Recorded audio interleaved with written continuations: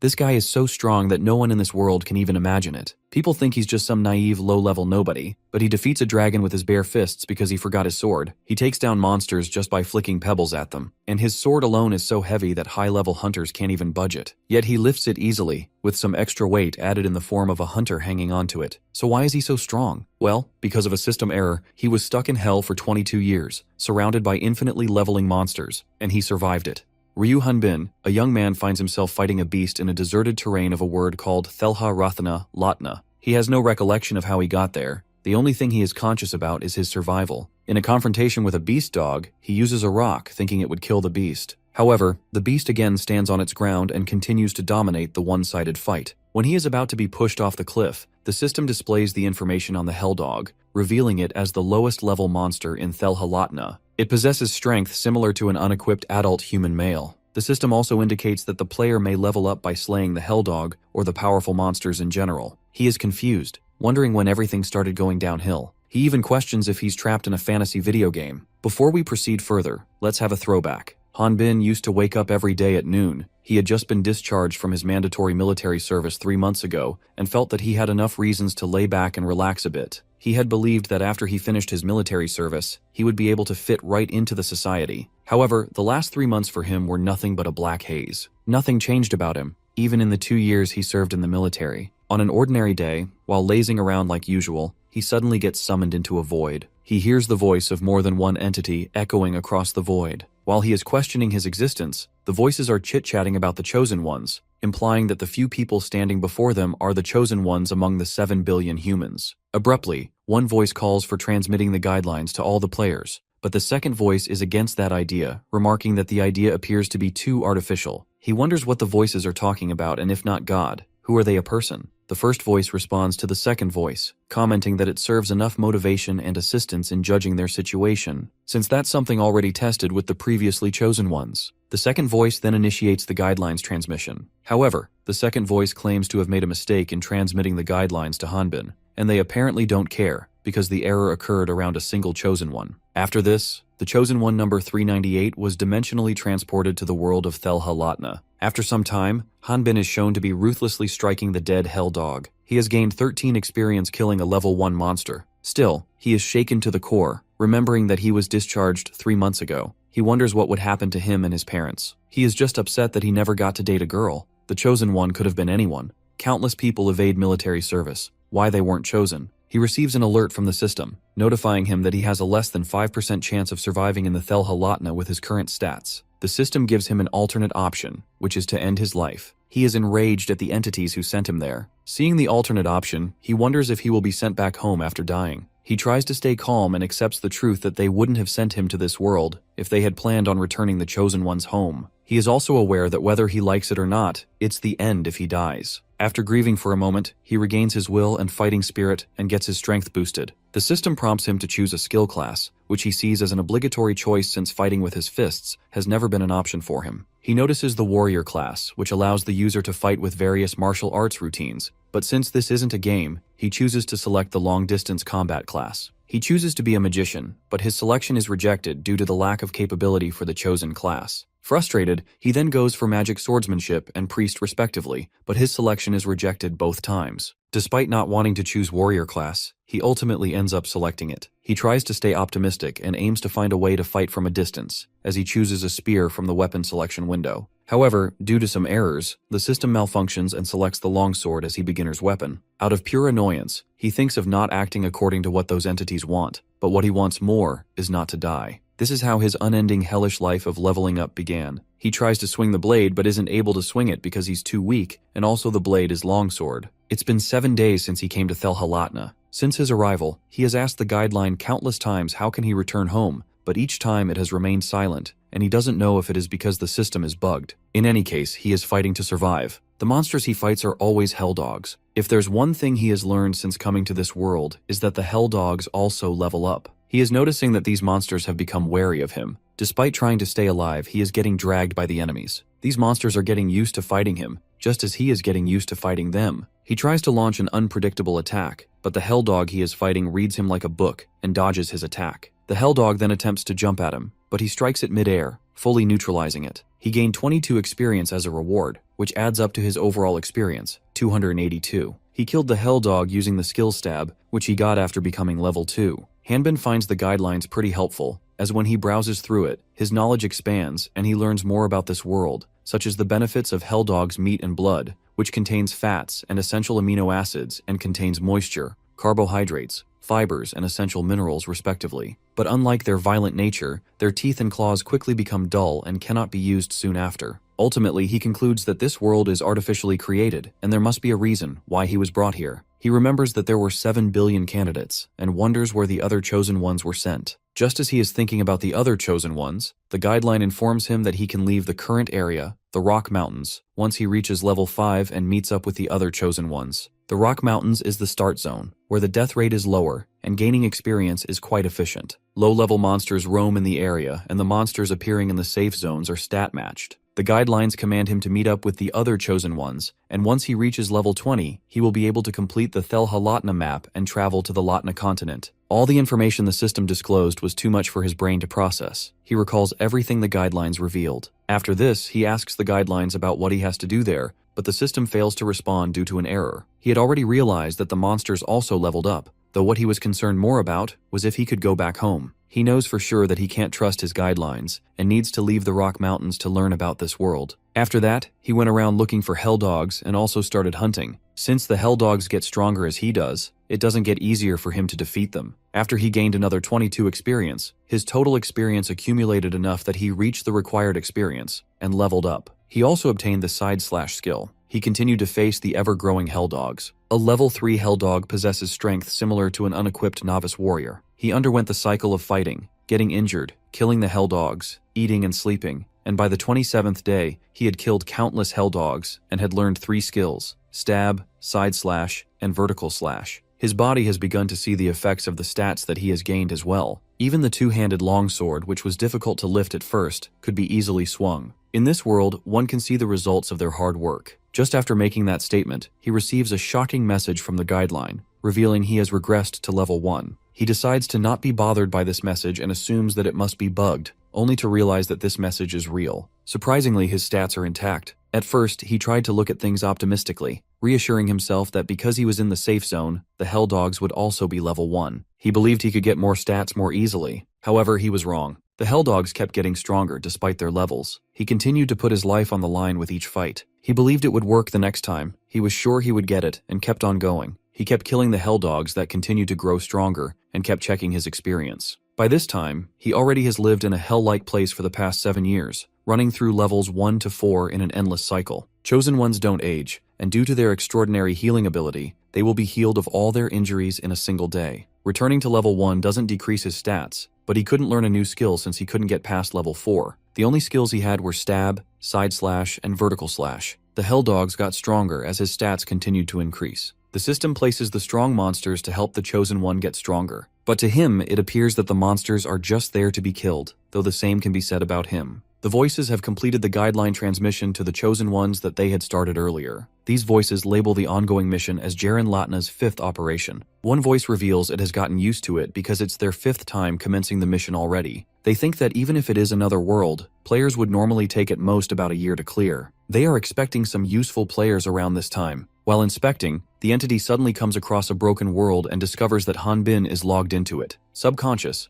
Hanbin thinks that he is back home and tries to sleep, but when half asleep, Hanbin is about to select the alternate option in the guideline, end his life. He jolts awake and realizes that it has been about 10 years since he started killing Hell Dogs. He fell from a cliff and survived, which signals that the fall damage doesn't inflict any damage on him. Even after years of training, he's still at level 1. Or rather, he keeps regressing the moment he is about to hit level 5. Additionally, he isn't far from selecting the alternate option, putting his life to an end. He regains his composure because agonizing over this countless times won't get him anywhere. He is still wondering if he will be sent back home after he decides to take his life. Since he might die, he thinks of making his life worth it. At some point, he gives up on counting the days he has been in this world. He doesn't know how long it has been since his arrival, 5 years? Or maybe 7 years. During this time, he developed a hobby and even came up with work to do. Surviving alone isn't an easy task, but this harsh environment doesn't allow him to doze off, even if it's for a moment. This is the reality. He can't change his situation and devotes himself to doing things that he can. He built a house with debris and boulders and lived every day with devotion. Simply, he no longer lives with rage. When a colossal helldog destroyed his house that took him 3 years to build, he engaged in an intense battle with it to get revenge. These giant helldogs are loud and don't even taste good,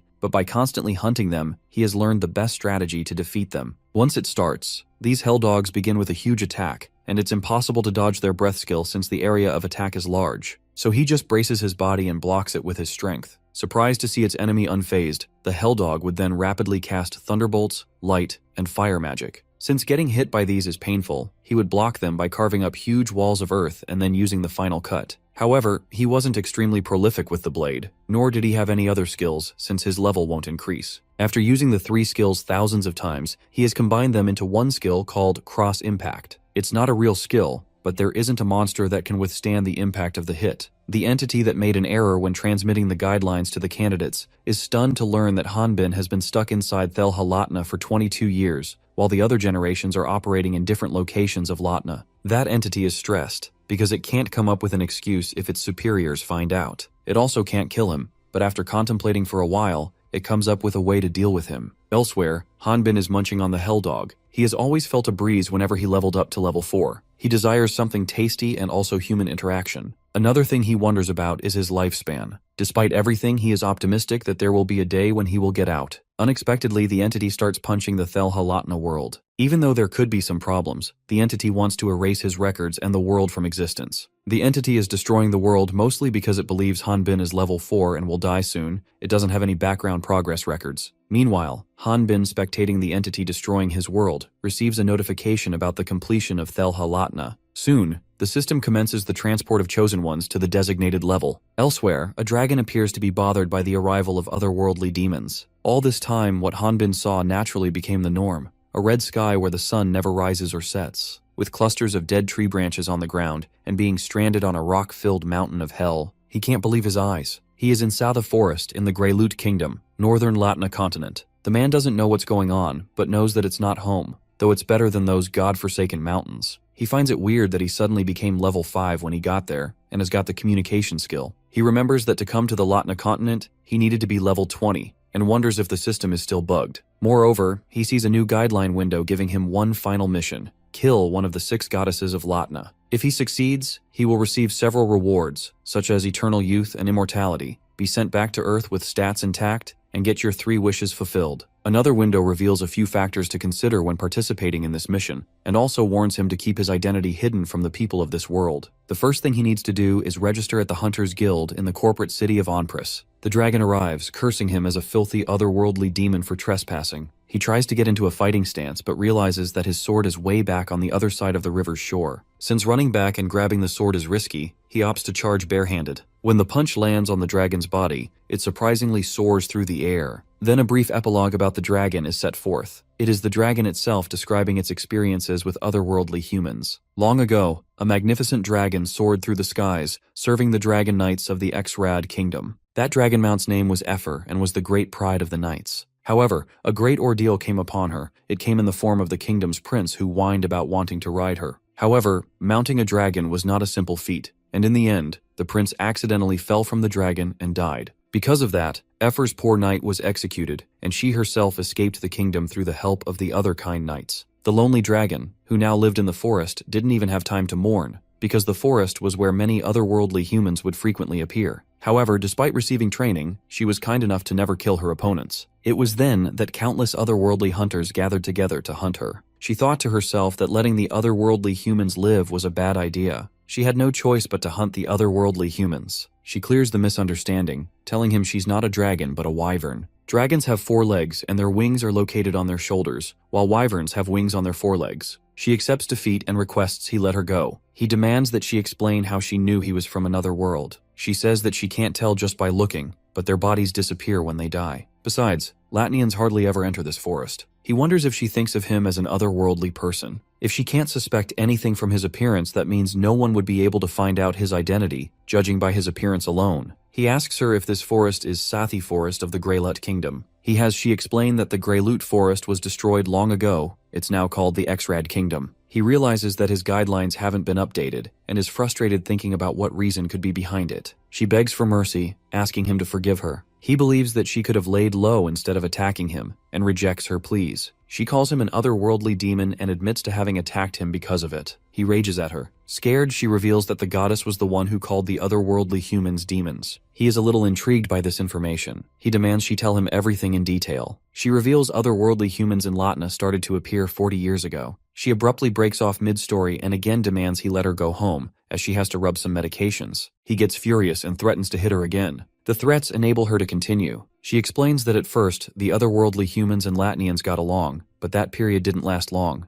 and otherworldly humans started killing Latnians aiming to increase their levels. The more powerful ones banded together and created the Great Earth, a group to kill the goddess. She reveals otherworldly humans are strong because they can easily level up by killing their opponents, something that isn't alien to dragons. There was no way to fight against them when they were being led by a leader who was level 100. So before they came, the continent's 4 heroes massacred the otherworldly humans in an instant. These heroes were Barolt the Sword King, Zenobia the Archmage, Garhon the Terrible, and Halion the Transcendentalist of life and death. After that, the 6 goddesses blessed the continent. Earthlings are otherworldly demons that have made contracts with the wicked demon god, which is why they are quickly executed. He is triggered by her bizarre speech delivery and remarks that he was kidnapped out of the blue and rotted on a rock mountain for dozens of years. When he finally gets out, he is told that if his true identity is revealed, the whole continent would become his enemy. This all happened before she was born, as per what she claims. He speaks out that he doesn't care whether he makes a deal with the goddess or becomes their underling, but he will kill that demon god and get back alive to Earth. He tells her that he can't let anyone know his true identity and must do something about her. She promises that she won't speak a word about him and will live as a normal wyvern, pretending not to know how to speak. Despite her pleas, he shows her no mercy. 5 days later, he leaves the Sada forest and heads towards a huge castle wall that stretches across the horizon. It is a city in the northern part of the Exrad Kingdom. The city is called Onpris City, which is enormous and also has a large human population. Nearby, there is the Sada forest and a dungeon in the Yifan Plains, where countless monsters continuously appear. There's also the Onpris Hunters Guild, where many hunters try to get rich by putting their lives on the line. The people who visit this guild are either hunters or people who aim to become hunters or otherworldly beings. When he steps his foot inside the guild, he leaves the local hunters in awe. He ignores the gossip and heads straight to the business, telling the receptionist that he wants to become a hunter, shocking the audience even more. Flashback shows he didn't actually kill Efer, instead he struck a deal with her. He asked for her help, because even if his appearance isn't suspicious, the fact that he doesn't have any clothes on or equipment of this world is likely to give him away. She was hesitant to help him because she was convinced he was going to kill her anyway. He reminds her that she has been killing people up until now, and is a wanted beast, so the odds of her going outside telling people about him being an otherworldly person are not very high. Moreover, he was happy to have a decent conversation like this with another living being. Hanbin's words had her recall the precious memories she had shared with otherworldly humans before the conflict. She decided to help him by giving him some clothes,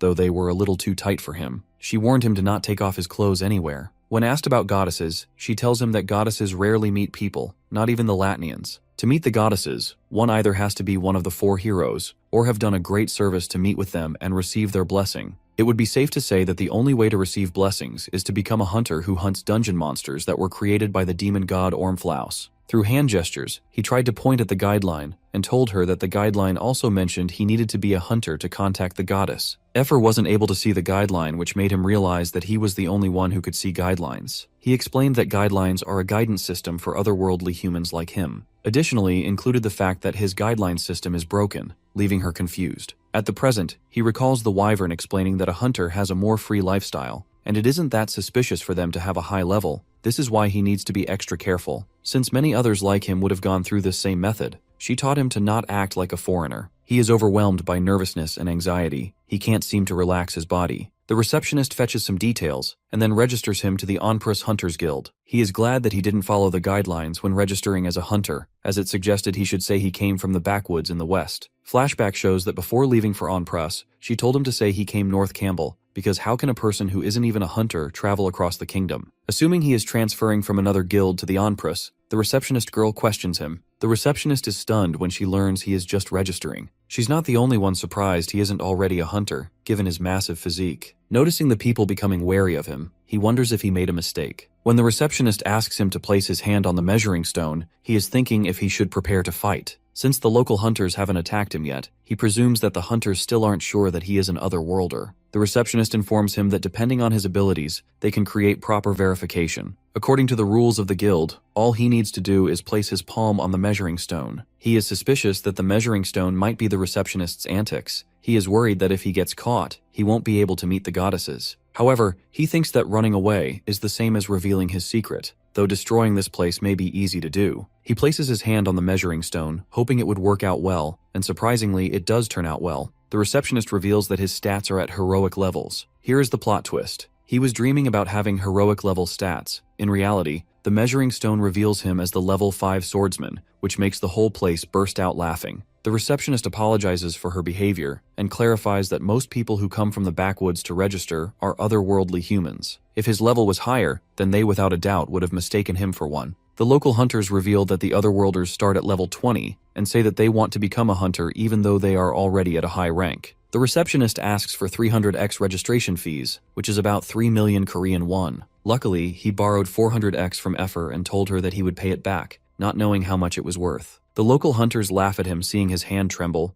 They reveal the otherworlders have a lot of money, which makes him even more sad. The receptionist gives him his beginner hunter badge and informs him that to replace a lost identification badge, it will cost him 80x. He can return for a new one when he is leveled up. Alongside Hanbin's rank, his name is also mentioned on the badge. He apparently has registered under the name Eric Garoon. Despite all the mockery from everyone in the guild, he stays motivated and thinks of making his name known in the hunter's circle, because this is where he starts for real. Wanting to explore the dungeon, he states he wants it as a mission. Suddenly, a narcissistic man cuts in, giving Hanbin a piece of advice that he better stay put if he is planning on going to be monster food with his level 5. The receptionist calls this adventurer Lauda. Through the receptionist's questions, he learns the dungeon monsters there are increasing in number and attacking nearby houses. He does not feel easy about sending useless hunters to do the job and opts to go since his level is high. Hanbin sees Lauda as a level 27 hunter, the same level as Effer, and wonders why is he acting so conceited. He guesses the reason Lauda has a high sense of pride is because he is the highest level in the guild,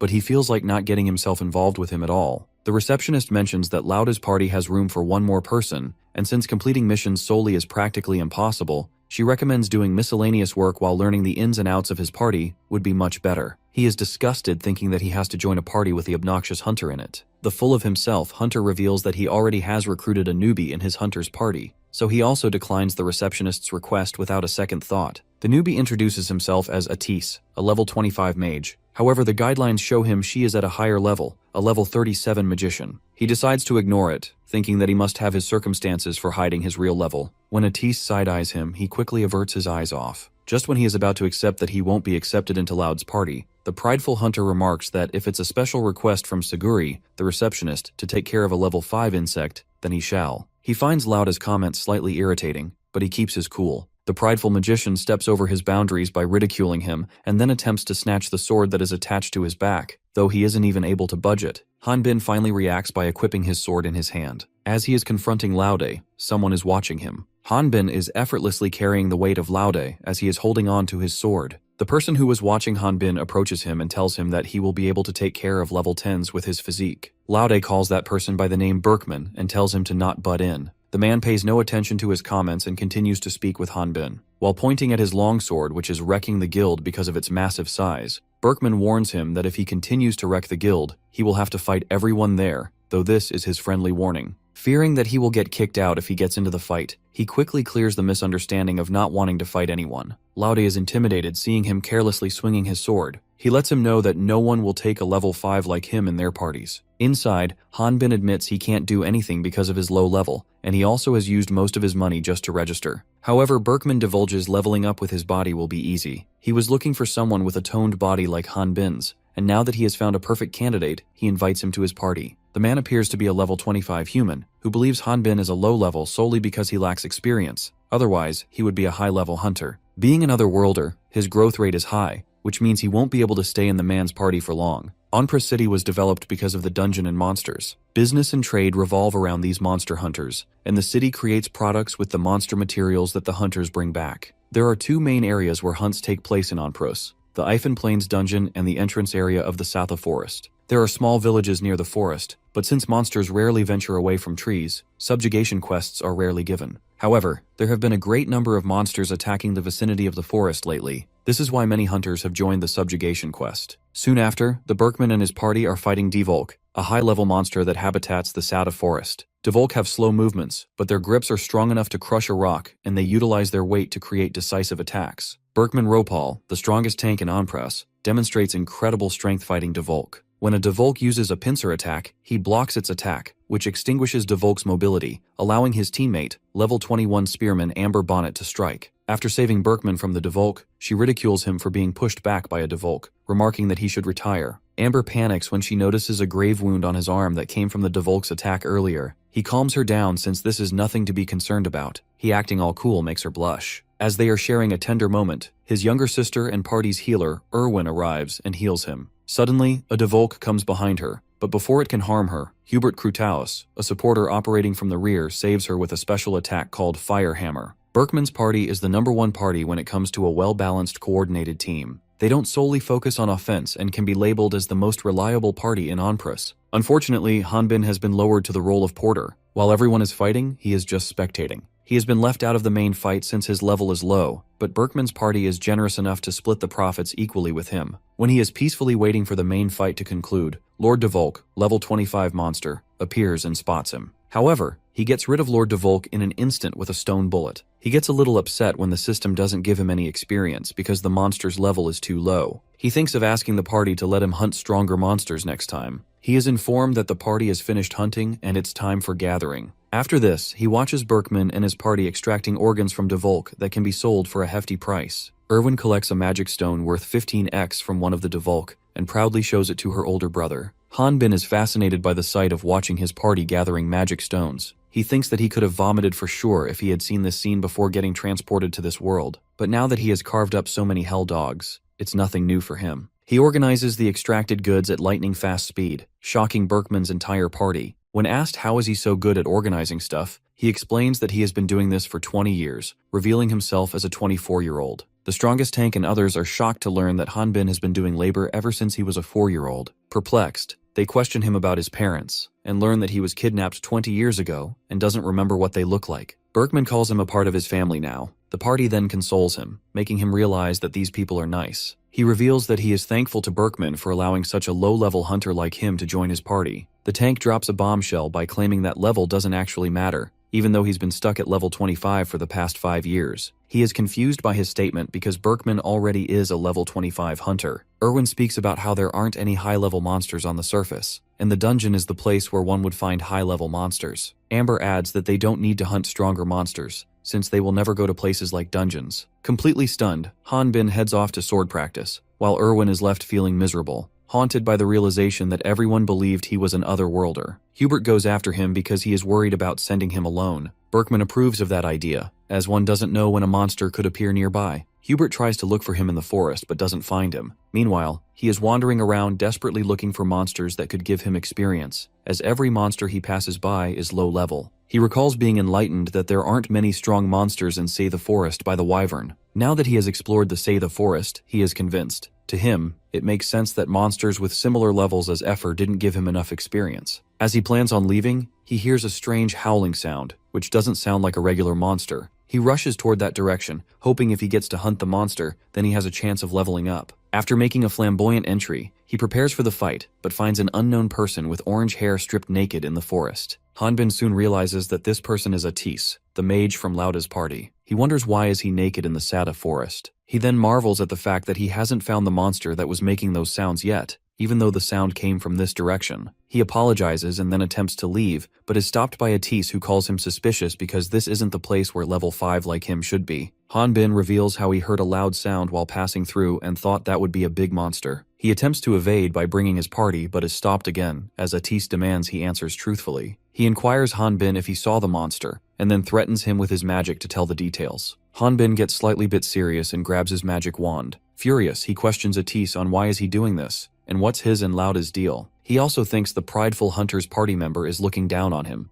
Atis admits that being harsh with his words wasn't his intention. He got carried a bit away by his emotions. Just when things are about to settle down, Laude appears and starts talking smack about Hanbin. He reveals being furious at him because he initially humiliated Suguri, and now has planned on laying his hand on the party's female member. Atis presumes that Laude is misunderstanding something. He also thinks that it might be a good idea to stay away from him. He respects him because the prideful hunter is a pretty strong swordsman, and the pose he is demonstrating shows that he's getting ready to execute a technique. Both of them indicate through their actions that they don't care how embarrassing or strong attacks Laude demonstrates. Being ignored makes him extremely angry, and the anger fuels his desire to demonstrate incredible strength. Laude uses Thunder Lightning Sword, hoping this attack will kill the Hanbin. However, since Hanbin doesn't want to make this tiny matter a big thing, he bows down to apologize and unknowingly gets hit on his back, which creates a big explosion. Later, Erwin treats the hunter, while Berkman reassures Hanbin that what happened wasn't his fault. Hanbin knows it's not a pain he can be forgiven for. The tank suggests they should wait for the results. After treating the injured Laude, Erwin reveals that his life isn't in danger anymore because Hanbin brought him to her quickly, but there seems to be another problem. All the men that stood there fell silent. The blame may have fallen on Laude himself, but the pain and suffering he was going through was something that no one could comfort him from. Due to this accident, Laude received a major hit on his privates. That morning, Atis took him back to Onpris City. After he learned the truth about Atis's gender, he had a hard time facing him again. The monster who made that sound couldn't be found, and Hanbin also forgot about it after spending 3 months at Berkman's party. At present, the Berkman's party has set a camp in front of Satha Forest. The tank himself and his party members are shocked to learn that Laude went inside a dungeon all alone. Amber also feels that going alone inside the dungeon at Laude's level is the same as committing suicide. However, Hanbin thought the prideful hunter's level was pretty high. She discloses that Berkman has been used to fighting indigenous monsters. Those monsters were hunted for them to survive, so it helped him naturally raise his level. Hanbin remembers that Efer and the Lord de Volk are unique monsters. He wonders how different are these dungeon monsters compared to normal ones. Amber reveals that those monsters are not originally from this world. She explains they are created by the dungeons that were set up by the evil god Ormflaus, and it's common to see monsters over level 30, or even higher levels.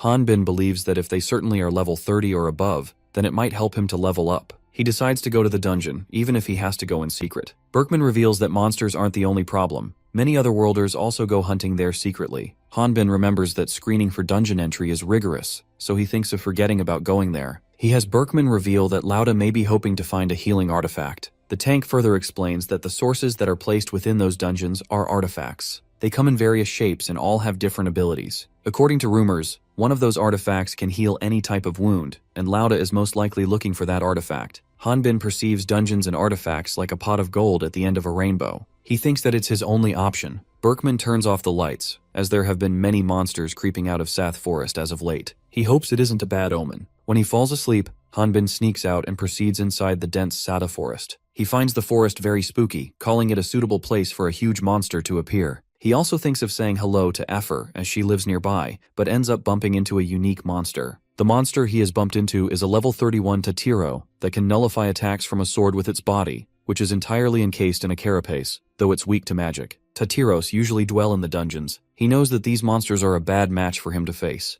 Unexpectedly, another Tatiro monster surrounds him, and they start enunciating human language, comprehensible, but not clear. He seems to be having unwavering confidence about this fight, which terrifies Tatiros. The monsters claim knives don't hurt them and they eat knife holders. He approaches the monster, questioning why it's mentioning the other Tatiros when its kins have already withdrawn from the fight. He quickly catches up to the running Tatiro. The running Tatiro tries to use a portal underneath a tree. This portal connects to Ifan Plain Dungeon, but he plucks out the tree like it's a small plant from the soil. Hanbin wonders if the dungeon monsters that escaped from this portal caused the native monsters to be pushed out. He is a little discombobulated as he has never heard of something like this appearing in the dungeons. He presses the Tatiro to reveal who created this portal, but even the Tatiro doesn't know anything. He threatens to destroy the portal, forcing Tatiro to speak up. Tatiro mentions that no one should go inside the portal as it's a direct order from that person's order. He wonders who that person might be, and then tasks Tatiro to watch over the portal. That way that person won't find out. Since he can't get caught secretly exploring the dungeon, he has decided to go inside. Once he jumps in, Tatiro starts pushing dirt over the portal to cover it. Inside the dungeon, a party of hunters is fighting some Tatiros. The boy manages to break free from the clasps of the Tatiro that has him cornered. He appears to be equipped with an axe that can't penetrate through Tatiros's sturdy skin. The girl, who is the mage, is in a tight situation and can't seem to break free from the clutches of a Tatiro. The girl chants a spell and cooks up a flash attack, which also partially blinds the boy. He is barely able to see with one of his eyes. He asks for Runal, the party's healer, for help. However, he discovers that Runal is dead, and the mage Alicia's life is also in jeopardy. The boy has given up on fighting and desperately screams for help. He receives help from Lauda, who beheads Tatiro with lightning speed, much to the boy's surprise, who tried attacking Tatiro's head earlier, but missed because Tatiro impressively protected its head with bladed arms. Moreover, the space to pierce the neck is extremely small. However, he noticed that Lauda impressively made the enemy lower its arms, and then cut off its head. This technique can only be done by a dual-wielding magic swordsman. The prideful hunter discovers the hunters he has just saved are from Onprus Hunters Guild. The boy recognizes Lauda and calls him by his given name. The boy marvels at his bravery, and has even heard about him coming to hunt inside the dungeon a few months ago, and calls him amazing. In reality, Lauda has been trying to survive in the dungeon for the past 70 days. He recalls getting drunk in a local tavern in Onprus City. He woke up in the dungeon and didn't know how he got there. He doesn't remember coming inside the dungeon and couldn't leave since he hadn't seen another person up until now. But now he can go home. Alicia recalls the prideful hunter had been searching for a healing artifact. Laude notices the injury on her leg and shows concern, but she assures him that she is okay. The bleeding has stopped and it's all right. He pulls out a healing potion which is extremely rare to get and casually hands it to Alicia.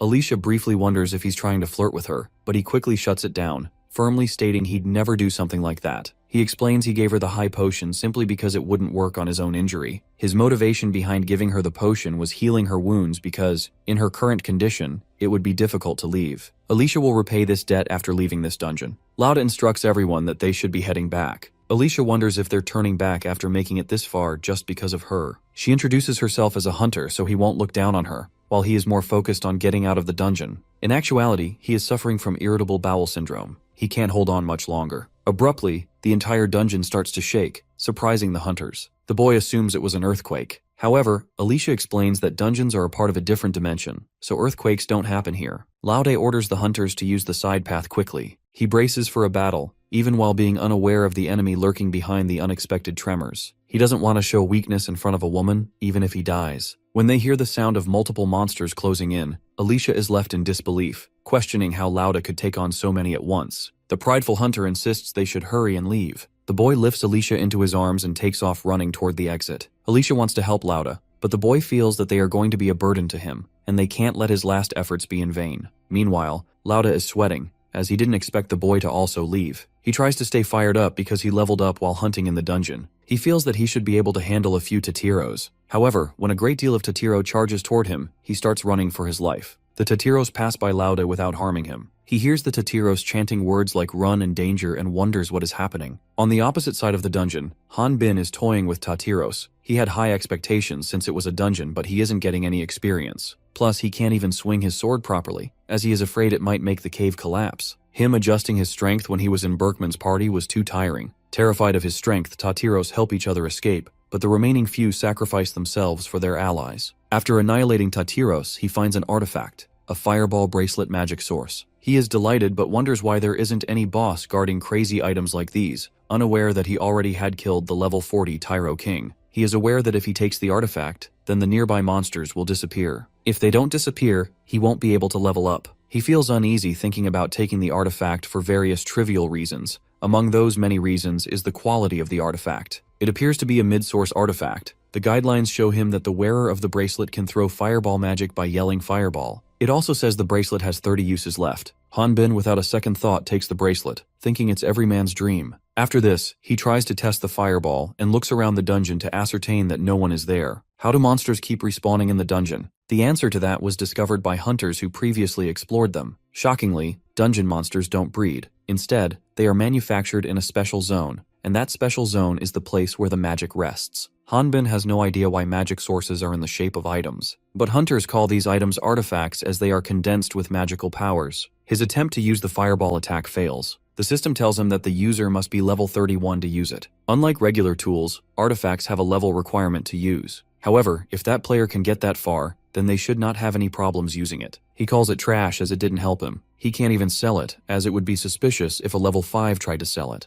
A dungeon artifact is a great honor for a hunter to receive, which is why it is priceless in the market, though a hunter owning an artifact is a rare sight. And the reason for that is the pride that they had from slaying all the monsters until that moment. But the moment they got their hands on an artifact, the very opportunity it presented became their downfall. He finds a passage that leads to the boss's room and decides to continue going forward. He makes it to the boss's room. He plans on doing a quick exploration and then returning before Berkman wakes up. This boss room is located in the middle of the dungeon. He wishes for the boss to appear so that he can go back. However, he finds the boss's room empty. He wonders where all the monsters went, leaving behind the most important magic source there for the taking. He tries calling out the monsters by shouting that he is going to take the magic source, hoping he will hear a response. He continues to intentionally provoke the monsters in the room by loudly declaring that he's taking the artifact. Suddenly, he finds his arms roped by tentacles. He faces up, only to find the dungeon boss, the level 45 tentacle beholder. He assumes this monster might give him some experience. However, his arms and legs are all caught by the tentacles monster. In his current position, it will be over if he gets hit by its attack. Lauda comes out from the door in the far middle door of the room, much to Hanbin's astonishment, who is occupied calculating the odds of him winning against the monster. Hanbin starts sweating buckets thinking he just got caught and there's no coming back now. He tries to come up with an excuse but can't think of anything. Since he is strapped in the tentacles of the monster, Loud assumes he is a weak monster that utilizes an opponent's weakness and trauma against them and gives shape to their fears. In simple terms, he thinks the monster is imitating Hanbin. The prideful hunter wants him to not use such petty tricks again, because it's impossible for the level 5 hunter to be here. Hanbin doesn't miss this opportunity, and puts up an act of being the dungeon boss. After this, Lauda charges at him. Due to its omnidirectional body, the original monster doesn't have any blind spots and can efficiently attack and defend from the air. It will use its tentacles to attack hunters in their blind spots with super hyper speed. He saves Lauda from getting hit by the dungeon boss's tentacles, without him knowing. However, Hanbin is late to realize that he is in a position where the hunter with high sense of pride could inflict damage to his private parts with his blade. He goes airborne to save his future kids, but in the process, he puts too much power into his jump that the boss above his head stamps into the ceiling. He is more concerned about getting his pants ripped than nearly bidding farewell to his privates. He is also disappointed at the dungeon boss because it turned out to be very weak. On the other hand, Lauda plans on not letting him breathe to the point of swinging his blade aimlessly. While attempting to dodge Lauda's attack, he unknowingly tosses the dungeon boss around like a ball. The prideful hunter soon goes insane and blames him for making his life miserable, though he is still convinced that he is fighting a monster that has transformed into Hanbin. He is angry at him because he has snatched his everything, even Atisa. He unexpectedly gets under the control of the tentacle beholder, who uses him to communicate with Hanbin. The tentacle beholder seems absolutely livid with Hanbin, enraged over being toyed with and made a fool of. The monster believes his opponent will never be able to attack him because he has taken Lauda as a hostage. Dying at the hands of his companions will be the most horrendous death.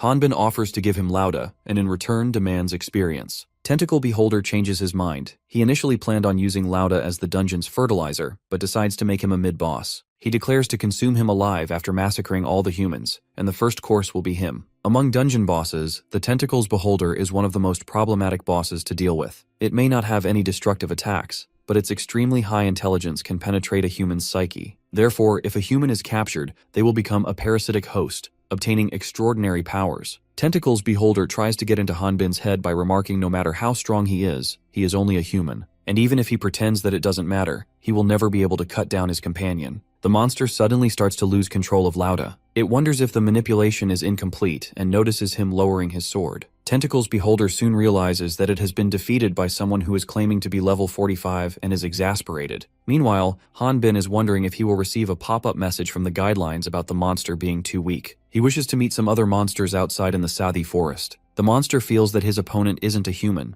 and opening a portal is useless if someone of his caliber is around. The dungeon will disappear once Hanbin leaves, and even as it is dying, the monster is desperate to inform that being. He destroys the last bits of the Tentacles Beholder. Before heading back, he receives 54.5 billion of something. It's morning time and Berkman is occupied with the morning stretches. Erwin informs her party that Hanbin is nowhere to be found. The tank reveals that he was gone when he woke up. Erwin fears that he might have gone back to the forest alone. Hanbin returns in the nick of time with a monster corpse, scaring Erwin. When Erwin expresses her concern about him not being there when they wake up, he apologizes for making them worry but remains quiet. Moments before, he received the experience of slaying the Tentacle Beholder, and this experience was 113,240. He recalls that Helldogs only gave him 258 experience. To level up to level 5 from level 4, it takes 1,000 EXP, and to level up to level 6, one would need double the experience, 2,200. Since he just received over 100,000 experience, he wonders what level will he become. Just as he is about to celebrate unlocking something this big, the guidelines reveal that he needs 54.5 billion more experience to get to level 6. Since that shocking reveal, he has completely frozen, even calling leveling up impossible. Berkman's party continued to search for monsters that whole week, but none showed up. So the party decided to return to Onpris City sooner than planned. At the Onpris City's main entrance, they are stopped by the guards. The carriage coachman informs the guard that this is a transport carriage for the Onpris Hunters Guild. The guard asks the coachman for the pass, but the coachman doesn't have it. The guard states he won't allow them to enter until he sees a pass. The old coachman gets angry and rages at the guard, telling him that he has been doing this work before the guard's father was even born. The guard reveals that this is a direct order from the higher-ups. Hanbin is sure that people without a pass are also allowed through if they have the mark of the guild. The guards learn that Berkman's party has been away for 3 months, and they don't know about things that happened in their absence. When the tank removes his mask, the guard instantly recognizes him and greets him. The name of the guard in charge is Goleman, and is acquainted with the tank. Goleman is a little surprised that Berkman hasn't heard anything about the recent incident. He explains that the Hunters Guild had an emergency recall of all the hunters that were out, saying that the Ifan Plains dungeon had been cleared up. Although Goleman allows them to enter the city, Hanbin is feeling uncomfortable with the atmosphere inside the city. He didn't take the magic source, Dragon's core of the Ifan Plains dungeon, and since the dungeon is closed, he wonders if someone else took the source and cleared the dungeon. No one knows who and what led this dire situation to happen. Hubert reveals that clearing a dungeon is a great honor for hunters, but it's only the otherworlders who choose to keep it under wraps. That said, Amber blames Heresy Inquisitors. They are the people sent by the Brotherhood to find and execute otherworlders. Before killing, the Inquisitors will drag and torture other people indiscriminately, especially any hunter over the level 20. Hanbin finds it unbelievable because both Berkman and Amber are over level 20. Hubert admits he is right, which is why most hunters have already left this place. Hanbin realizes that otherworlders aren't welcome anywhere. Berkman feels that they should drop this matter for now, and should finish up what they came for. He believes there should be some merit to all their hard work and nights out camping. But before that, he wants to trade in their magic stones to the Hunters Guild. He assigns Hanbin to go and sell all the monster materials that are in the bag, and after he returns, they plan a party to celebrate Hanbin's first mission completion. Berkman insists that Hanbin take Amber with him, but he wants to go there by himself as he knows where Balton's shop is. She tries to stop him because he doesn't even know the market price. However, the tank believes in him. At the Balton shop, Balton refuses to buy magic stones from Berkman or his associates, as he doesn't want to get involved with Heresy Inquisitors. He reveals that this place was thriving because of the dungeon. Balton is frustrated, thinking how is he supposed to sell? Hanbin wants him to help them out just once. He is even willing to sell the magic stones at a quarter of the original cost. Balton is somewhat annoyed by his stubbornness, but makes it clear that no matter the price, he is not going to accept it in this situation. Suddenly, a member of the Brotherhood arrives, startling the Balton, and says that he is going to wait for his turn. Hanbin tries to see his level but isn't able to see it for some reason. The Brotherhood gets closer, wondering if Hanbin can't see his level. Hanbin dismisses his question. The Dark Brotherhood mentions that while he'd be seen as tall in other regions, this guy surpasses him in height. He drops another question, asking him why he got startled after seeing him, and why didn't he back off. He states he will be followed even if he tries to escape. The Heresy Inquisitor demands to know what god he worships and learns that Hanbin is an atheist. Lastly, the Dark Brotherhood is curious if he has any favorite fairy tales, and he lies, claiming he's an orphan who never heard any. The Heresy Inquisitor then summarizes everything he has been told and calls his story strange. He starts to refer to him as an otherworlder instead of using any pronouns. Hanbin is irritated by the Dark Brotherhood's unlikable personality and explains he got the wrong person. The enemy doesn't believe Hum words and checks his level, only to find out that he was telling the truth all along. He is baffled. He expected someone with his physique to be very strong. Hanbin wants to finish what he came for and faces Balton, who is impressed at how daring he is around the Heresy Inquisitor. The Inquisitor admits that he was at fault and proceeds to walk straight, leaving. Hanbin finally took a much-needed breather after nearly pissing his pants. He initially thought it would be okay because he is a low level, but feels that his heart is about to explode. He is convinced that the Dark Brotherhood is not normal. Nevertheless, he wasn't even able to confirm his levels. Balton digs through his bag to find the items that he will be purchasing from him. He finds the Fireball Bracelet magic source in the bag, and shows interest in it. Realizing that Dark Brotherhood is nearby, Hanbin tries to hide the artifact, but it ends up falling at the Dark Brotherhood's feet. The Inquisitor picks the artifact and wishes to know how he, a level 5, obtained an artifact. He thought he was finally in the clear, but a bigger problem had been birthed this time. He pretends to not know anything, and surprisingly, the Dark Brotherhood isn't suspicious of him, as he, just like the others, thinks a level 5 couldn't have gone into a dungeon. The Inquisitor then hands the artifact to him. Before he leaves, he decides to tell him something useful. He narrates a story that took place 15 years ago. In a small village, there lived a married couple. The hunter was a veteran. He may not have been the leader of his party, but attracted a lot of people. One day, his party was given a quest. However, he became quite frightened in front of a weak-looking monster, and the members could not understand why this normally brave hunter would act in such an embarrassing way. When the party decided to kick him out, the man yelled that the monster's level was over 80. It was then that he told his companions the truth, since they refused to believe him that he was an otherworlder and could see the levels of other people and monsters. The monsters attacked them, and to buy time for his companions to run, that otherworlder fought the monster alone. After finishing this story, the Inquisitor asks him who he thinks died by the end. He replies he thinks that the otherworlder whose identity was just discovered must have died. The Inquisitor reveals that everyone except for the otherworlder and the party leader survived. Everyone else that was connected to him was slaughtered. The leader sold him out to the Dark Brotherhood and was exempted because of that reason. The otherworlder who miraculously survived then returned home. However, the villagers burned down his house after hearing the rumors. His burning rags caused him to leave the village. Afterward, he massacred everyone involved in it. According to the Dark Brotherhood, anyone related to otherworlders will suffer misfortunes, but wonders what fault would a simple level 5 have. As he wonders why the Inquisitor revealed this in the first place, he is enlightened that it is common to see otherworlders dispose of artifacts by using innocent hunters for cases like these. The Inquisitor decides to let it slide this one time but demands details about his party. Unable to hold back any longer, Hanbin tries to land a punch from behind, only for Atis to jump in at the last second to smooth things over. Atisi starts shouting at Hanbin for being useless and even calls him a dumb meathead. He remarks that he is at fault for leaving the artifact with someone as dumb as him. Hanbin tries to speak back, but he shuts him up. The Dark Brotherhood has Atis introduce himself like a good boy. Atis Bannister from the Bannister. The Inquisitor is amazed to see someone from the dragon hunter Bannister family alive. He thought their bloodline had ended, but his special amulet proved otherwise. Atis claims that he may be weak, but he is doing his utmost best to revive his family. The Dark Brotherhood apologizes to him for his appearance, as he is on duty and cannot take off his mask. He is trying to figure out Hanbin and the Bannisters' connection. Atis lies about Hanbin being his party's porter for a quest a few days ago. Additionally, it hasn't been long since Hanbin came to Onpris, so he is unfamiliar with this place. Hanbin is startled and wonders if Atis is lying just to help him out. Meanwhile, the mage continues to waffle to save him. Following the artifact incident, he claims to have sent Hanbin to bring the artifact for further investigation, which brings them to where they are now. Hanbin gets the gist of what's happening, and since Atis is helping him out, he chooses to play along. He apologizes to the Heresy Inquisitor, and both he and Atis start walking, with the mage adding that there's still some research to be done. He pays the Inquisitor respect by bidding him a proper farewell with the Heresy Inquisitor's catchphrase, "May the blessings of the darkness be with you." Atis wasn't happy with his friend acted earlier. Hanbin is surprised that he hasn't asked him a single question,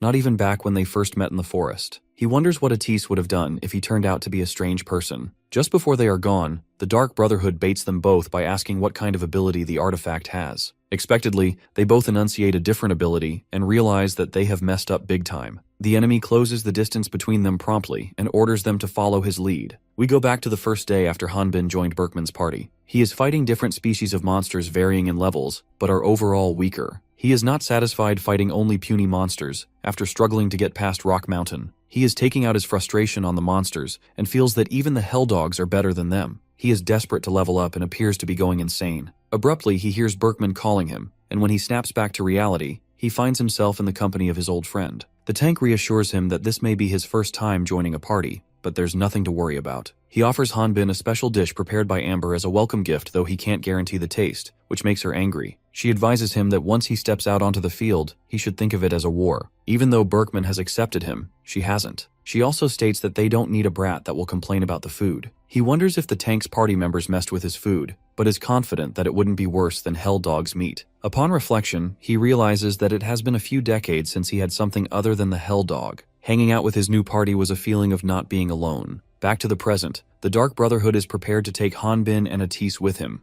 Hanbin assumes he is using wind magic, but Atis refuses to believe that because the Inquisitor isn't exerting any mana. He believes it's healing winds, something that only high-leveled spiritualists can pull off, implying their opponent is a formidable priest. Hanbin isn't confident about fighting a priest under the current circumstances. He can win if he starts fighting seriously, but then his identity will be revealed. Their limbs may get cut off fighting the Dark Brotherhood, but it won't be lethal as long as they stay inside his healing winds barrier. He prefers if they both quietly follow him. Hanbin believes that there is no choice but to surrender. He approaches the Dark Brother and asks if they will leave everyone else if they find out who cleared the dungeon. The Dark Brotherhood accepts the conditions because they are busy people and withdraws the healing winds. Hanbin confesses that he was the one who cleared the dungeon. Before the situation escalates, Lauda interrupts. He has returned with the two hunters he saved. The survivors, Alicia and the hunter boy, appear to be complimenting him for clearing the dungeon alone, unaware that it was Hanbin who cleared it. Loud himself believes that he must have beaten the boss and cleared the dungeon by grabbing the dungeon source. But after the dungeon disappeared, he almost died of hunger in the Yifan Plains.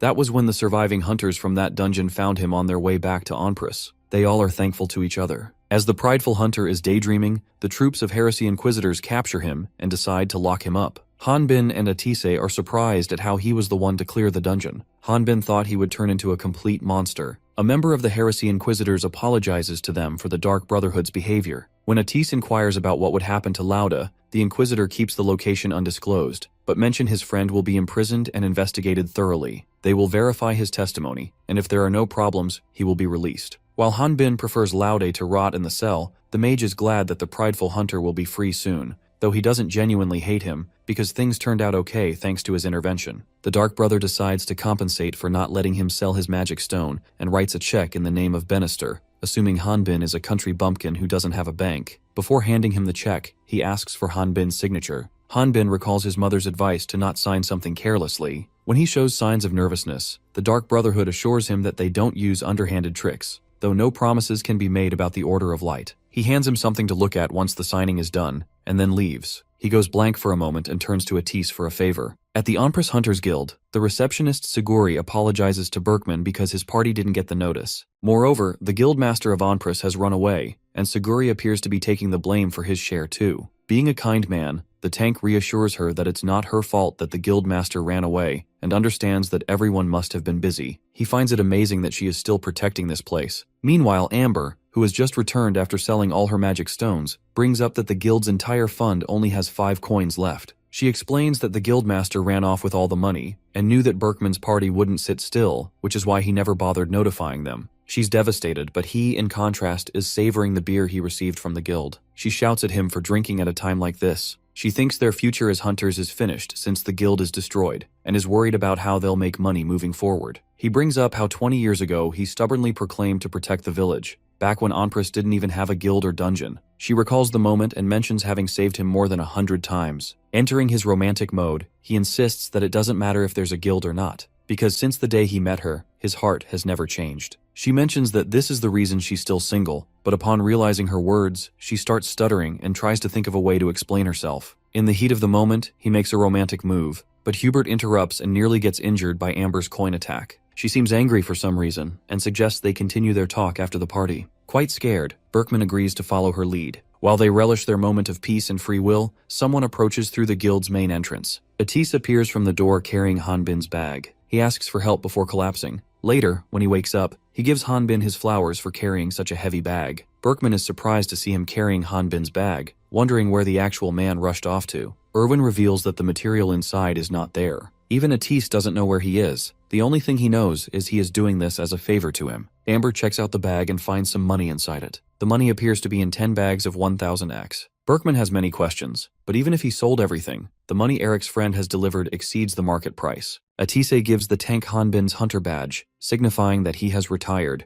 The tank wants him to speak if he knows the reason for his exit. However, he only gave Atise this information but had an expression of fear on his face. Flashback shows the Dark Brotherhood showed him the official badge of Great Earth, who were believed to have been wiped out by 4 heroes 20 years ago. Hanbin pretends to not know what it is. The Inquisitor is sure that a level 5 like him wouldn't know anything about it, but in case a level 5 like him, though it would be an impossibility, becomes an otherworlder and recognizes them, then he would want him to remember that story he narrated. At present, Hanbin is frustrated and thinks that he doesn't have a single good thing going on. He looks around and finds some thugs staring at him. Back at the Hunters Guild of Onprus City, everyone is startled by his sudden exit. Hubert is angry at Hum because he didn't come to talk to them. He thinks they should have at least tried to convince him to stay, but Berkman quickly shuts him down. He reminds him that their work requires them to put their lives on the line. Therefore, they shouldn't pressure someone to risk the same. Berkman asks Atise to let Hanbin know he's more than welcome to take over as their bag boy whenever he wants. He agrees to pass on this message. Inside, he thinks that he doesn't know what Hanbin's reasons are, but he feels a little jealous seeing some people care about him. Meanwhile, Hanbin finds himself tied to a chair. He opens his eyes to some thugs and wonders where he is. One thug comments that he's never seen him before and figures he must be a hunter. The thug says that he has heard Hanbin has broken the arms and legs of his men.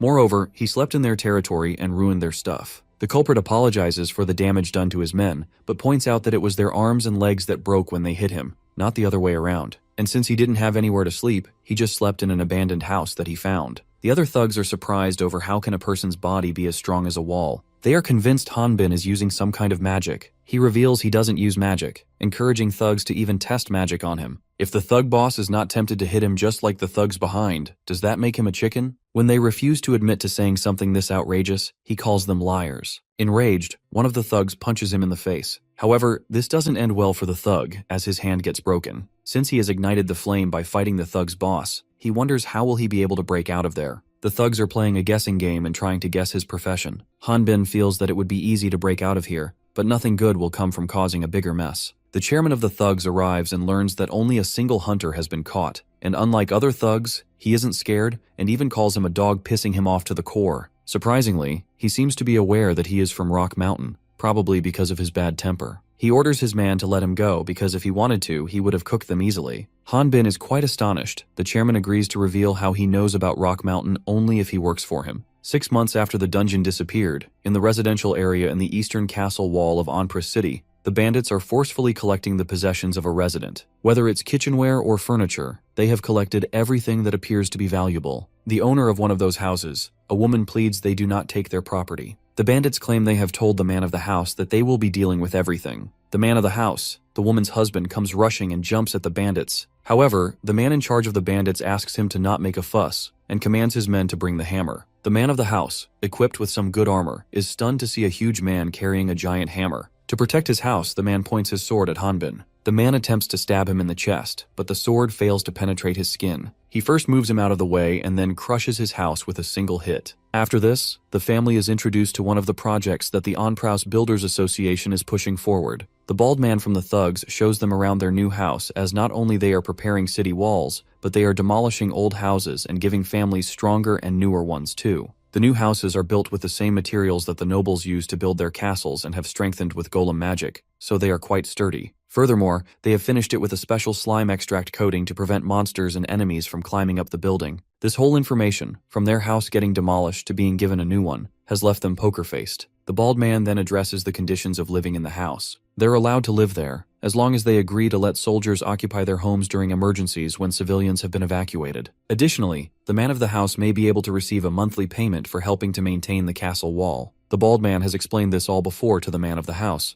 but the man was drunk at that time and didn't understand a thing. The man of the house thanks them for helping him and his family like this. He is quite regretful of pointing his sword at him and apologizes for his behavior. Hanbin is eager to leave this place and even asks the bald man if they're finished. The man of the house offers him to stay for a meal, but he refuses to wait any longer, as he has to go back to give the report. The bald man calls him rude, as the man of the house is sincerely offering them the meal. Things intensify when the bald man calls him weird. He isn't able to handle his emotions, and everything around him looks as if it is processing too quickly that he doesn't even fathom it. His negative emotions are fueled by his encounter with the Heresy Inquisitors, especially the Dark Brotherhood. When he regains his senses, he finds himself in a position where he is about to hit a little child. He quickly leaves after realizing that he has messed up. He has worked for the association for half a year and receives 600x per commission, which is more than what a mid-level hunter makes. The reason he earns that much is because he can do a month's work in a single day. It's also why he is famous even in other builders associations located in other cities. But no one has tried talking to him. He returns to the chairman of the thugs or bandits. He slams the door open and confronts the main man about what's happening outside. He wants to know why the buildings that normally don't exist here have suddenly appeared. He claims that's why he paid and sent them out there, because these kids have never seen buildings like that before. But thinks that there's no point because Hanbin doesn't even talk, and his son also insists he's mute. Hanbin gets worked up as he has done everything he was asked to for 5 months. He smashes the table apart with his bare hands out of rage while asking his motivations. The chairman questions whether he is done with his tantrum, then goes on to mention that they had all lived a normal life up until 40 years ago.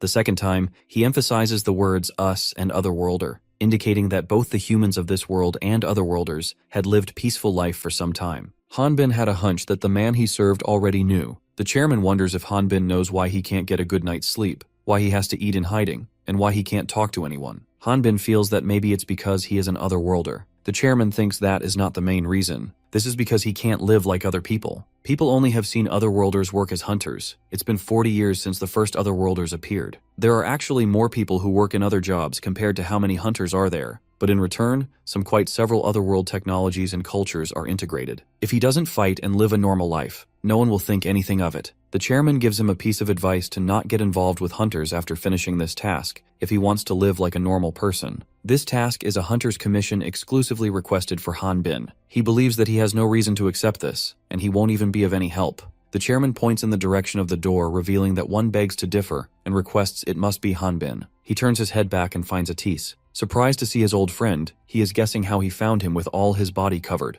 He is told to not stress too much, as everyone already knows. He reveals that the man kept nagging him, so he thought they at least heard him out. The chairman reassures him that this guest won't bother him anymore. Han Bin feels sorry for Atis, but he doesn't want anyone to get involved with him. The mage introduces himself to the chairman, but the man refuses to hand Han Bin over to him, since he works for the Builders Association, so this technically makes him their family. Angry at the guest, the chairman bangs his hand on the table. He assumes Atis came to take Han Bin back on Empress Guild's orders, and sees it as an insult to his strength. The mage reveals this as his favor. The guild doesn't have anything to do here. The chairman learns that the guest and his man were in different parties, and weren't particularly close, but Han Bin protected him when he was discovered by his party member. He doesn't quite understand Atis's explanation, and asks if there is a problem for members of different parties to meet. The mage clarifies he was naked at that time, but can't say much more. While visualizing what might have happened, Chairman says that he gets it. Since Han Bin has spent quite some time with the chairman, he can see what's going through his head, and tells him that he is misunderstanding it. He calls Han Bin a scoundrel. Meanwhile, Atisa feels his old friend was suffering from guilt after the incident with Laude. Before leaving the city, he was in an extremely difficult situation, and had him deliver a check of 1 million X to the guild before he quit being a hunter. In that instant, everyone goes silent for a moment, waiting for the chairman's response. Unexpectedly, the man himself kicks Han Bin out of his room and shouts at him that if he's a man, he should go and take responsibility for his actions,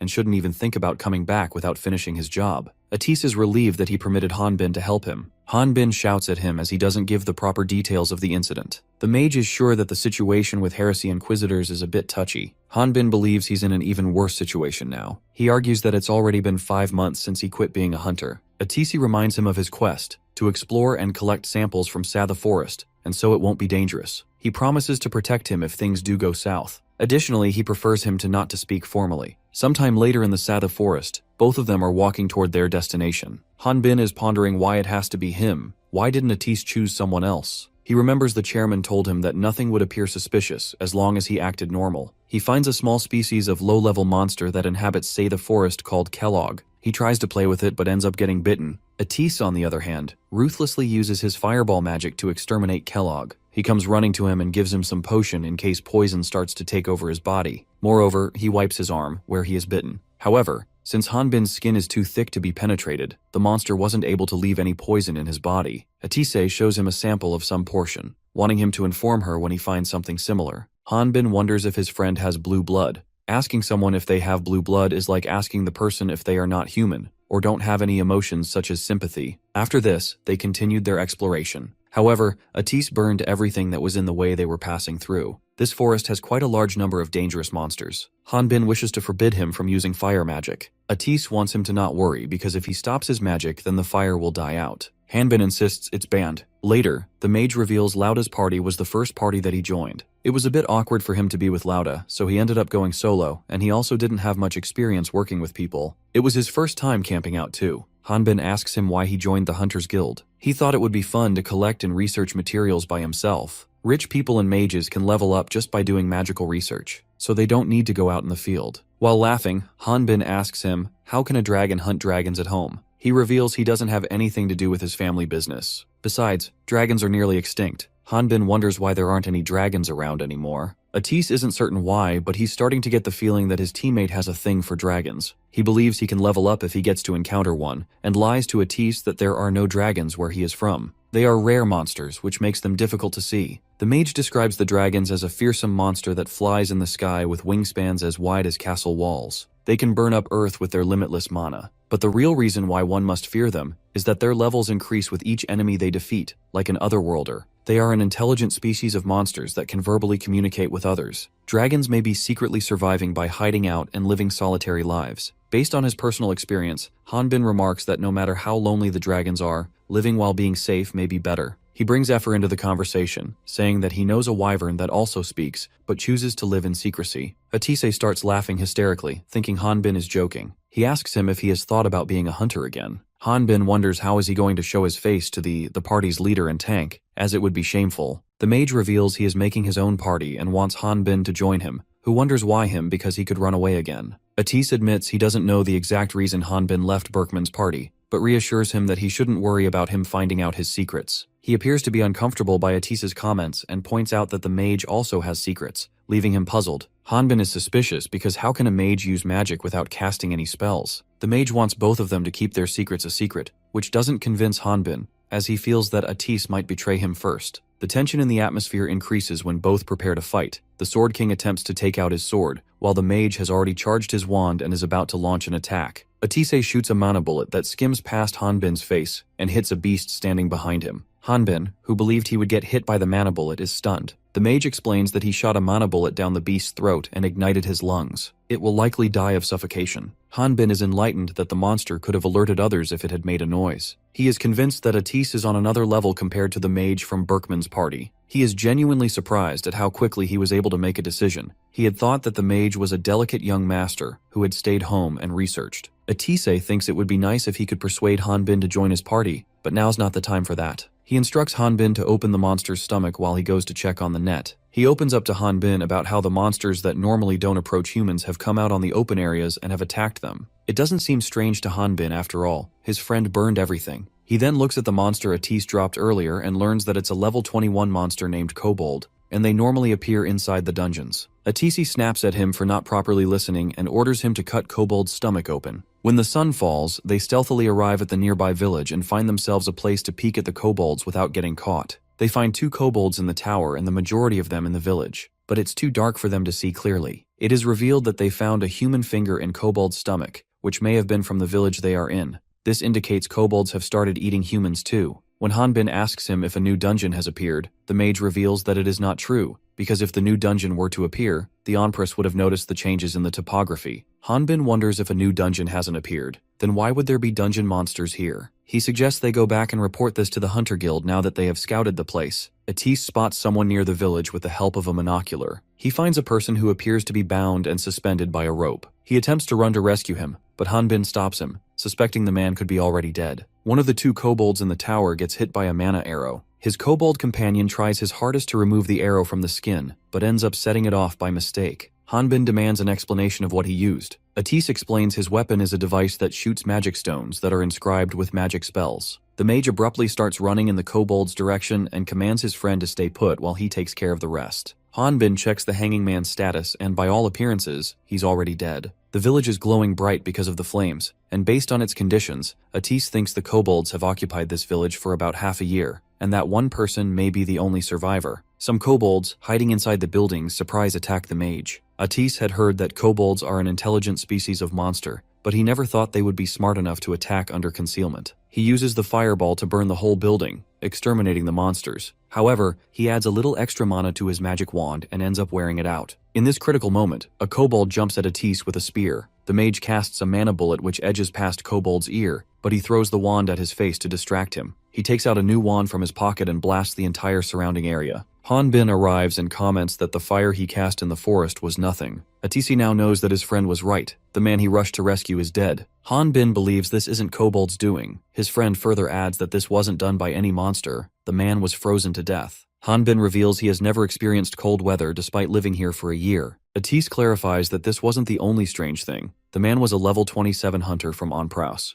Hanbin isn't surprised to see the badge and emphasizes the word another one. The mage doesn't quite fathom Hanbin emphasizing another and asks him what he means by that. He explains there were a lot of badges scattered amongst the wreckage just outside the village. All these villagers wouldn't have been hunters and there aren't that many Satha Forest quests either. Plus, if this many hunters disappeared at once, the guild would have known about it, which means they must have disappeared slowly over time. If this place was some place where the hunters would gather and have them disappear, these clues lead them to think the dungeon is the place behind the death of the hunters. Atise believes the Ifan Plains dungeon Laude cleared about 6 months ago perfectly fits the timeline. However, the dungeon was located in between this village and Onpris, so traveling to the city would be a bit far. As the mage is thinking about different likelihoods of how the events occurred, Hanbin shows him a portal inside a well. Judging by the debris floating around, he concludes that the portal appears to be closed. He wonders if kobolds can do this kind of magic. Atisa reveals kobolds only knows how to make corpses or trash. He tells him to stop joking when he asks the same thing about Tataros. To make this kind of portal, one would need to be a level 40 magician who can thoroughly understand the ins and outs of space teleportation magic. Since the distance between this village and the Ethan Plains dungeon is quite a bit, level 60, one would need to be level 60 or even higher.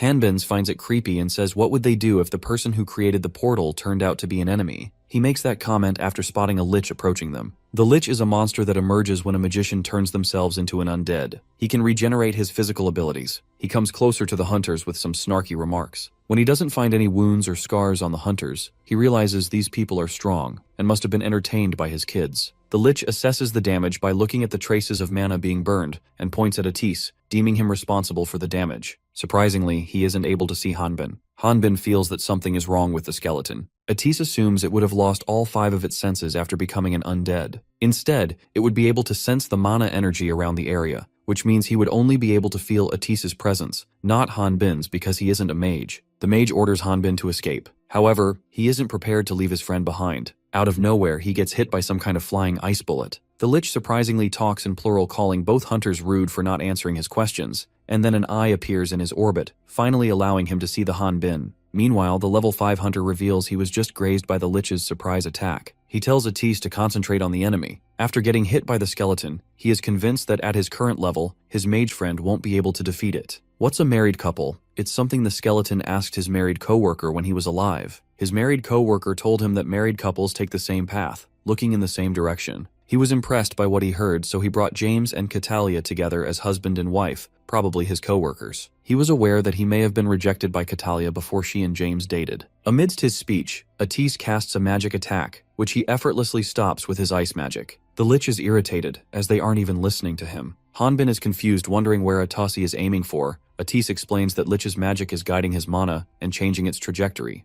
The skeleton calls their efforts useless, as the mage won't even be able to light a single ember on it with the mana output he has. It's fun for him to see people struggle, so he decides to play with his opponents for a bit. Atis isn't done with his tricks. He pulls out a new attack, throwing a magic stone and hitting the enemy with it, before calling for Hanbin to run. As the lich is about to say their attacks are useless once again, the mage's new attack is enabled, and the skeleton gets caught up in the blast, which he had planned. Surprised by the attack, Hanbin wonders how did that work. The mage explains that since physical attacks are useless against it, it probably thought of blocking mana and not magic stones. His attack will cause a series of chain explosions because of all the mana built up, so it won't be able to go anywhere for the time being. Atisi suggests they should hurry and enter the forest because the mana there will help them conceal their presence. As they are running for their life, he senses a sinister feeling. He first assumes it's fear, but then realizes that the feeling isn't as ominous as that. Hanbin, with his gut feeling, saves Atis from collapsing into an iced crevice dome. He is surprised by the snow inside the iced prison. The mage is grateful he saved his life, but now isn't the time to be surprised, because if they stay inside it for a long time, they will end up like the frozen dead hunter. To further increase their odds of making it out alive, Atis uses fire magic, only to realize it doesn't heat the snow. Instead, it gets frozen. When asked, he explains that Lich lowered the temperature of the mana, so he can't ignite anything. He isn't able to understand and questions what does that mean. The Lich explains that the mana ignited to create fire magic and mana frozen to create ice magic are incompatible and always in conflict. Following the explanation, Lich points out that the mage seems to only focus on fire magic, so it is obvious his mana would freeze. After explaining the mechanisms of fire magic and mana frozen to create ice magic, it says the lecture is over, and the next thing is conducting an experiment. The Lich then casts Freezing Storm, which is another challenge for the duo. Hanbin feels the cold air but believes he can handle it because his stats are high. On the other hand, his friend is having an extremely hard time keeping up. Since the skeleton doesn't have lungs anymore, he asks them how it feels. His victims scream his painful when the mana that circulates their bodies freezes. He reveals if Hanbin loses his consciousness in that state, he won't feel the pain. The level 5 hunter is sure that Skeleton plans on taking his time killing his friend,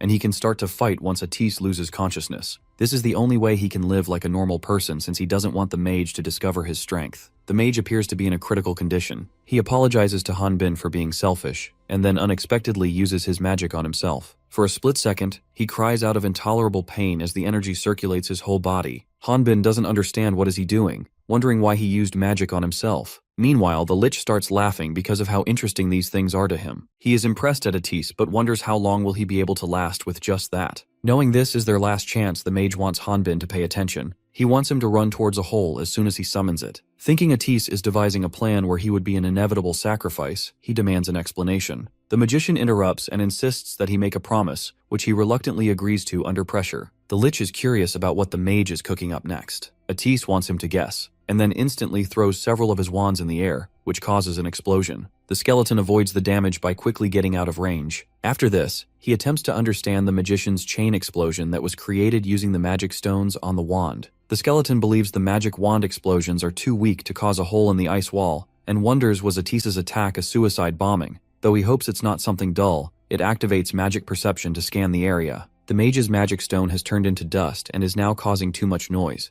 The Lich looks at the large clump of mana in the middle and discovers that the fire is still burning. However, when it isn't able to detect Atis, it realizes that things aren't going his way. Moreover, the dungeon disappeared. Just as he is thinking of playing with Hanbin, a dragon appears from behind. Hanbin finally understands the reason behind the sound he heard in the forest when he encountered Atis naked and why he was there in the first place. He solves the puzzle and discovers that his friend was a dragon all along. Atis, now in dragon's form, asks his companion to trust him and can't explain anything because of a shortage of time. The Lich is stunned to see a young dragon, just 100 years old, which seems unbelievable to him, which explains how he was able to use fire magic without casting. The black dragons are believed to have the ability to breathe fire as soon as they learn to fly. The dragon shuts him off for claiming to understand dragons based solely on rumors they have heard. The Lich admits it doesn't know much about dragons, but is going to learn by fighting one. Both sides appear to be prepared to engage in a fight, and the skeleton is the first one to attack. The skeleton is still thrilled after discovering a dragon, which can even gain experience by killing its enemies. It admits it's trying to figure out how the dragon's leveling mechanics work, and believes that once it cracks the code, recreating it will be a breeze. The dragon breathes fire and precisely hits the skeleton. The Lich escapes danger, and then talks about how a dragon can't harm him, not even a young one. Atis's damage output can't even compare to when it was in its human form. The skeleton wonders how difficult will it be to bring the dragon down because knocking it out by freezing it might be difficult as well. The Lich is thinking of finishing it soon. Meanwhile, Hanbin is noticing that the tremendous heat is melting the enemy's snow and frost, turning it into rain. But still, Atis's level is not that high. Even in his dragon form, he is only level 52. The mage wants Hanbin to hold on for a little longer, as he is preparing to attack the Lich using a particle cannon made of superheated compressed mana. The evil skeleton casually dodges the dragon's heavy attack by shifting the trajectory of his legs mid-air. The skeleton reminds Atis that this area is surrounded by its cold mana, so his magic from that distance won't break the ice. Furthermore, he is fighting while protecting Hanbin. He informs him that their plan to melt the ice wall has failed, and regardless of that, he doesn't want him to be stressed. Hanbin wants him to focus on the enemy because he can protect himself. Inside, he thinks Atis's resistance has increased to the point where even the enemy won't be able to go easy anymore. The skeleton suddenly switches targets to Hanbin. However, the dragon uses his massive hand to shield him. He isn't convinced about whether his friend can take care of himself. However, Hanbin insists that Atis focuses on its target. The Lich is speechless. The dragon is surrounded by flames and could easily counter this level of ice magic, but chooses not to, focused entirely on shielding Hanbin. He even guesses that the dragon might be brainwashed because a dragon protecting a human is a rare sight. Atis once again surrounds Hanbin, creating a full-body shield that keeps him alive. His original body may not have gotten to level 70, but even so, he has to give it his all to at least save his hunter friend and secretly insinuates his wand into the ice wall. The skeleton makes a weird guess that Hanbin is Atis's snack, and the reason he is fighting back is because he fears someone is going to snatch it from him. The mage calls him a repulsive human and throws a chain of fireballs. The skeleton realizes that his opponent, despite being a dragon, talks like a human. The Lich wonders why beings as powerful as himself are forced to live in secrecy among humans. Instead, they should be worshipped by the humans. Atis throws a punch at Lich, something the skeleton itself had expected the least. However, Lich regains its footing and impales ice crystals into the dragon's thighs. The skeleton casually floats into the air, looking relaxed, and comments that it's a pity,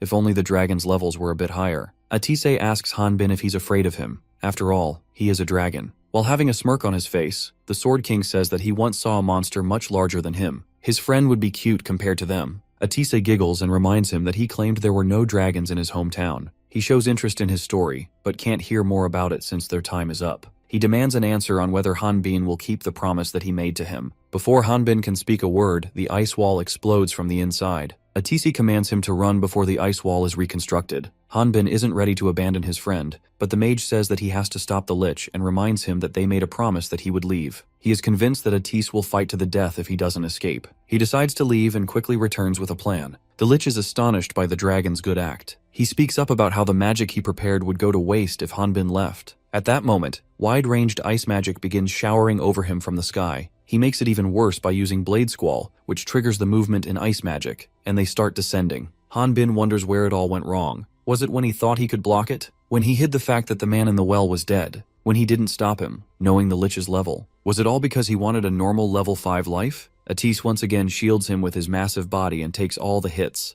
Hanbin wanted to live like a normal person but got caught up in this mess. The Lich sums up what he has seen with just a single word: ridiculous. He is baffled to see a dragon dying for a mere human. Hanbin checks on his to see if he's okay. Atise doesn't want him to worry, because dragons have strong bodies. Despite that, he isn't sure how long his friend will last. All the ice that pierced his body has melted, and is causing a huge amount of blood loss. He wonders if will his friend still be alive after he finishes fighting the Lich. He can't heal Atise's massive body with the number of potions they have, and revealing his identity isn't an option for him to fancy. Atise feels that it would have been better if he was stronger, even though he promised to protect him. Hanbin is devastated to learn that his friend did this all because of a promise. The Lich apprehends that the dragon has taken a liking to humans. He wants to know Atise's perspective on whether he thinks it is righteous for the strong to protect the weak, and whether is it honorable. The skeleton thinks it's an illusion made by the weak majority. It's something they use to make the strong minority protect them. He summons a colossal sword, easily several times bigger than Atise, and gets ready to obliterate both his opponents. He figures he can't risk leaving Hanbin alive, since there's no guarantee he wouldn't spill the beans if he survives. Abruptly, he offers Atise a deal. If he kills his companion, then he will be accepted as a comrade. Atise reflects that, in the eyes of humans, beings like him and the Lich are seen as nothing more than monsters. But instead of giving up living like a human, and becoming something like it, even if that means dying today, he still rather live like a human. After hearing Atise's verdict, the Lich launches the giant snow-carved sword at the hunters. While having a smile on his face, Hanbin acknowledges that his friend indeed lives a hard life, and feels the promise wasn't that big of a deal. Living like a human isn't easy, for sure, as is keeping promises. Suddenly he starts sprinting toward the sword, and by concentrating his raw strength on his feet, he jumps into the air. Atise isn't able to process what Hanbin is doing, who then reveals that he felt he should live like a human too. The Lich is sure that Hanbin will die first regardless of the magic he is using. In that moment, Hanbin changes everything. He uses one of his only 3 skills, Side Slash, which not only eradicates the enemy but also shatters the crevice dome. He adds too much force into his swing that the shattered pieces and debris end up on the mountains on the farther side of the forest. Atise found Hanbin's strength jaw-dropping. The ice walls that barely cracked with explosions completely crumbled with one swing of his sword. Not only that, the Lich also took the most damage. The last time he checked his level with some measuring stone,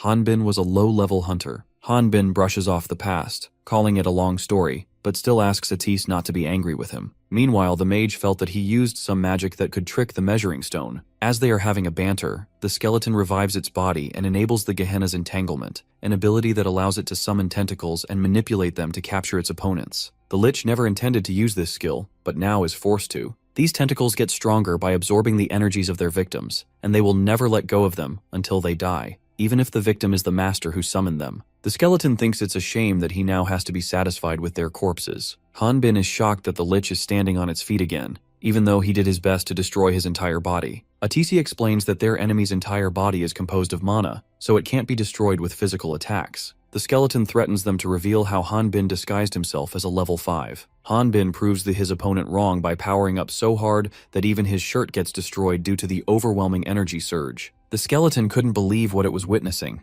Hanbin, in a stance where he is about to swing his longsword, wants to know how the skeleton knows their levels, even though neither he nor Atise mentioned it. The Lich recalls not being sad when he learned that he had died the first time, because his life was already hell anyway. He was more careful with his second life since he couldn't afford to die once more. It took him meticulous planning to steal the scroll of the undead. He conquered them both, death and fear, or at least this is what he expected. Atise thinks that no matter how many times he sees it, his friend is incredibly powerful. He finds his feat of destroying Gehenna's tentacles just by striking the ground unbelievable. Hanbin is sure he had shattered Lich's bones, but it appears that it had already stitched itself up. After stitching itself, the skeleton turns to Hanbin and seriously questions his identity. Hanbin also wanted to ask him the same thing, because up until now, not even one person he met guessed his level perfectly. He thinks the Lich either is a gifted fortune teller or an otherworlder. The skeleton attempts to escape right after Hanbin reveals what he is thinking. It tries to guess maybe Hanbin came to hunt him knowing that he was an otherworlder. The skeleton admits underestimating him, thinking he was nothing more than a country bumpkin. Hanbin appears before it, even though it is flying at hypersonic speed, and hits it with his longsword, using it like a baseball bat. Just after making contact with the ground, the monster once again starts running for its life. Hanbin expresses frustration about how many good people like him are suffering because of evil people like the Lich. The evil skeleton summons Ice Puppet, Frost Knight, intending to retaliate. However, the Sword King goes past its defense and smashes its face with his long sword.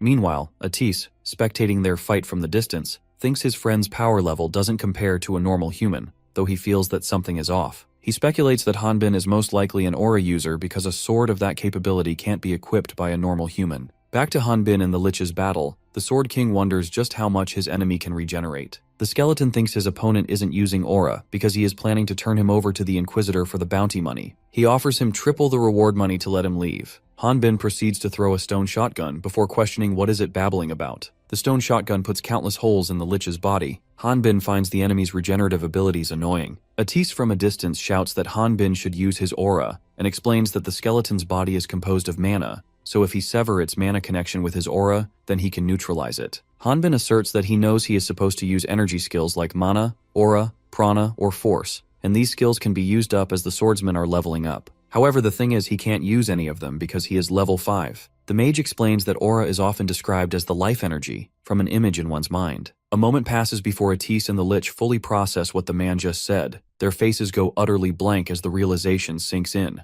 The enemy doesn't wait any moment after learning that the Sword King can't use magic and throws magic crystals at him. When Hanbin dismisses his attacks as useless, he disagrees, saying that they are still decisive compared to his auraless and ineffective attacks, and they would work just fine on someone like Atis taking Hanbin by surprise. He looks back and confirms that the Lich's attacks are indeed going to hit his friend, and takes a leap back to protect him. The dragon reveals that the enemy plans to increase the distance between them. Now that Hanbin has taken a step back, the skeleton produces some ice slabs and puts them together to create a weapon. The evil skeleton believes Hanbin can't use aura because of his normal human body. Even if he can block liquids from magic, he doesn't have any protection from the mana itself. The Lich reveals it is going to super compress the mana energy and will vaporize him. In the critical moment, the Sword King digs up the frozen ground with just sheer strength and creates a shield. However, the mana level is too great that even it won't shield them for very long. Atis once again wants him to leave because if he can't use aura, there's no way to kill the Lich. Hanbin points out that the skeleton looks dirtier than they saw at first. He decides to take a closer look and in an instant pierces through everything the skeleton had set on the path to cover itself. Hanbin grabs the skeleton from its cervical vertebrae. While smiling like a maniac, he remarks not seeing those cracks before. He is now sure that these cracks indicate that the skeleton can't regenerate if it is ground up into the dust. The Lich attacks him from underneath using a special ski. The skeleton reveals killing countless high-level people and monsters, and feels that he shouldn't be underestimated. He doesn't want to die from someone who couldn't even use aura. Before the skeleton can finish his sentence, he falls flat on the ground and notices that his legs are missing. Hanbin comes out from the smoke and dust holding the Lich's legs and starts aggressively rubbing Lich's leg with his longsword. The opponent cries out loud, asking for mercy, but he continues to rub it against his sword. After this, Hanbin pours his healing potion over his companion's gigantic body. Atise returns to his human form, and his body is covered by Hanbin with some clothes. He reassures him that he is fine with the treatment he has been given. Hanbin wonders why is he always naked when he transforms. Atis also wishes he had clothes that didn't shred into pieces. He discovers that Hanbin has incapacitated the Lich for the time being. He drove his sword through the skeleton's ribcage, and its arms and legs crumbled into dust. Since the skeleton's actual bones are composed of mana, it wouldn't be able to use magic. Stopping the undead's movement is the best he could do. When the magician spots that the Lich is still alive, Hanbin admits that its core frame was much tougher than he anticipated, which is why he had to resort to more extreme measures. Atis chuckles and tells him to not talk in circles. Also, it's not easy capturing an enemy while killing it. The same applies to Hanbin. If that enemy was a dragon like his friend, then he could have never been able to kill it, suggesting that he already knew Hanbin's identity. Hanbin wonders if his friend already knows the Lich's identity, while Atis wants to find out something from the skeleton. The skeleton feels the magician is looking down on him while being in his human form. Atis grabs the skeleton from its femur bone and sends mana backlash, which makes it scream. Seeing the enemy screaming in pain, he has just discovered that skeletons could also feel pain. Atise reveals the mana backlash of the amount he just used may feel a bit uncomfortable for normal people, but for a Lich, whose body is composed of mana, the pain would be excruciating. Atis demands Lich answer him truthfully if he doesn't want to die suffering from such pain. The question is, who are the comrades that it mentioned before, and why was it going around killing innocent hunters? Suddenly, aqua-colored smoke started coming out from the skeleton's mouth. A moment later, the skeleton expelled the Great Earth symbol, a round coin-shaped badge. In its last breath, the Lich remarks a young dragon like Atis wouldn't understand how the world works. A 500-year dragon would have already figured it out by now since they have already joined them, a mysterious organization. The magician is perplexed by Lich's use of the plural pronoun. Hanbin enunciates the Great Earth while checking out the symbol. The skeleton self-destructs by releasing all the mana stored in his teeth. Elsewhere, Effer is packing her stuff planning to leave her old home. She has packed 2 comfy blankets, a brush, a nail file, and more, and is thinking, has she forgotten something? It was pretty difficult for her to decide what important items she needed. With the stuff she has loaded in her bag, she has finished packing and is ready to move. However, her bag is overfilled and she isn't able to carry it, leaving her with no choice but to leave some of her stuff behind. She gets emotional while hugging her bag, signifying that she doesn't want to leave any of her belongings behind. The strange things that happened around the place where Effer lives have forced her to leave her home and find a new shelter. These strange things include the unexpected appearance of a forest fire, which made the embers burn up her garden. When she turned off her light to sleep, a huge chunk of ice crashed down from the sky. This doesn't end here. There was such a great earthquake that it seemed the continent itself would split apart. And because of that, she couldn't sleep. Her scales became so haggard. Effer speculates that everything that happened must be the goddess's punishment, because she helped the meathead otherworlder. While she's recalling her encounters with Han Bin, she takes notice of someone standing at the entrance of the cave. But when she takes a look at the cave's entrance, she doesn't find anyone. She decides to hurry and leave because her gut is telling her that something bad is about to happen. Abruptly, a man appears before the Effer and is astonished to see a talking wyvern. She is startled, wondering when the man appeared there. She thinks he caught her speaking to herself. The man reveals he was looking for someone and heard her voice on the way, which is why he dropped by. She informs him that no one lives around that place. The man admits to having a hard time looking for them because of that reason. She then declares herself useless, because she hasn't seen another human in over a year, and she can't be of any help. The man insists she must have seen that friend, who is a skeleton. Atis never expected the skeleton to have magic stones as its teeth. From the get-go, he feared that the Lich would be self-destructing, and knew that he wouldn't be able to stop it even with his mana if that did happen. He tells Hanbin to run while fading away due to insufficient mana. Elsewhere, a woman named Leslie hears the explosion and turns to a man named Richard, a member of the Great Earth, wondering if a bomb was dropped in a nearby area. Richard, judging by the traces of mana, concludes that the magic happened a week ago and points to Shin Ha-jun's explosion. Leslie is stunned but is aware that Shin Ha-jun turned into a lich to not die. Suddenly, the man who is looking for the skeleton and had even inquired of Effer arrives and gets touchy with her, which starts an unserious friendly fight between them. She calls the man by the name Alejandro, who is also known as the Chosen One, reminding him that she had warned him to keep his hands off her. The Chosen One remarks that if she uses her magic on him, she will be getting her hands sliced to bits. Before the quarrel turns into a full-blown fight, Richard intervenes and stops them. He shows Alejandro the place where Shin Ha-jun died in battle. He knows that the Lich initiated an explosion that exceeded its healing abilities, and as expected,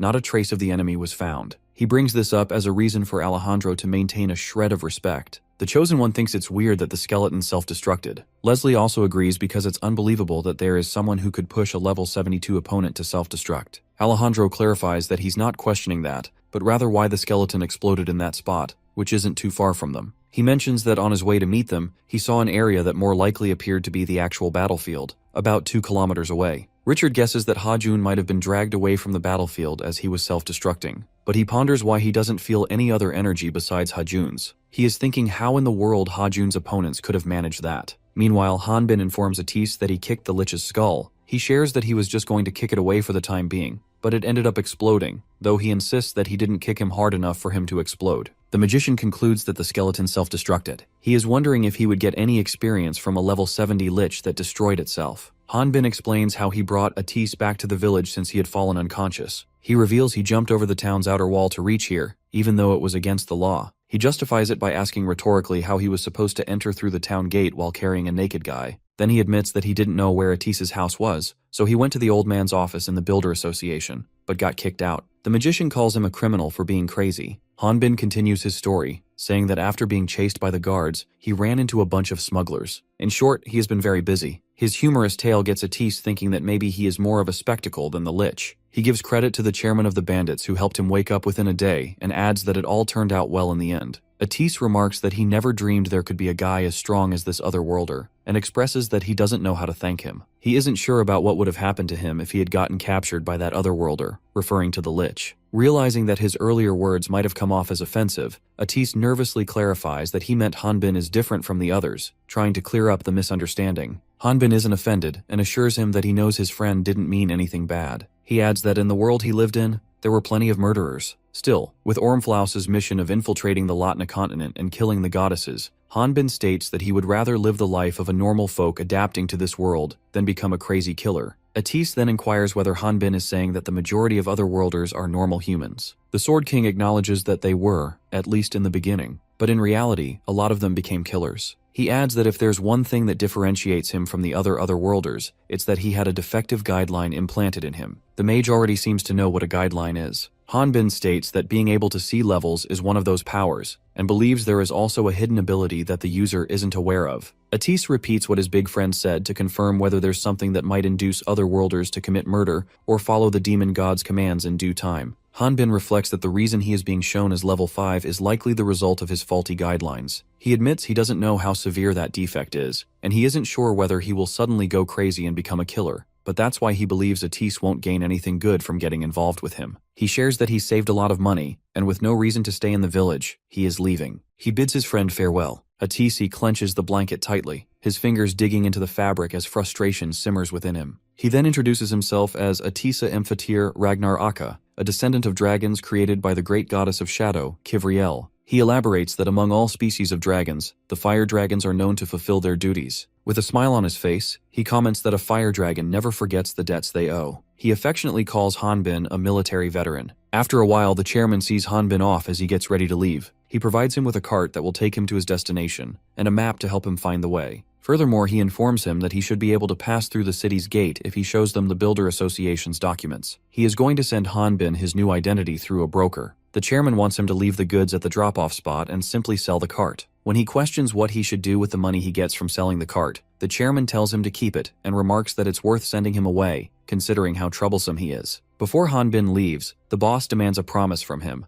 to never kill a person, because the moment the savage hunter kills someone, he becomes a monster. After this, Hanbin departs, saying he will be back someday. The chairman takes a deep breath, looks up into the sky, and asks God to watch over them. Elsewhere, Efer has been captured by Richard's party and is looking at the site where Shin Hajun died a week ago. Richard is only able to sense traces of Hajun's magic and other lower-grade magic. The Wyvern is frustrated, as she has now been captured by Great Earth. Leslie isn't convinced that the Lich would have lost against such weak magic. She looks to Alejandro and questions the reaction of the other energy. He confirms he already checked for auras, pranas, and force, but found nothing. Richard questions whether Alejandro is trying to suggest that the Lich's bones were broken and shattered through physical force alone. He elaborates that some living beings can overpower a Lich through sheer force, with the power of a dragon that lived over 500 years ago being the epitome. Its power is more than enough to turn a Lich's bones into dust. Richard then instructs them to use the dragon's blood on the ground to find its location. Hanbin's cart has broken down in the middle of a random forest. His cart is missing a wheel, which is stopping him from moving forward. He fears that at this rate, all the products that are in the cart will become useless. Some bandits are eavesdropping on him, and some of those bandits are hesitating to approach him, as they sense some sort of weird energy from home. Their boss orders his goons to follow him. The boss of the bandits comes out of the woods and offers to help him unload some stuff. By unloading, he means to take it for himself. He tells Hanbin that he should be honored that Kalendor, the bandit in the Dark Gorge, is willing to help out.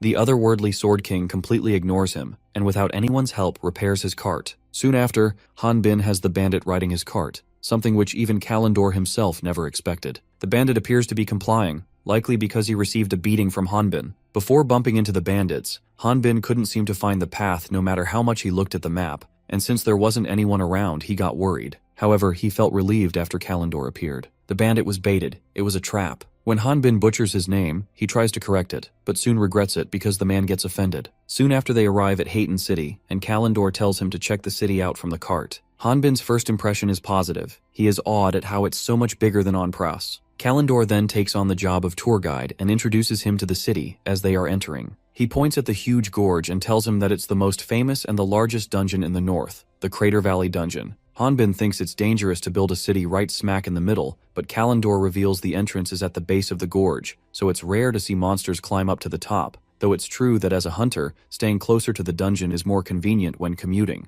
Hanbin thinks that being closer is nice, but climbing down that gorge to secretly enter the dungeon won't be easy for him. Kalendor informs him that they have arrived, but there's quite a traffic jam there. Passing through will be more difficult since the city is so enormous. Seeing him distracted, the bandit attempts to run away, because at the city's entrance, he will be checked and will be punished for his actions. Hanbin orders him to be quiet. He doesn't speak back because this is the Sword King's first time in the city and he wouldn't know what this place is like. Kalendor reveals there's a prison camp at the end of Crater Valley, where all the criminals from the north are placed. It's swarmed with ruthless criminals who are no ordinary humans and claim that a small-time bandit like him wouldn't last long in that place. It would still be somewhat better if those monsters were the only problem. Recently they caught and locked an Otherworlder too. Even the inmates are terrified of him. Hanbin repeats the word Otherworlder in disbelief. Kalendor says that the demon will tear him apart. Just as he is begging Hanbin to let him go, an officer approaches them. Hanbin gives him a pouch of money and tells the officer that the man, Kalendor, was ditching his work, so he was just scolding him. He shows the officer his card. The bandit wants to know why he received this money. When Hanbin started his new life, it was difficult with just the clothes on his back, so he gave him this money because he knew its value. He further gives them man advice to look for a different career. Kalendor says that he will make sure to put the gold coins to good use. When he realizes that he has given the bandit the wrong coins, he tries to call him, but it's already too late. The bandit has already left. In the bustling streets of Heitan City, Hanbin realizes he is screwed big time. He won't be able to last long with the money he has. Even though he doesn't want to, he thinks he might have to go to the Builders Association and do construction work again. However, it still pays better than the hunters who are holding the signs to get hired. He thinks that there was no point in leaving in the first place. He attempts to look for the sign for the Builders Association, and spots his endearing friend holding a sign that says, "A military veteran is needed."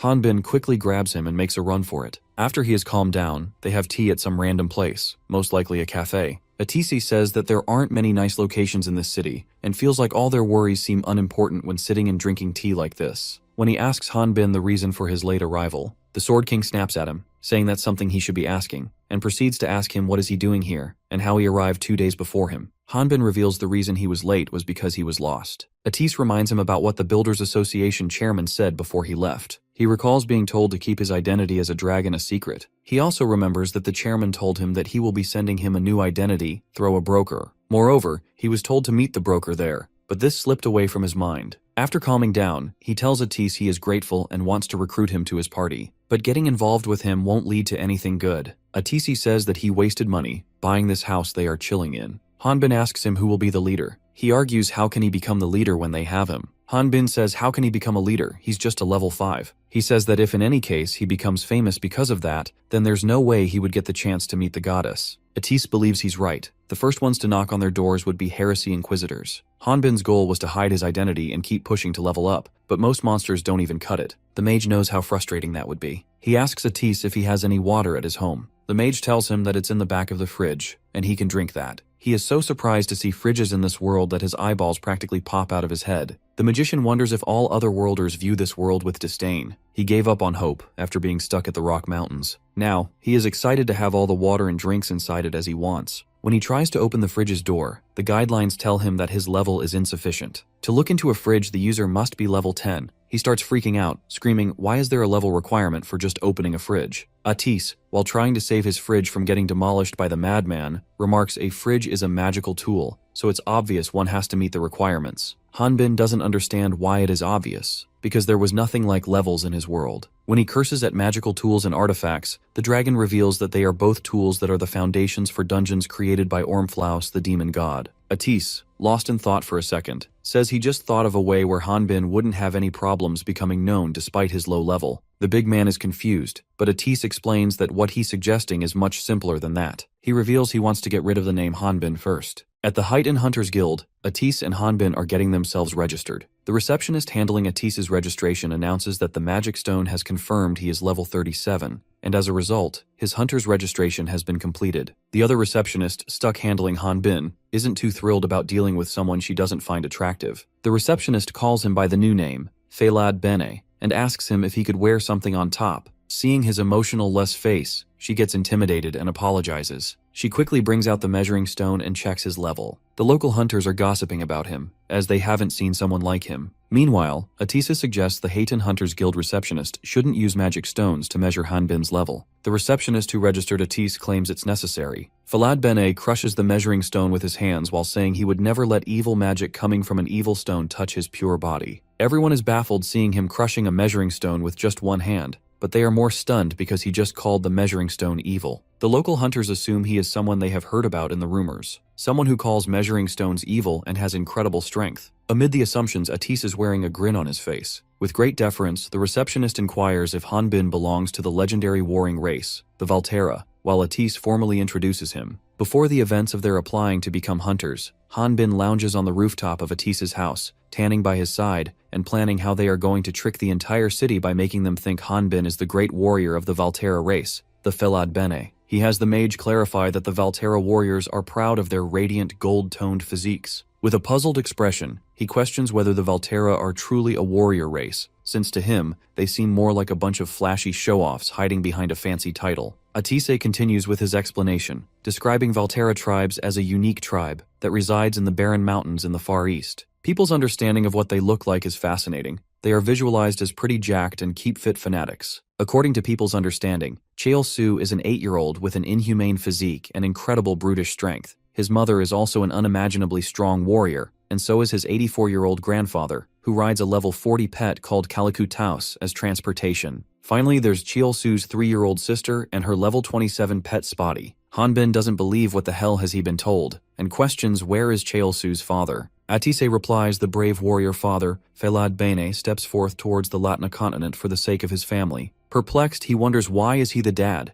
Making his friend reveals this is a part of Falad Bene's setup. He comments about what's the point of making a bachelor walk around embarrassed to death. Atise thinks that if people start to believe he is the Valterra warrior, then he doesn't have to hide his level anymore. That way, as he gets more famous by clearing dungeons, he would eventually meet the 6 goddesses. He reminds Atise that he would still need to use the measuring stone to become a hunter. However, the mage says just he wants him to crush it, while he handles everything else. The locals are wondering why is the Sword King's race here. Atise reveals that he is there to fulfill his duty. Inside, he is convinced that his friend looks like a Valterra warrior to others. He joins in on Hanbin's Falad roleplay. He points out how he has scared the receptionist, as crushing the measuring stone wasn't necessary. Hanbin extends his apology, admitting that he got carried away. The mage apologizes on his friend's behalf, saying he is new here. After this, Atise tries to explain to the receptionist that the measuring stones utilize magic stones, so Valterra warriors are strictly forbidden to have anything to do with items such as artifacts. Hanbin calls them the evil stones from behind. Atise says that they will certainly compensate for the broken measuring stone.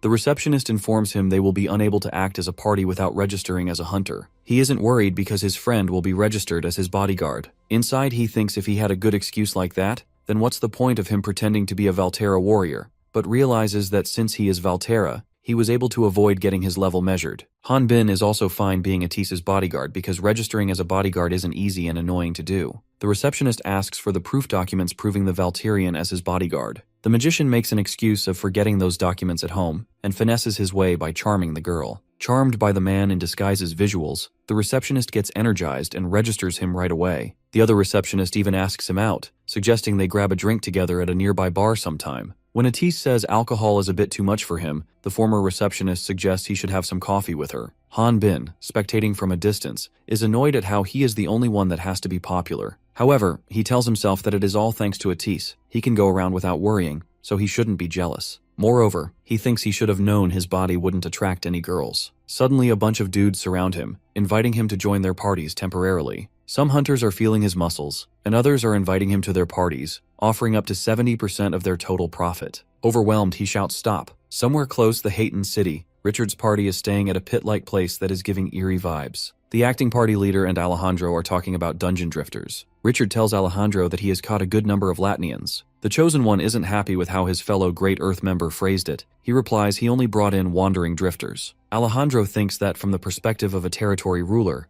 hunters who gather around the crater dungeon are more profitable than normal citizens. Plus, they only accepted selected Latnians as citizens, because no one follows orders as easily as poor scavengers do. Leslie concludes that Alejandro hasn't done anything based on his reasonings. She reminds him that the place they are at was given to them as proof of their alliance with the greater dungeons. He explains that it's because of his efforts that they were able to gather this many people. Richard mentions every dragon over the age of 500 years has joined them, and if there's a traitor among them, then they would need to think carefully about what their goal is. Alejandro feels relieved that Atise ran here in the Haytan city. He won't be able to live anywhere else in his human form, except in dungeon cities. Leslie feels that it's a shame the dragon's blood has dried up, and they can't use location spells anymore. With a smug grin, she thinks Alejandro will have to start putting in the work to find Atise. Irritated by her remarks, he makes it clear that their not finding the dragon isn't his fault. To Richard, it appears that the Chosen called them just to act like a king in front of them, and Alejandro doesn't deny it. He moves the curtain and shows them a performance stage, where he summons an ex-hunter who got caught for killing hunters in the dungeon. This crazy ex-hunter killed about 25 hunters, and he took them away before his execution. Alejandro is going to grant him liberty if he kills his opponent. Leslie isn't impressed by her comrade's feat of capturing a worn-out level 37. The Chosen One tells her to take another look. This time, she notices a patch on his neck, which indicates he has artificial guidelines implanted. Leslie is shocked to the bone. She thought no one survived after having those artificial guidelines implanted in them. He reveals they have changed the method from the dungeon extraction technique to the human extraction technique. Richard initially assumes Alejandro minimized the side effects of the implant, though he knows that even by doing that, it still won't meet the expectations of that person. The Chosen One compliments him for understanding everything right away. He then reveals that it's a matter of sacrifice, and this sacrifice is a human girl. The girl wielding two swords tells Effer that she is a kind wyvern, so there's no reason for her to feel sorry because it isn't her fault. The former hunter is eager to kill the girl quickly. Alejandro allows him to play with the girl as they are celebrating his release.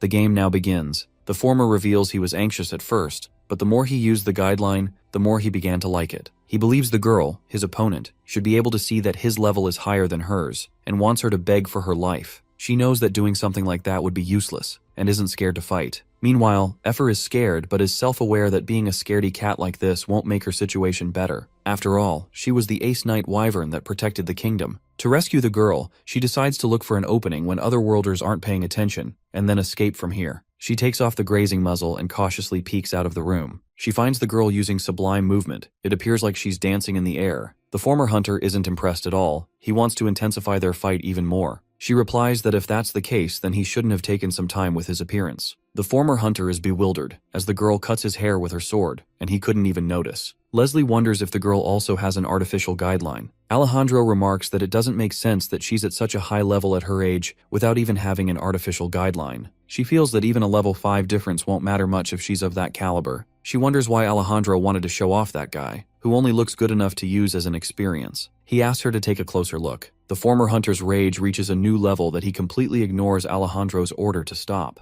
Leslie is astonished to learn Alejandro used the human extraction technique, which has turned the mad hunter into a Tatiro. He reveals human extraction technique involved creating half human and half monster. This nullified the side effects of the implant. This chimera transforms when they try to use their skills. The only way to get rid of the implant's side effects is by utilizing the human extraction technique. The former hunter, turned into the half Tatiro, attempts to attack the girl, but the girl uses her special lightning ability and sends him unconscious. She informs the judges that she has stopped the test due to the opponent losing consciousness. Alejandro reveals they won't be able to use him and instructs the girl to take care of it before it runs wild again. The half Tatiro regains consciousness and announces that he is fine, only to get slayed once again. Effer was spectating from the get-go and witnessed the girl who was being kind to her kill the former hunter. Even though the former hunter looked like a monster, he was still a Latnian. Moreover, the girl followed Alejandro's order without a second thought. Richard remembers Alejandro mentioned that the girl was blind and presumes that the magic swordsman skills and sword skills must have been executed using the guideline. The Chosen One reveals the girl's senses are extremely heightened. Richard wonders if that means the artificial guideline is a success, and he's curious why Alejandro hasn't reported it to that being yet. The Chosen One reveals that when a person with an artificial guideline implanted in them kills an opponent, they can't gain any experience. Leslie concludes that it's a guideline that can't absorb experience, but before she can share her opinion, Richard intervenes and remarks absorbing experience points from defeated opponents to level up isn't only possible for Earthlings, but also dungeon monsters. Alejandro adds, this is why they have tried to experiment on dungeon monsters as well, but as they can see, there are still side effects. Richard claims that ability originates from another source. Alejandro assumes he is referring to the dragon's core. Since they agreed with the greater dragons, they were unable to test it out. But if there's a traitor, then the story changes. Richard throws an artifact toward him and reveals that the madam has given them this unique item for when they exterminate that greater dragon. Leslie reminds them that this item dealt with Lich and wonders if he would be able to handle it with his level. Alejandro calls him generous because being given an artifact is great, but to be given a unique item is a paramount feeling. Richard plans to inform that being that they are close to completing the artificial guideline. He and Leslie leave since they have some work to do. Before leaving, she reveals feeling jealous because Alejandro gets to catch a greater dragon. Plus, if he ends up making the artificial guideline, then his popularity would skyrocket. He, now all alone in the room, is thinking of the potential risks behind what he has been given. If he doesn't find it, then he will be responsible. He admits to becoming a pushover. Alejandro is thinking about how to find a dragon in human form without any location skills. He commands the girl Ellie to tell the wyvern to come out and clean up the corpse. He then also leaves. She opens the door to the small room where Effer was kept, but finds no one inside. Meanwhile, the wyvern is running for her life. She surprisingly had heard everything from Richard, Alejandro, and Leslie. Additionally, she also found out that the girl is also Alejandro's subordinate. She thinks everyone is crazy and is aware that if she stays here any longer, so she attempts to get out of the city as quickly as possible. Just as she's at the door that leads outside, she bumps into the girl from earlier, who stops her. Ellie closes the distance between them and hits her with lightning magic. However, Effer escapes her attacking range just in time. She feels relieved that the airstrip was short and believes that it would have been over for her if Ellie knew how to fly. Abruptly, the girl with the artificial outline throws a lasso, which attaches to Effer's leg, and then throws herself in the air. Ellie tells her that she cannot go any further. Effer shouts she hates skies that are restrictive, and this is the first time she spoke in front of someone other than Han Bin. After this, the wyvern attains an even higher altitude, and then cuts the leash, sending the opposition side plummeting from the sky. Effer plummeted her knowing she would be able to land safely because she's a magic swordsman. She initially feared there would be archers at the top, but now has confirmed that there is nothing there. Elsewhere, at the Crafter Valley dungeon's lowest floor, Han Bin is fighting some insect-like creatures. He is fighting the monsters to not kill them, but to toy with them. However, he accidentally kills a monster when he forgets to adjust his strength. In a matter of moments, he is surrounded by several more insect-like creatures. He is aware that this isn't the time to take care of them one by one, as they are enormous and in large numbers. Han Bin is forced to use Passing Through, a skill where he holds his weapon high up and passes underneath tall monsters, subduing them. It's weak to kill them, but he thinks that's one of its advantages. He has cleverly piled up the dead bodies without physically straining himself, and leaves the rest to Atis. The magician arrives and starts burning the life force of the monsters. Han Bin is surprised because he has never seen anything like that before. He wonders how his dear friend is feeling. Atis apologizes for stealing his prey, but he tells him to not worry. It's good for him in the future if he levels up. Han Bin expresses his thoughts, wondering why his level isn't going up.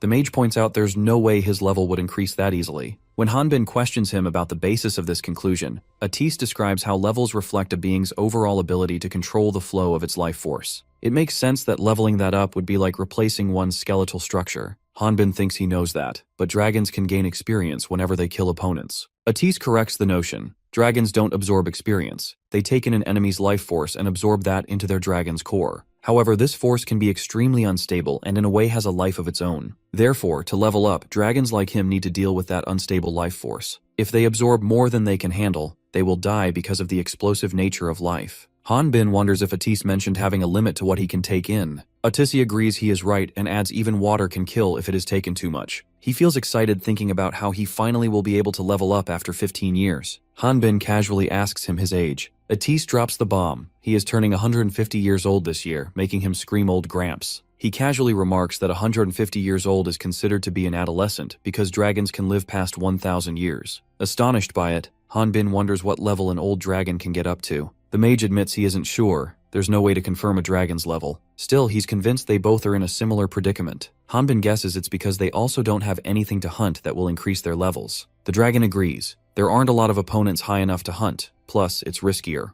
Not only that, but older dragons require an unbelievable amount of life force to help them develop. Han Bin wonders if it would be fine to stop leveling at that point. Atis disagrees. Greater dragons aim for greater power. They realize that continuously absorbing a small life force is useless in helping them level up. Han Bin is experiencing the same thing. No matter how many level 25 hunters he hunts, it won't give him any experience. It finally counted when he killed a monster over level 50. He understood the subject he was being enlightened about. He learned that the greater dragons believed gathering a great many life forces in a single location was the solution. They call it the life force well, and humans call it the dragon's nest. Excited, he wonders if someone like him can go there to level up. Atis crushes the idea because there's no way he can safely venture there without the protection of Dragon's Core, since the physical body cannot absorb the life force. The energy of the force will cause the body to burst, but also cause it to regenerate, thus beginning a painful and vicious cycle. This is why Life Force Well is like an impregnable fortress, and Effer getting tangled in this proves it. Ellie is witnessing her suffering, but she can't help her. Some people serving Alejandro come running toward her, urging her to get inside. Seeing her concerned about the wyvern, they assure her that if Alejandro didn't tie it up, then it means it has no more use. Moreover, they can't risk someone important to the Chosen One getting hurt. She then decides to go with them. Meanwhile, Effer finally regains consciousness, and just as she wonders what she is doing, someone calls her name from behind. The new year has arrived on the Latna continent. Atis, now 151 years old, doesn't mind sharing his age one bit. Over in Onpris City, Berkman and his crew are ringing in the new year with a Korean-style BBQ feast. The celebration extends everywhere, from the Dark Brotherhood to the Valtera family, and even in Hayton. The voice Effer just heard reminds her of the Otherworlders who raised her. She recalls being named Effer by those hunters, especially the captain of the party. Even though it was a controversial decision, she liked her name. At present, the person who rescued her is Captain Baldy of her previous party. Captain Baldy asks her to not call him Baldy, as he is the captain of the Sky Dragon Knights. She gets emotional seeing the captain of the Sky Dragon Knights alive. He wonders aloud why is the party's ace crying.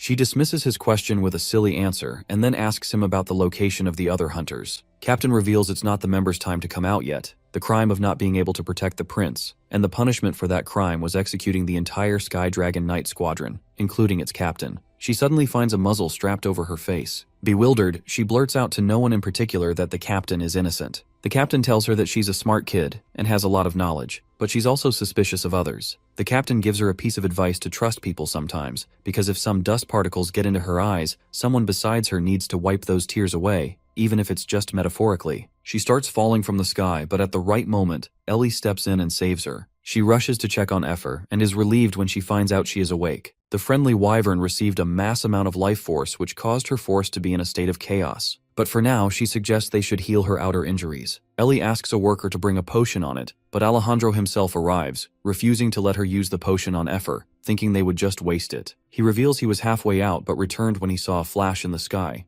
The Chosen One asks Ellie to abandon Effer, because it's an amount of life force that's difficult for even dragons to withstand, so a wyvern has no chance. And to use a potion to save a single wyvern would not be worth it, and claims he doesn't even have one with him at the moment. He thinks it might be kinder to put Effer out of her misery. Left with no choice, Ellie approaches the wyvern and has her close her eyes. She wants Effer to imagine that she's a dish that's overflowing with water. Next, she asks her to slowly form the water into bubbles of marble, and says that she will no longer be feeling the pain. The feeling just comes naturally. After this, Ellie unexpectedly cuts open a wound on her arm and then demands Alejandro give her a potion. She's prepared to leave another big cut on her arm. Annoyed by her antics, he says that he would give her a potion, but just this once. She then shows gratitude to him. After some time, she treats Effer using a potion and some bandages. The wyvern believes Ellie is scheming something that's the reason why she saved her. Ellie claims that she indeed has a reason. She asks Effer if has she ever raised plants before. The wyvern replies that she has a small garden. Somehow she concludes she is going to get eaten by her, but she calms her down by saying she doesn't eat her flowers. When Effer questions why is she raising them in the first place, she reveals she is blind and can only see the world through the artificial guidelines since. She reveals not being able to see any colors, but she can see Effer's name. However, it's difficult for her to see inanimate objects, so she has been growing plants. She explains they don't water plants with diseases or ones that are completely withered dry, but in contrast, Effer is alive even after absorbing a great amount of life force. She wonders if it is the reason why she asked for the potion.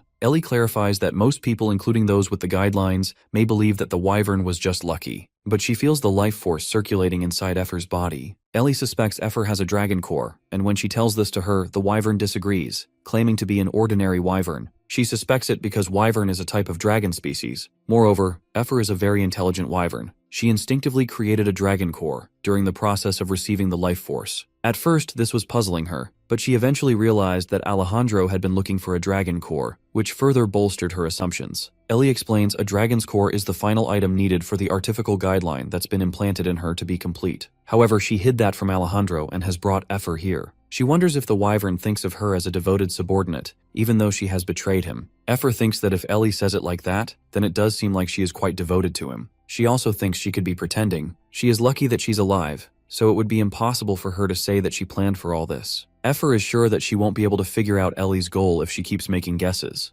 She changes the topic, wondering if Ellie can perceive shapes through her artificial guideline, despite being unable to see with her eyes. She admits but wonders why is the friendly wyvern asking that. Effer imitates Alejandro to make the girl laugh, who she refers to as her older sister. Elsewhere, he has received a list of the hunters that have quickly leveled up in the past month. He tells his attendant that the person they're searching for won't be found on this list. The subordinate shares his thoughts, remarking that he believes the person they are looking for might already be gone from this place. He thinks it is very unlikely, because even if they did, they would have to head to the mid-continent, and traveling there is costly. Additionally, working as a hunter is the only way one can make enough money to save for a trip like that. The subordinate apologizes for bringing a list that is useless in this context. He suggests that if Alejandro is asking for one that stands out but isn't on this list, then a hunter's newspaper is what they should be checking. However, the subordinate believes the people on it, referring to Hanbin and Atisa, are too low level, so these hunters are most likely not who Alejandro is looking for. However, the chosen one has found them, the people he was searching for in this newspaper. Looking at Hanbin and Atisa's photo, he thinks there's no way they would be able to stay hidden looking like that. Inside the crater dungeon, a party of hunters battles giant spiders. Brad and Martin are fighting up close, but the latter struggles to keep up. Brad wonders if his friend needs his help and asks him. Feeling insulted, Martin claims that he would be the first to finish, only for Brad to finish first. He then reminds Brad that ever since they entered the dungeon, he has killed more monsters. Brad refuses to believe that because he believes he has killed 10 more monsters. Seeking healing, they search for their teammates, Elia and Foel, only to find them trapped in a spider web. Brad instructs the girls to not move and says they will save them.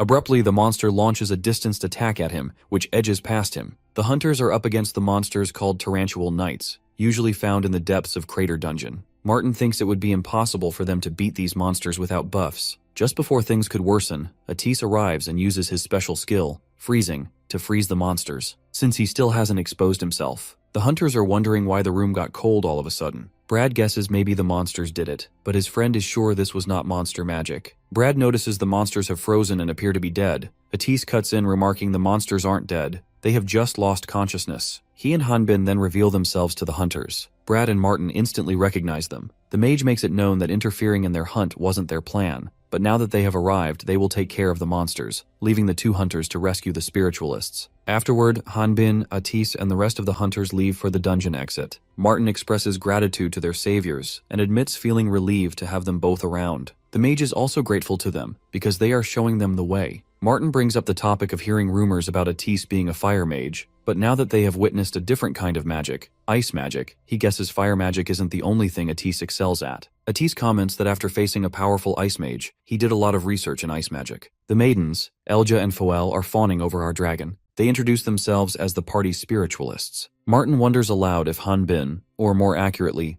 Valterra, is thinking of joining any parties, indirectly inviting him to their party. However, the Sword King refuses without any hesitation. Elia doesn't understand why he doesn't want to join them, even though they have extensive knowledge about the dungeons. Seeing Hanbin persistently rejecting, the magician informs them that his friend doesn't like being distracted in his training, which is why they have refused all party invitations. Elja knows the importance of training but believes cooperating as a team is more important. Elja invites Hanbin to drinks, but he respectfully declines. Foel prefers drinking tea while planning out strategies on their days off, and Hanbin dismisses her too. He starts losing focus and says that maybe just once is fine. Atis looks at him with a slightly intense expression, feeling distrustful. A flashback reveals he and Hanbin discussing how to get Hanbin in the spotlight by having him roleplay as Valterra. The magician is sure that to gain recognition, they needed spectators, because no matter how hard they try without witnesses, the only thing that would increase is their records. If their records go up drastically without any recognition, then it will only raise more suspicion. From what Atis had seen, he expressed that the best way to increase the public's opinion of something is through rumors and one's image. Atise had decided to exhibit Hanbin's overwhelming power by cooperating with other parties. By doing this, they will be able to convince others of his identity as a Valterian hero. This will also increase Hanbin's chances of meeting the goddesses. The Sword King believed that at the same time, he would need to maintain a certain level of mystery to decrease the chances of his identity being exposed. Fortunately, the magician informed him that there was already a line of people requesting to cooperate with the Valtera warrior. As Hanbin is calculating the odds of success,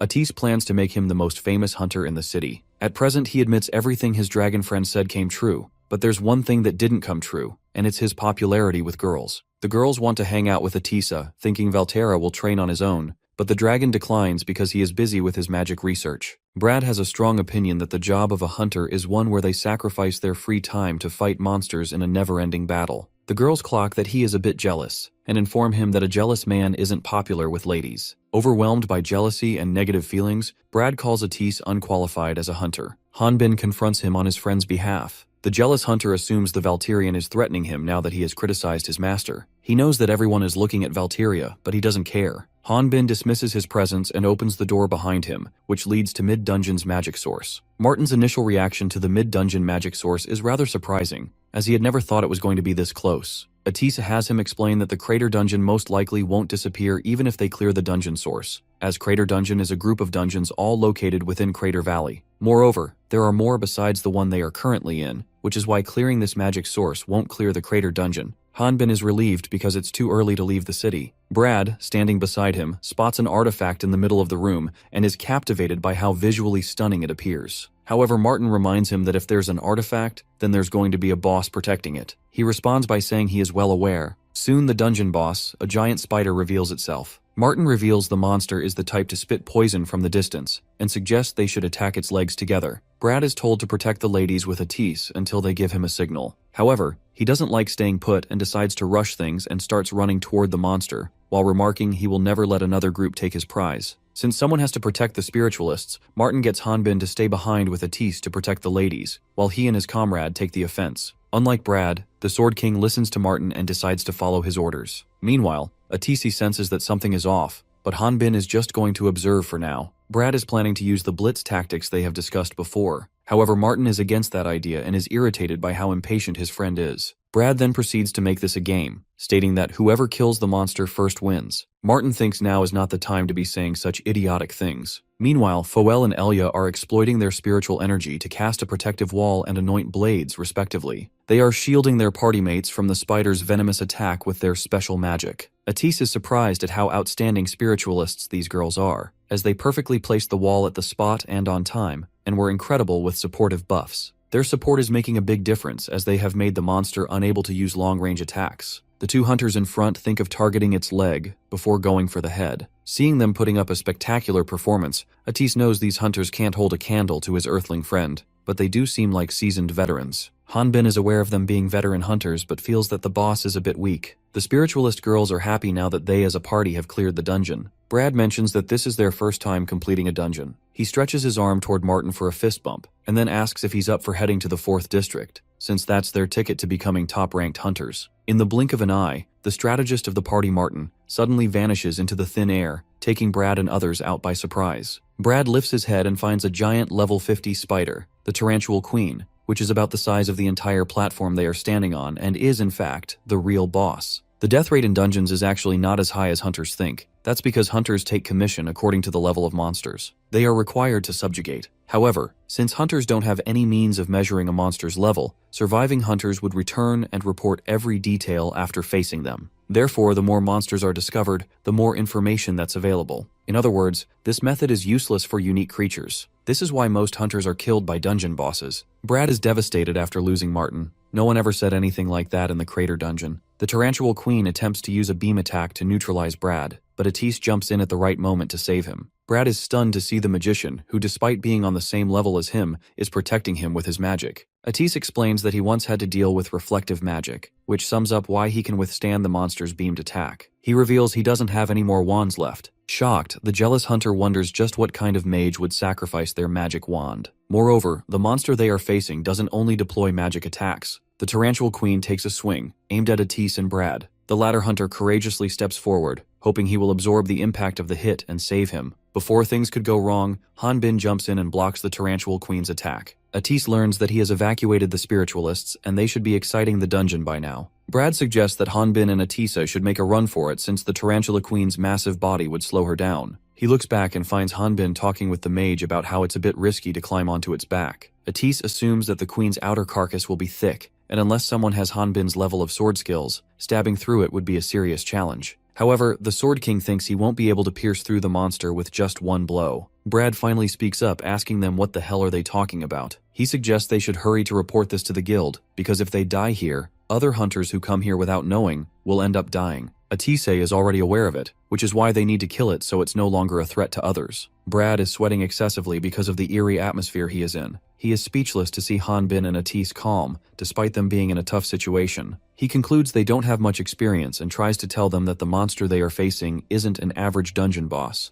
Hanbin abruptly tells them to cover their ears, before throwing his sword like a projectile. Atise quickly covers his ears with his hands. However, Brad gets sent flying by the projectile's impact. Hanbin's sword impales the Tarantual Queen, much to Brad's surprise, who thought of him and Atise as some inexperienced hunters. He initially assumes Hanbin used a spear to penetrate the monster's thick skin, but soon notices that it is a broadsword, not a spear. As the sword begins to glow, Brad deduces the monster is about to strike and attempts to warn him. However, his jaw drops when he witnesses the monster exploding. The explosion's impact causes Hanbin's longsword and Atise's wand to drop before the jealous hunter. He realizes that they stuck a wand on the sword and triggered an explosion. He is baffled by how creative their way of defeating monsters is. The Valtirian warrior gains 238,110 experience, which adds up to his total of 351,250. Looking at his guideline notification, he thinks he still has a long way to go. Killing hundreds of monsters like Tarantual Queen won't give him much experience. Hanbin declares they are clearing the dungeon. On a suspended lift headed for the exit, the Valtirian is slightly bit annoyed seeing Brad crying. He asks Atise to do something about it. The mage tells him that since the guy is in shock, this is the normal demeanor. Brad admits he's exhausted. He shares that when Martin died, he was completely frozen and unable to react. He also confesses that he envies the Valtirian because the Valtirians are strong from the day he was born. Atise tries to explain to him that even Hanbin had to live in severe conditions. However, Hanbin stops him to give him a pep talk himself. He calls him a spearman and demands he shouldn't talk about the unfairness of the world, because isn't it obvious that one must do their best to survive? And if luck is on your side, you will stay alive and get stronger, which is the same with him. He thinks that it's because of Brad's luck that he was able to meet them and stay alive, and if fortune wasn't on his side, then he would have been dead. Brad vents his frustration at Hanbin, saying he is right. If it wasn't for him, then he would have died. But what about Martin? He asks him if was he trying to say that his friend was unlucky, so he died. The suspended lift reaches the designated destination, where Martin and the spiritualists are waiting for them. Seeing their teammate being disrespectful to their saviors, his teammates start beating him. The Sword King realizes that they forgot to tell Brad that they saved Martin too. Martin explains that Hanbin grabbed him as he was thrown out and cushioned the blow as they crashed against the wall, which is why he was lucky and lived. Brad wonders if is that even possible. Martin replies that whether it is or not doesn't matter. Realizing that he stepped beyond his boundaries, the rude guy apologizes and the entire party say a heartfelt thank you. Hanbin acknowledges their appreciation and then decides to leave. Martin nags his friend for angering their savior, but Brad doesn't know how to deal with this situation now. Atise tells him that they have an offer for him. He discloses that they can't use the artifact they got from the Carter dungeon and are planning to sell it. But since his companion suggested checking with Brad first, he wants to see if they're on board. Atise further says that they will offer it for half price since he will be doing them a favor by buying it from them without having to go through any hassle. When Brad asks the mage why is the Valtirian offering this expensive weapon to him, he reveals that is also because of good fortune. Brad and the rest of the party are excited to finally have one artifact, and they are eager to check what abilities it has. Hanbin, who gave off the impression of being angry at first, has a big smile on his face. He feels that it would be saddening if the hunters died after being saved by them. Besides, Hanbin wouldn't have been able to use it because it has a level restriction. As the Sword King is recollecting what he had just experienced, a coachman and an unknown man appear to be watching him from their cart. The mysterious man hopes they will be willing to cooperate. The party of hunters asks Atise to pass on their gratitude to the Valtirian. Hanbin, who's listening in from the outside, is glad that he did good work and got his fame increased. He feels like he killed two birds with one stone. His goal is to become famous enough to catch the attention of the goddesses. Once he earns their trust by helping them out, his contribution level will rise. Eventually, he plans to team up with them and get his revenge on the demon god. Atise is approached by the strange man from the cart. The man gets the mage to hop onto the cart, while Hanbin assumes his companions has already left. The cart suddenly starts moving, and Atise, confused, asks why, since he only hopped on because the man said he wanted to talk. The mysterious man replies that he also didn't think it would be this easy to escort him, making Atise question who is he. The mage is in a tough situation. He has used up all his magic wands, even the backup ones. He got careless because this was a densely populated city. The man calls him wise for not taking out his wand and tells him that he looks like his older sister Adora Bannister, surprising Atise. The man replies that he knows about Adora, even though there isn't much information available about her. She fought the evil greater dragons with the 4 heroes 10 years ago. As a result, this created Upper Draconium, an organization that keeps an eye on the greater dragons. If she was alive today, she also would have received the blessings of the goddesses. Atis demands he stop talking about his sister to grab his attention and get to the point. The man apologizes, explaining that he was simply concerned after hearing rumors that the current head of the Bannister family had been living in seclusion for the past 10 years following his sister's death. However, seeing Atis in person has reassured him. The dragon is confused, wondering what is he talking about. The mysterious man cuts in and remarks they have arrived. He reveals he has selected a location where there hardly are any humans, and states why don't they head inside to talk about the details. Atisi pops out his head and realizes that they have arrived at his house. The mysterious man's face indicates that even though he wasn't expecting the coachman to stop at Atis's house, because he had selected a different location, he pans his face toward the coachman, intending to curse him. However, he finds Hanbin standing beside the unconscious coachman and immediately realizes that he is at a disadvantage. The Sword King remarks the driver was going in the wrong direction, so he thought he should take a nice break. Atise reveals that a stalker was completely out of his expectations. The mysterious man remarks that they have got it all wrong, but is still captured. The Valterian is trying to figure out a mysterious emblem,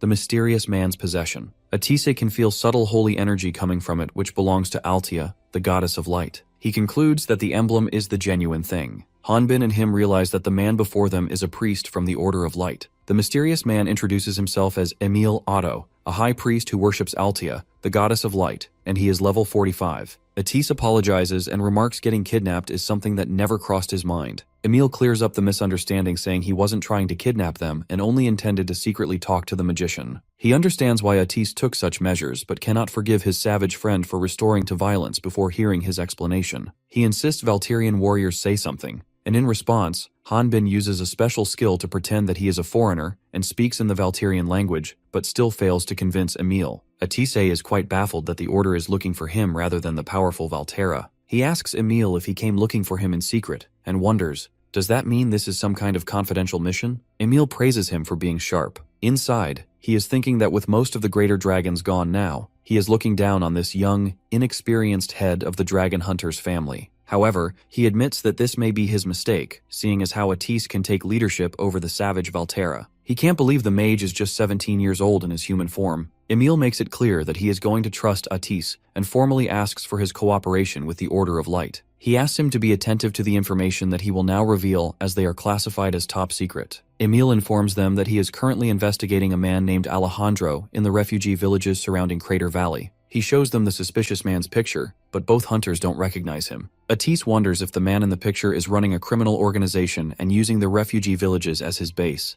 Emil claims that it would be a lot simpler if that was true. Emil starts explaining about the refugee villages first. The refugees were originally not citizens of this city, but due to the appearance of Crater Dungeon and the sudden inflow of hunters, they were forced to live outside of the city due to the sharp increase in resident taxes by the ruling lord. A flashback shows a breadwinner returning to his family after making some bread and butter. His family greets him warmly, his wife inquiring about his trip to the city and his daughter eager to know how much he sold. The man of the house informs his family that he didn't make much and blames his facial appearance. His wife reassures him that it's going to get better once he gets his footing, since he has just started. Since he was also searching for Hanbin while winning the bread, his wife inquires him if has he found the person who helped him in the city. He reveals seeing someone similar while requesting the monster subjugation quest. He was the famous Valtera. His wife wishes that Valtera warrior would come to their village once. Suddenly Joseph, their acquaintance, comes screaming monster. The man commands his wife to run toward the middle of the village and asks Joseph what's wrong. Joseph attempts to tell them about the toad-like monster, but before he can finish, the monster swallows him. Everyone in the village starts running for their lives. The monster that has attacked them is supposed to be nocturnal. Just as the man is preparing to fight the monster, his wife informs him that their daughter is nowhere to be found. He comments she must be inside somewhere and tells her to hurry up and look for her. Soon, another man wielding an archer, acquainted with Joseph and the family man, comes forward to help. He reveals that Joseph charged into the monster's net after saying he would hunt one.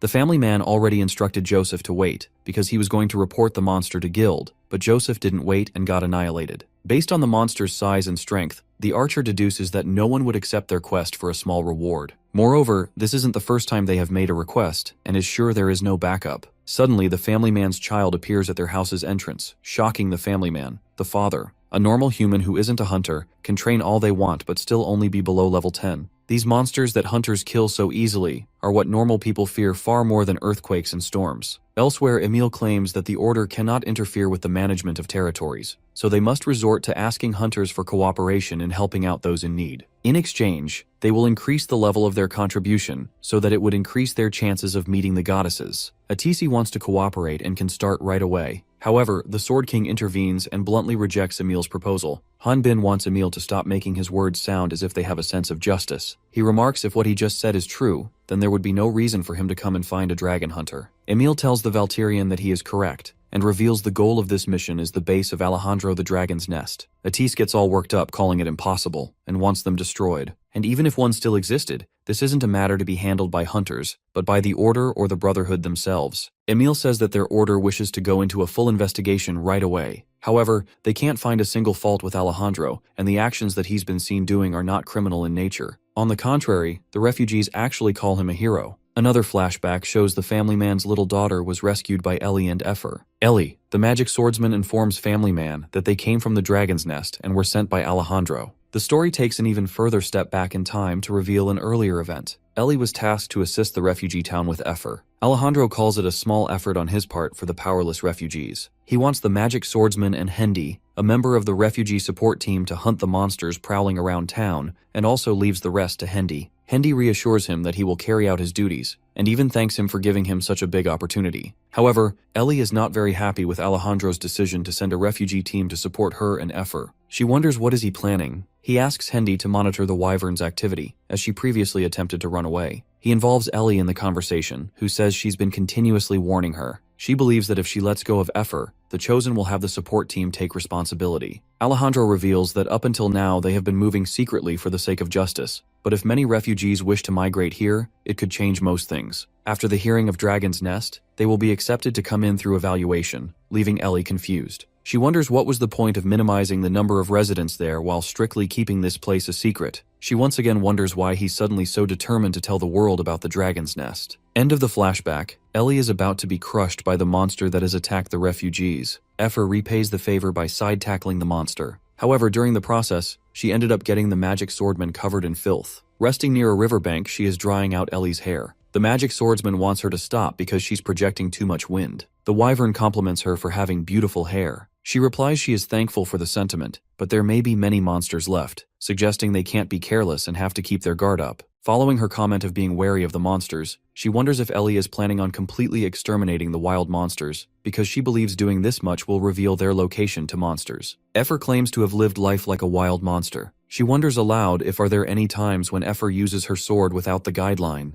Ellie reveals she often doesn't use the guideline, because she feels that it isn't good to be dependent on it. The wyvern claims to have memorized the movements of her swordsmanship when she was using the guideline because she has witnessed it many times, but she has noticed that the rhythm becomes unstable once in a while, which is why she asked. Ellie remarks, wondering if the magic swordsmanship of the guideline is accurate, but she wants to get used to the magic swordsmanship that she has seen when she was younger. She didn't know about hunters when she was a child. Her mother, who would brush her hair every morning, never exposed that side to her. It was later that she found out her mother was a magic swordsman. At that time, she thought her mother was a dancer. Whenever she saw her practice every morning, she thought magic swordsmanship was quite beautiful. She is sure that one tragic morning was also the same as always, but her mother, who went out to hunt, never returned. And the one who came looking for her a few days later was Alejandro. He brought her to the dragon's nest and forcibly implanted the guideline in her body. As a result, she lost her eyesight. Now, whenever she practices her mother's magic swordsmanship, she ends up relying on the artificial guideline, and she is scared to think that she may end up becoming nothing more than Alejandro's pawn. Effer shouts that Ellie should climb on her back and they can fly to the west where no one can follow them. The magic swordsman simply responds that she can't do it, because if she decides to run, Alejandro will probably kill someone else. When Effer asks her why they can't report to the Heresy Inquisitors, and learns that it's impossible, Ellie tried getting help from a villager a long time ago, but the next day, he was discovered as a corpse. When she refused to train or participate in a test, Alejandro would force them to obey him. Ultimately, the only way to break free from him and the other Otherworlders is to let the dragon's nest consume all life, leaving nothing behind. She reveals that's why they need Effer's dragon core. The wyvern, being aware that her dragon's core is important, says she doesn't know how to absorb life force. While patting her, Ellie says she doesn't want to force Effer, and instead calls her a genius and believes it will eventually come to her. She tries to cheer Effer up by saying that she might end up becoming a legendary wyvern when she finally has a dragon core. When Effer wonders what her older sister thinks of her future title, she says something like Genius Wyvern. Effer wants them to hurry before another dragon comes. She explains that if they spread rumors about the dragon's nest, then other dragons would arrive there. Ellie replies that Alejandro is using the dragon's nest to bait a greater dragon. Effer finds it unbelievable, as she believes someone like him wouldn't be able to beat a greater dragon. Ellie is convinced Alejandro never takes risky moves, and she is sure he has a method of extracting a dragon's core once he finds a greater dragon. Meanwhile, Emil is still explaining the request from the Order of Light. He explains to Atis that this request calls for him to infiltrate that place alone. It may be called an infiltration, but they will help him by any means possible. Moreover, the Chosen One is looking for proficient mages. The spies from their side that have already infiltrated the place will be assisting Atis. Hanbin, who was listening to everything quietly, finally speaks up and says he would also be going with Atisa because going into an enemy's hideout alone is suicide. He asks Emil to arrange it so he enters it as well, much to the dragon's surprise. Emil is sure that the Valterian will be noticed instantly, and Alejandro will be suspicious of the Valterra warrior. The Sword King responds by saying they have nothing further to talk about. They won't be accepting this request. He asks Emil to find someone else. Just as he finishes sharing his opinion, Atis enunciates that he accepts the cooperation request from the Order of Light and says they should leave it to him. Hanbin is surprised to see his friend dismissing his opinion, and before he can say something, Atis reminds him that he's just his personal guard. The person who decides to accept or decline a request is the master. Since Emil is waiting for Atis's response, he is satisfied with his response. He remarks that they would be waiting at the Eastern Gate and will give him the documents and items he needs when he arrives. After Emil leaves, Hanbin confronts his friend demanding a logical reason for accepting a request without having any background information. He believes that cooperating with others might be good, but he can't be of any help if Atis is required to go alone. He once again suggests Atis reject the Order's offer, or else he would reject it himself. The magician has already accepted it, swearing on the name of the Banister, and can't go back anymore. Besides, this is something that can only be solved by his family. Angered by his judgments, the Valterian wonders aloud if Atis is saying that unrelated people should stay away. Furthermore, he reminds the mage that he himself is also a dragon, and the Banisters are a human family, so this technically makes them unrelated. Hanbin offends him, who demands he take back his words. However, he insists that Atis cancel the request because he doesn't understand what's so important about the Banister name. Atis has a debt to pay to the Banister family, and wonders if Hanbin truly expects him to ignore the fact that a dragon's nest still exists after his foster sister sacrificed her life to destroy them all. Enraged, he feels otherworlders know what honor is. Hanbin thinks honor doesn't mean anything if you are dead. Atise wasn't expecting a very emotion-driven reaction from him. In response, he explains that he has gotten a little stronger after leveling up, and wants him to not worry. He then leaves without bidding his friend any goodbyes. Sometime later, in the cart, Emil gives Atis his new identification papers and a briefcase that carries his disguise. Emil reveals in his identification papers they also have added a document stating that the mage's level is lower than his actual level so that they wouldn't be on their guard around him. He then points at a page that will tell him the state of how his body should be. Atise tells Emil that he knows how to read and commands him to stop so he can concentrate. Emil apologizes and internally thinks that this appears like the mage just had a couple's fight, which gives him chills. After reading the identification document, Atise finds a mistake in the document. He clarifies that the mistake lies in the change of gender in the identity. Emil shockingly claims that this isn't a mistake, and unexpectedly asks Atise if he knows how to put makeup, leaving him astonished. Back in the refugees' village, the family man, Carlindor, and other male members of the community are preparing to leave for physical labor. The family man says goodbye to his daughter and wife, and like any other kid, his daughter doesn't want him to stay. He promises to buy her something nice when he returns home. After bidding farewell, he approaches the line of other men preparing to leave the village for work. He notices that the line is unusually long. When he suddenly spots Ellie, she wonders what brings her here. Ellie reveals she has come to escort the people going to Dragon's Nest, and was expecting him to join. Kalendor feels that doing physical labor is the only thing he knows, so he has decided to work as a construction worker. The magic swordsman reminds him that if he goes, then he won't be able to return unless the work is complete. When Ellie raises a question about Kalendor's family's safety, he says that monsters can't be avoided, but Alejandro is hiring some hunters through a strict selection process, so he feels reassured. While he is talking with Ellie, the hunter's selection process is taking place nearby. The magic swordsman noticed that the level of average participants varies from level 25 to 30, which isn't as high as she expected. Effer enlightens her that going to the dungeon is more beneficial for those of higher levels. Since Ellie can't see anything from the distance, she climbs onto the wyvern's back, and together they watch the fights from the camp rooftop. The announcer calls for contestant number 59, and to everyone's surprise, Atise, disguised as a girl, emerges from the crowd. The mage introduces himself as Ariana Stia, Participant number 59.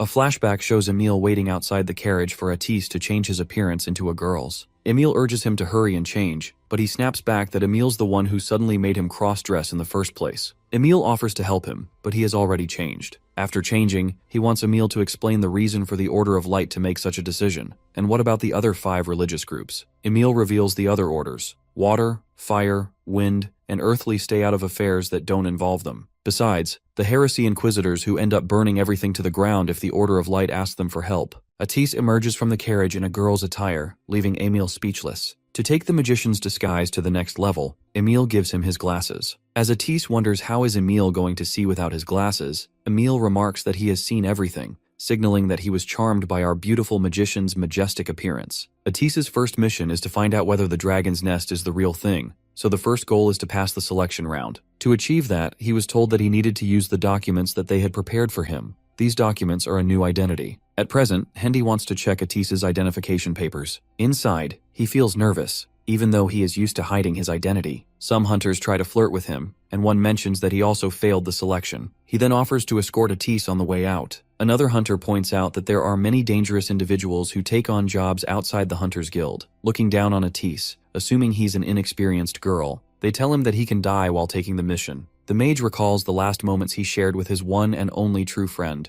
though he is determined to prove that he can fulfill his missions alone. Efer is also annoyed seeing those hunters hitting on Atis. Atis disguised as Arianastia reveals himself to Hendy as a level 30. Since Ellie possesses an artificial guideline, she can look right through his lie and senses that something is wrong. She wonders why would a level 45 mage hide their level and come here. After taking a look at Stia's profile, Hendy approves his application without any test, which leaves Ellie baffled. The hunters that were telling Atisa how they failed the selection process speak up about how it's unfair that Arianastia didn't even take the test. Hendy reveals Dragon's Nest requires a mage, and since mages are used in research, their tests are different in the first place. Ellie interrupts, telling Hendy to hold on. She explains that since this situation might make others feel Alejandro is being unfair for not informing them about this special case, she, being a level 35, will test Arianastia. Seeing Hendy hesitating, she calls this as an order. Ellie believes that something fishy is going on. Even though she doesn't know what it is, she needs to make sure Alejandro doesn't get any stronger people by his side. She rushes past Hendy, charging at the mage. However, before she can land a blow, Atis conjures an ice wall to shield himself. One of Ellie's swords gets stuck in the ice. She is awestruck seeing a mage who also excels at close quarters combat. The mage tells her that it was a lucky shot. He is being careful, as he doesn't want to expose his real identity using advanced magic. He wonders if sticking to only ice magic would be a good decision. Atis notices that the magic swordsman has abandoned one of her swords,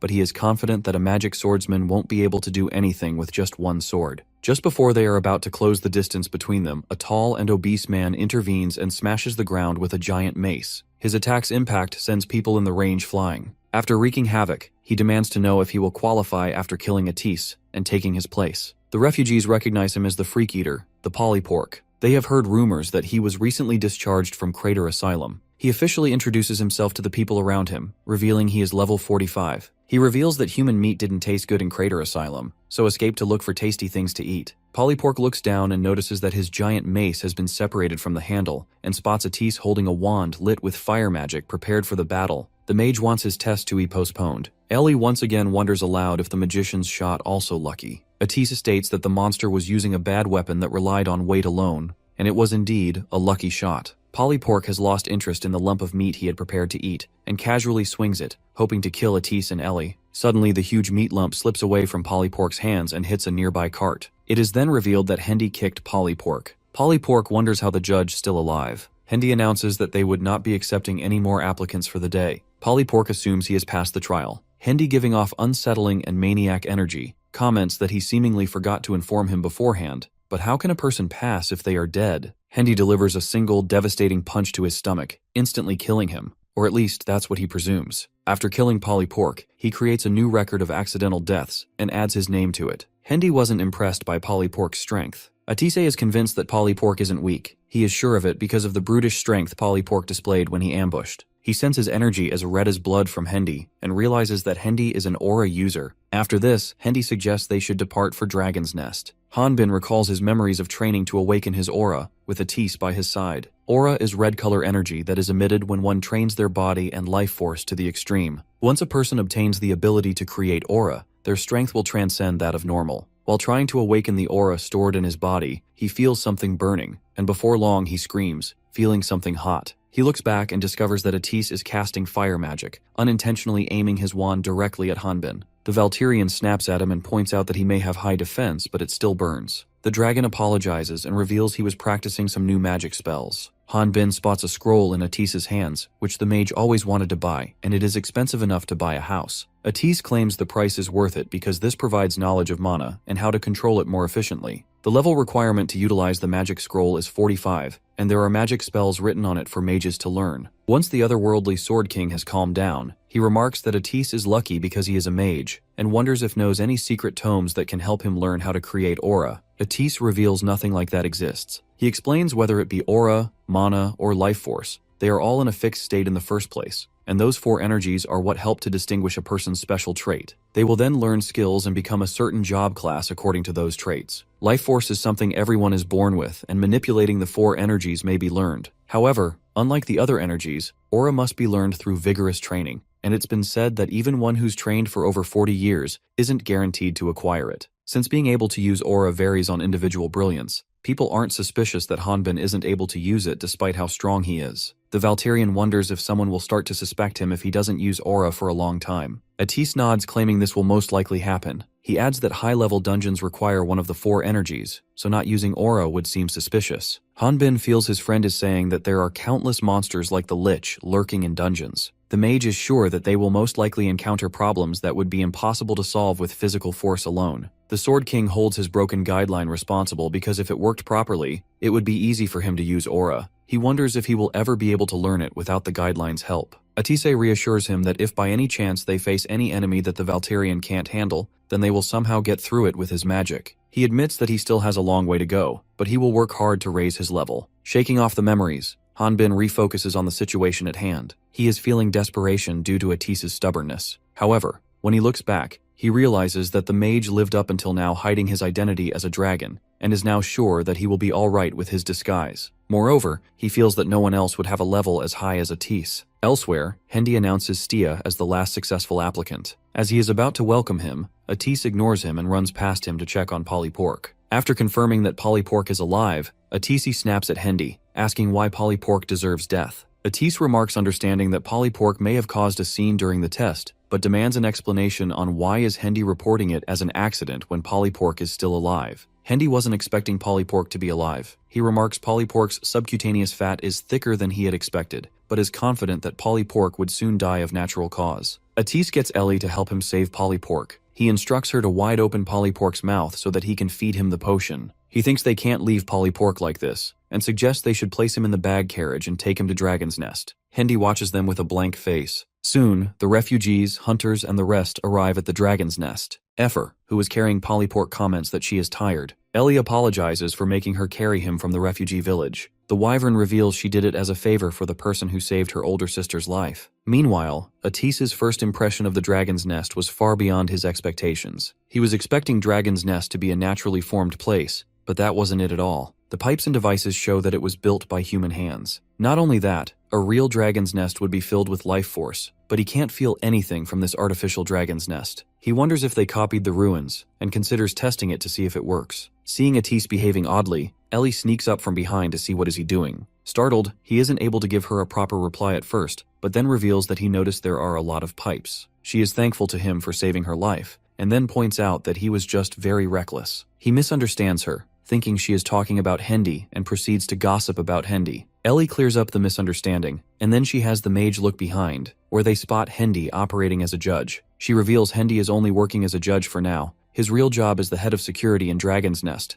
The reason she is explaining this is because she wants Atise to know what kind of person he dissed. When Atise expresses that he can't let someone die, Ellie tells him that good people don't survive here. People outside may believe that this place is a hidden castle, but this place also lacks some essential things: food, water, and space. She discloses that this place is just a secluded island, not a dragon's nest. Rules and orders are the most important things here, and the stone walls are chipped away daily. After hearing Ellie out, Atise points his wand at Polypork, while commenting, "There's no other choice." He then charges his wand with fire magic and shoots it at Polypork. Fearing that Atise might do it again, the magic swordsman promptly pushes his arm down. It is later revealed that the mage was casting the fire to keep Polypork warm. Atis learns that people are just as important to Ellie as him, making her blush. Suddenly, Hendy shows up and remarks that the two of them seem pretty close already. The magic swordsman lies, claiming she was just explaining the rules to Atis. The mage replies that it is his first time living in a cohabitation, implying that he is seeking Ellie's help in adjusting. She wonders what seems to be the problem with Hendy because she is sure he is busy with newcomers. Hendy wants Atis to leave behind all his wands and follow him because Alejandro wishes to see him. While following Hendy's lead, Atis thinks about how he is encountering one challenge after another. He was relieved when he infiltrated this place,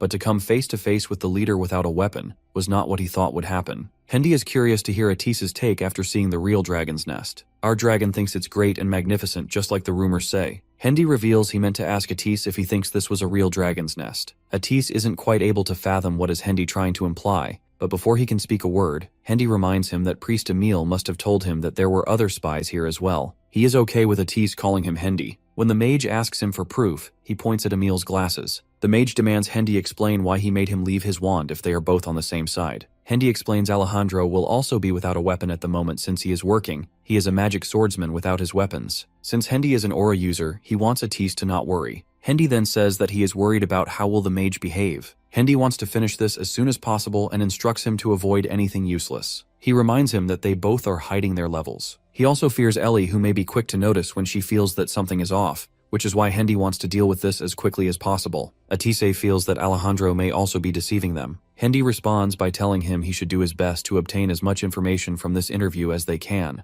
Doesn't matter if this isn't a real dragon's nest. Just as he approaches the door to Alejandro's room, a wand suddenly pierces through his eye. The Chosen One reveals himself, holding the wand, which appears to be infused with his magic. Stunned, Hendy demands an explanation for suddenly being attacked. Alejandro remarks a useful insect may be better than a harmful one, but either way, he doesn't like bugs. After this, he intensifies the magic on his wand, which ultimately kills Hendy. He says that he knew since the time a level 50 came. After fetching the Order of Light emblem from Hendy's dead body, he thanks them because he was able to advertise himself. He then turns his head and asks Atis for an introduction. Efer and Ellie are waiting outside the pipes that Atis was inspecting earlier. The wyvern mentions that her entire body is sore since it's been so long since she flew around, and she feels like she needs a break. She suggests going back to their room and even offers to fly Ellie there. Instead of responding, the magic swordsman keeps staring at her hand. Efer, confused, wonders if she has something in her hand. Ellie usually feels a kind of static in her hand that allows her to sense the person she's in contact with. But when she touched Atis, the sensation felt different. Efer thinks the reason may be because that person is high level. She explains that this sensation was familiar, yet different at the same time. She feels the same sensation when she climbs onto Efer's back. She starts to suspect that if the static resembles Efer's, then the wyvern might be a dragon. Before she can even voice the thought, Efer jumps ahead and guesses that the person might be a dragon. Ellie becomes concerned that they might already be too late. Elsewhere, Atis is already locked in battle with the Chosen One. However, he's clearly getting cornered in this mage showdown. Without magic stones, he can't use his spells efficiently. Alejandro sees logic in the Order of Light being curious about him, wondering whether Dragon's Nest is real or not. To justify any move, the Order would need a solid reason, and sending an expert to infiltrate the place seems like a calculated step. He questions the mage intentions, wondering if his theory is correct. Atis concludes things are making sense now that he has killed one of the Order's priests. Alejandro finds the absence of witnesses irrelevant and attacks him with his magic. Meanwhile, Ellie, riding on Efer's back, also arrives at the scene unnoticed by both mages. She observes that they're already in trouble now that the mage and Alejandro are fighting. The wyvern thinks the Chosen One must have figured out the mage's identity. She wonders why Ellie earlier claimed Alejandro couldn't see the dragon's core. According to the magic swordsman, there's no way the Chosen One would know for sure. But using Dragon's Nest as bait while targeting a level 45 mage like the magician narrows down his options. The only method left is to push the mage to the brink and force him to transform. Efer questions what would happen if Atis isn't a dragon. Wouldn't a normal person die? Ellie knows Alejandro wouldn't care either way. That's just who he is. She's convinced that if this continues, there's no other way. They might have to kill the mage before Alejandro can expose him. Since Atis's magic is currently weak, he focuses on neutralizing Alejandro's attacks. He seeks to understand his opponent's reasons for creating Dragon's Nest. The Chosen One mocks the idea that he would disclose anything simply because he's asked. He suggests Atis should try asking again, after defeating him. That is if he survives. More magic is launched in the mage's direction. Sensing the danger, Atis conjures an ice wall to block what seems to be a physical attack. Despite his efforts, Alejandro's magic wands start shifting in midair, showing his ability to control them remotely. Atis tries to dodge but can't escape the onslaught. With his view blocked, Alejandro casually kicks down the ice wall. The mage fires off a burst of fire magic from behind another wall, hoping to land a hit, but his opponent appears behind him and lands a brutal kick to Atis's stomach, launching him through the air. Alejandro questions the mage's humanity, suggesting that even as a fake human, he's far too fragile. Meanwhile, Effer and Ellie flee the battlefield. The magic swordsman, clearly upset, demands to know why they're flying in the opposite direction. She insists they need to head straight to Alejandro. The wyvern questions what they're even supposed to do once they get there. Ellie reasons that the Chosen One will force Atis to transform, and if that happens, she'd rather end the dragon herself. If Alejandro's plan succeeds, everyone could die. Suddenly the friendly wyvern snaps, yelling how annoying it all is, startling Ellie. Effer lashes out, criticizing her sister for always putting others first. She admits to being a coward. Even if someone like Atis dies, she'd rather look away. She doesn't even know him, and the dragon surely understood the risks. But what truly stings is seeing Ellie forced to stain her hands for others, something that leaves a lasting scar. Clenching her fists, Ellie fires back. She wants to know what Effer expects her to do. Staying locked away again, scared and useless, is not an option. This is the only thing she can do now, so she'll do it. Back at the battlefield, Alejandro now has Atis restrained with magic and chained to a wall. Alejandro has grown impatient. He demands honesty, questioning whether his opponent had any hidden reasons for coming here. Atise, barely conscious, states that this place should not exist, and Alejandro will gain nothing from it. Curious, he asks why. According to the mage, only dragons can control Dragon's Nest because a dragon's core is required to collect life force. Alejandro suspects the mage might be one and shares that suspicion. Atis gives a vague response and notes that the Dragon's Nest is still incomplete. He doesn't know what Alejandro is ultimately after, but whatever it is, it won't come easy. Frustrated, the Chosen One uses his magic to drag him to the edge of a high ledge, threatening to toss him off. He offers him two choices: snap his neck with a little extra pressure, or let go and watch him fall. He keeps pressing for the mage's trump card, calling this his final shot. And with that, the countdown begins. He ridicules Atis by asking if he is thinking of leveling up using the Dragon's Nest. He reveals there is a slight problem. The Dragon's Nest won't work, which means he won't be able to level up. He refers to the mage as Greater Dragon. The mage clarifies that he is not the one who's gathering life force right now. As he comments that the life force is gathering elsewhere, a massive surge of energy abruptly starts gathering elsewhere. Thunderstruck, he throws Atis back to the platform where he is standing and starts observing the energy burst. Atis is also surprised because he had never thought there would be another dragon beside him. Although he wasn't expecting it, he is glad that he was able to keep his identity safe. He wonders if was everything planned to bait a dragon because Alejandro is a vicious schemer to create such an elaborate plan like this. Since it's dangerous, he is planning to get out and quickly inform everyone about this. However, he can't even lift a finger. Ellie comes rushing to the Chosen One to report the strange, unprecedented phenomenon, and informs him that there was a dragon that infiltrated the place on the other side of the building. She secretly whispers in Atis's ear that she is glad that he is safe. Alejandro admits that he was wrong for thinking his opponent is a dragon. Ellie suggests they should go and check it out. The Chosen One is certain that even if he goes to investigate, the dragon would be disguised in human form, making it impossible to identify. While wearing a sadistic smile, he says the dragon won't be able to level up with a broken dragon's nest anyway. He reveals he has made it so that all the bridges connecting to the dragon's nest would explode as soon as it begins to operate, and even the dragon won't be able to escape in its human form. Ellie wonders if that's why he isolated the area. He admits he'd capture the girl if she were a dragon, but with the dragon's nest broken, it's not worth the trouble and future repair costs. Alejandro shows him mercy for now because he can obtain something good to experiment on. Atis is perplexed upon hearing the word experiment, so he repeats it hoping to get an answer from him. While wearing the same sadistic smile, he says he is sorry if he gave him some hope that he would be kept alive. He considered the living conditions poor and thought it would be a shame to waste any resources.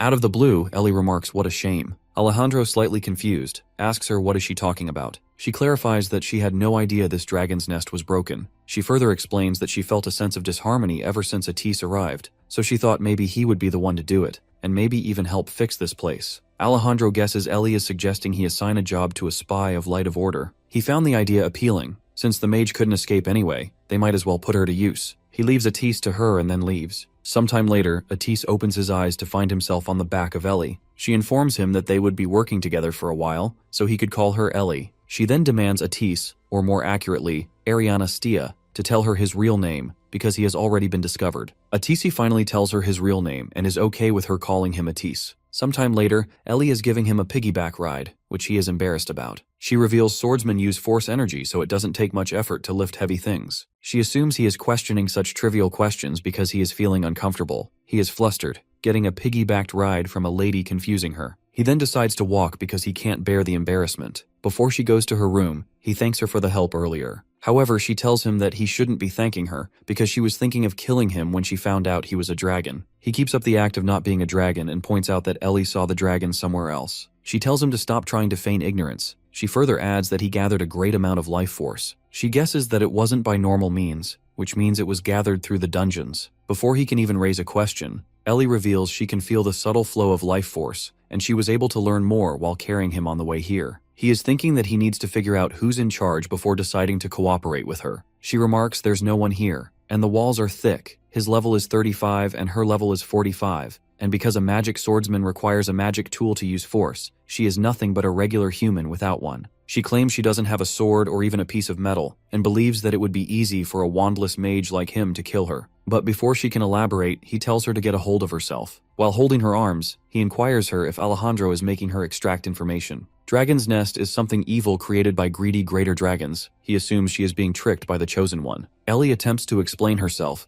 but he doesn't even pay her any attention. He states that he was hiding his true identity by being in the human form. Instead of keeping his secret and helping him out, they should face Alejandro. Suddenly, Effer charges at Atis, flinging him a few yards away, just because he was shouting at Ellie. He is surprised to see a dragon. She immediately concludes she must be the dragon that operated Dragon's Nest earlier, but soon realizes Effer is a wyvern looking at her wings. Meanwhile, Ellie scolds her for not listening to her, as she had instructed her to hide, but she didn't. The wyvern remarks she rushed out because he was yelling at her older sister. Ellie points out that her threat implied she wouldn't mind if he exposed her identity. Since he shares their goal, they decide to let him in on it. The magic swordsman explains that Effer was responsible for operating Dragon's Nest and pretending to be a dragon in place of him. And thanks to her wyvern friend, Alejandro's suspicions of him have disappeared. The wyvern is proud of herself. Inside, she praises herself for being a genius talking wyvern that possesses a dragon core. He suddenly starts calling Effer by her given name, and then explains that he has heard so much about her from one of his acquaintances. That person was truly grateful to her because she helped him hide his identity. That isn't all. He even heard that she loaned him a whopping sum of 300x. The terrifying memories start flooding back to her. She realizes he is talking about Hanbin. Meanwhile, the Valkyrian is engaged in something very intense that is making him question why things turned out this way. He is plunging something down while enunciating it to go down. It turns out he's flushing the toilet manually since it's the high-grade automatic toilet, and flushing mechanics requires level 12. In the process, some bits of the waste splash into his eye, causing him to scream in horror. It's been 3 days since Atis left for his mission,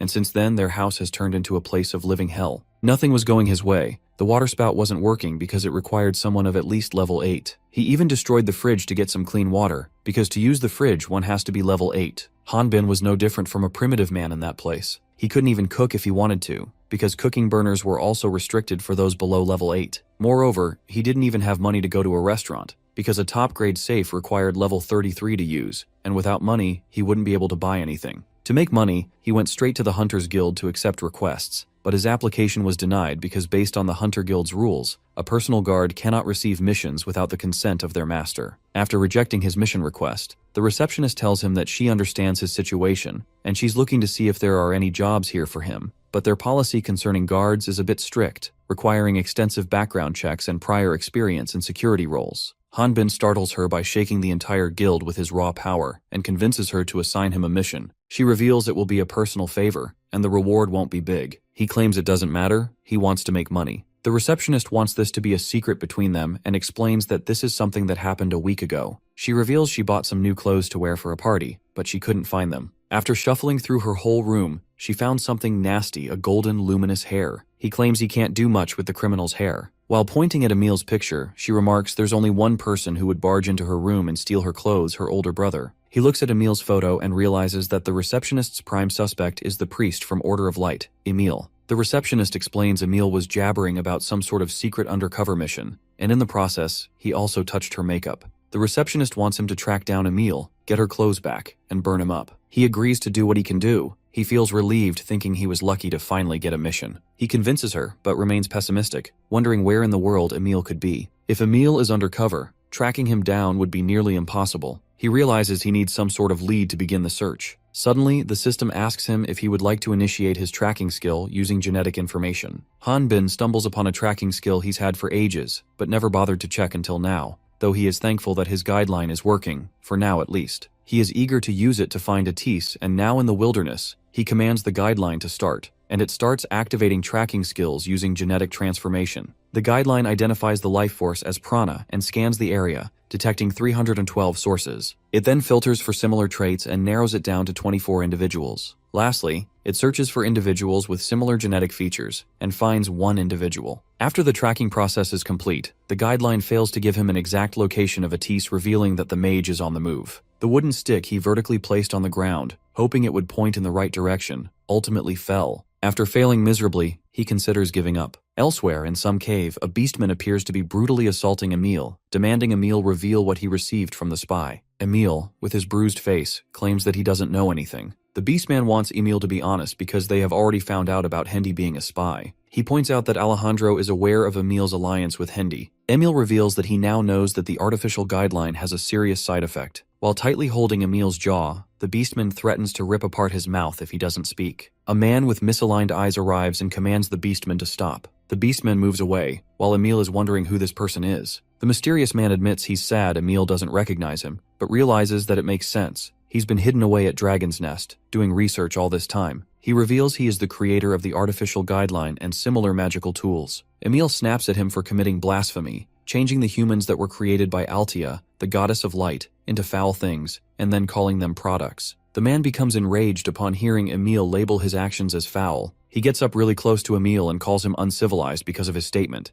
and then states that the true value of humans doesn't lie in appearance. The insane man points out Emil's level 45 status, saying it's no small feat, and questions if he did it just to be acknowledged as human. As he is expressing his opinion on how a human's worth lies in their level, and a guideline helps to realize that worth, he removes the clothing that was covering his body, and is revealed to be a humanoid creature with insect-like features. He calls this experimentation a blessing since it helps individuals to be transformed into a more efficient form. Emil dismisses his words as nonsense, arguing that if worthless beings like him were to grow stronger, does he even realize the big sacrifice it would require? According to the creepy man, his endeavors are not different from what the world is like now. Plus, a genuine artificial guideline is about to be completed. The madman realizes that he has said too much, and remarks he wanted to try to use a high-leveled live body that retained its consciousness. But since it won't be that easy, he is going to use his skill, Ant Eelworm. Ant Eelworm enters the body through the nose and eats up the brain. By doing that, the host's willpower decreases, making it easier to control them. Emil's life flashes before his eyes.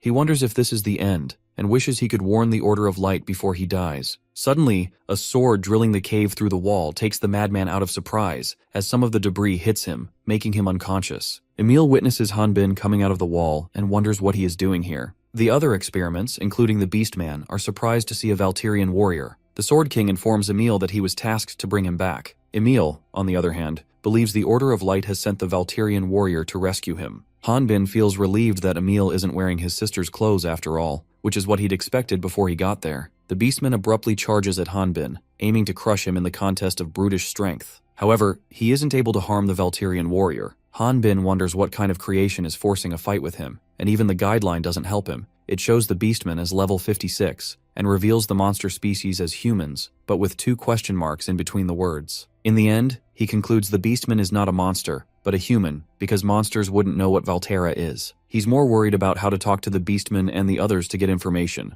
all while keeping up the act of being a Valterian warrior. The level 55 Lizardman also ambushes, striking the otherworldly Sword King by wagging his tail. The Beastmen claim that even a real Valterra warrior wouldn't be able to beat them. Hanbin is now convinced that these things attacking him are humans. He then remembers learning that Latna had many intelligent subspecies. He guesses they might be beast people, though there are no beast people in Latna. Hanbin hasn't completely gotten used to living here. He tries to not show any racial discrimination but doesn't understand why are these beast people angry at him. He is still floating in the air from the Lizardman's attack. The beast people then use an attack combination of Fierce Tiger Palm and Death Serpent Palm, and fling him miles away with sheer force. The beast people explain that they are punishing him because he is prancing around pretending to be a Valterra warrior when he is only level 5. Seeing him still breathing, the Lizardman wonders if they held back their strength. The Beastman calls Hanbin the self-proclaimed Valterra and asks him if he wants to say something. They offer to let him live if he entertains them. Hanbin suddenly starts speaking, shocking Beastman. While making a sad face, he remarks that he never thought that the cave was their home,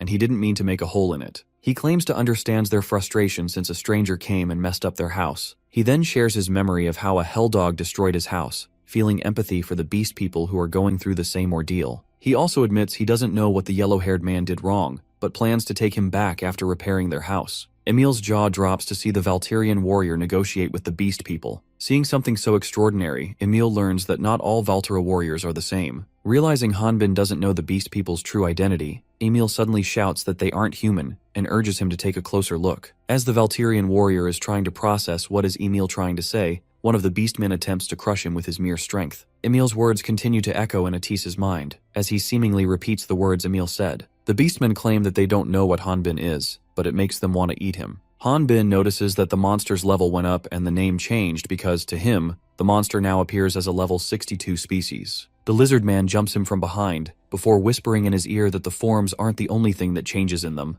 The lizard man reveals that it is feeling as if its humanity is slowly disappearing. Hanbin is still processing Emil's words about the beast people losing their humanity. The lizard man throws a punch at him, which he somehow manages to contain. He finally realizes what Emil was trying to convey. Meanwhile, Emil, spectating from some distance, blames himself because he got caught, and Hanbin had to come to rescue him. The man with insect-like features, the culprit behind the experiments, states that it's too late. He explains that once an experiment runs wild, it won't be any different from an otherworlder. A Latnian with an artificial guideline that kills another Latnian will go berserk. They are as strong as boss monsters. The beast people transform into colossal-sized threats. However, Hanbin is calm and collected despite the discovery. He slashes his longsword with such force that the ground cracks apart in two, wiping everything in sight. Later, Hanbin places flowers and a few of his belongings at Emil's grave, believing he also got wiped caught in his attack. He regrets using too much force and thinks Emil could have lived if he had been a little weaker. When he hears the crashing sound, he looks behind, only to find Emil and the creepy madman, who has barely escaped through an ant tunnel. Emil comes rushing to his savior, thanking his savior. As he prepares to head home, Emil informs him that Alejandro found out about everything, and Atis might be in danger right now, and Emil blames himself for it. Hanbin, looking determined to rescue his friend, asks Emil where is the dragon's nest. Alejandro is testing out artificial guideline, experimenting it on a test subject. The man leading this operation, likely a mage, educates him that the only thing the artificial guideline can absorb is experience points. Since life force contains experience points and life energy, the excess life energy will kill the person without a dragon's core. To Alejandro, it doesn't matter, they are only testing to see if Dragon's Nest will operate properly. The mage serving him increases the life force after hearing his boss out. The operation fails, as the test subject starts bending out of shape. Alejandro is thinking that if they want to complete a genuine artificial guideline, they will need a humanoid guideline, a dragon core, and a working dragon's nest to infuse massive amounts of life force into the dragon's core. Rebuilding the destroyed dragon's nest has been completed, but it has started to shut down after starting up recently, and he is sure there aren't any problems with the great dragon's blueprints. The test subject, from across the room, tries to attack Alejandro, but before it can land a hit, the Chosen One swiftly uses his magic wand to control the hose and capture the test subject. Alejandro is convinced there must be another key needed to operate it. He orders the mage to call the ant, as he wants to discuss something with him. The mage informs him that the ant went to procure some testing materials a few days ago, and they haven't heard anything from him since then. He guesses the testing materials must be Priest Emil, and the mage verifies it. The mage is positive that the ant left with 2 test subjects around level 60s with tracking abilities. Inside, he thinks a level 60 testing subject is similar in power to a dungeon boss, and wonders why isn't the ant back. He guesses that someone who can face the 2 of them, referring to the beast people, must be a heresy inquisitor, though he isn't sure if that's the case. He is frustrated because things are getting complicated. He commands the mage to gather the test subjects and have them guard the deepest basement. Alejandro has left the mage stunned, because in the deepest basement lies the life force fusion. He wants all test subjects to guard the force fusion.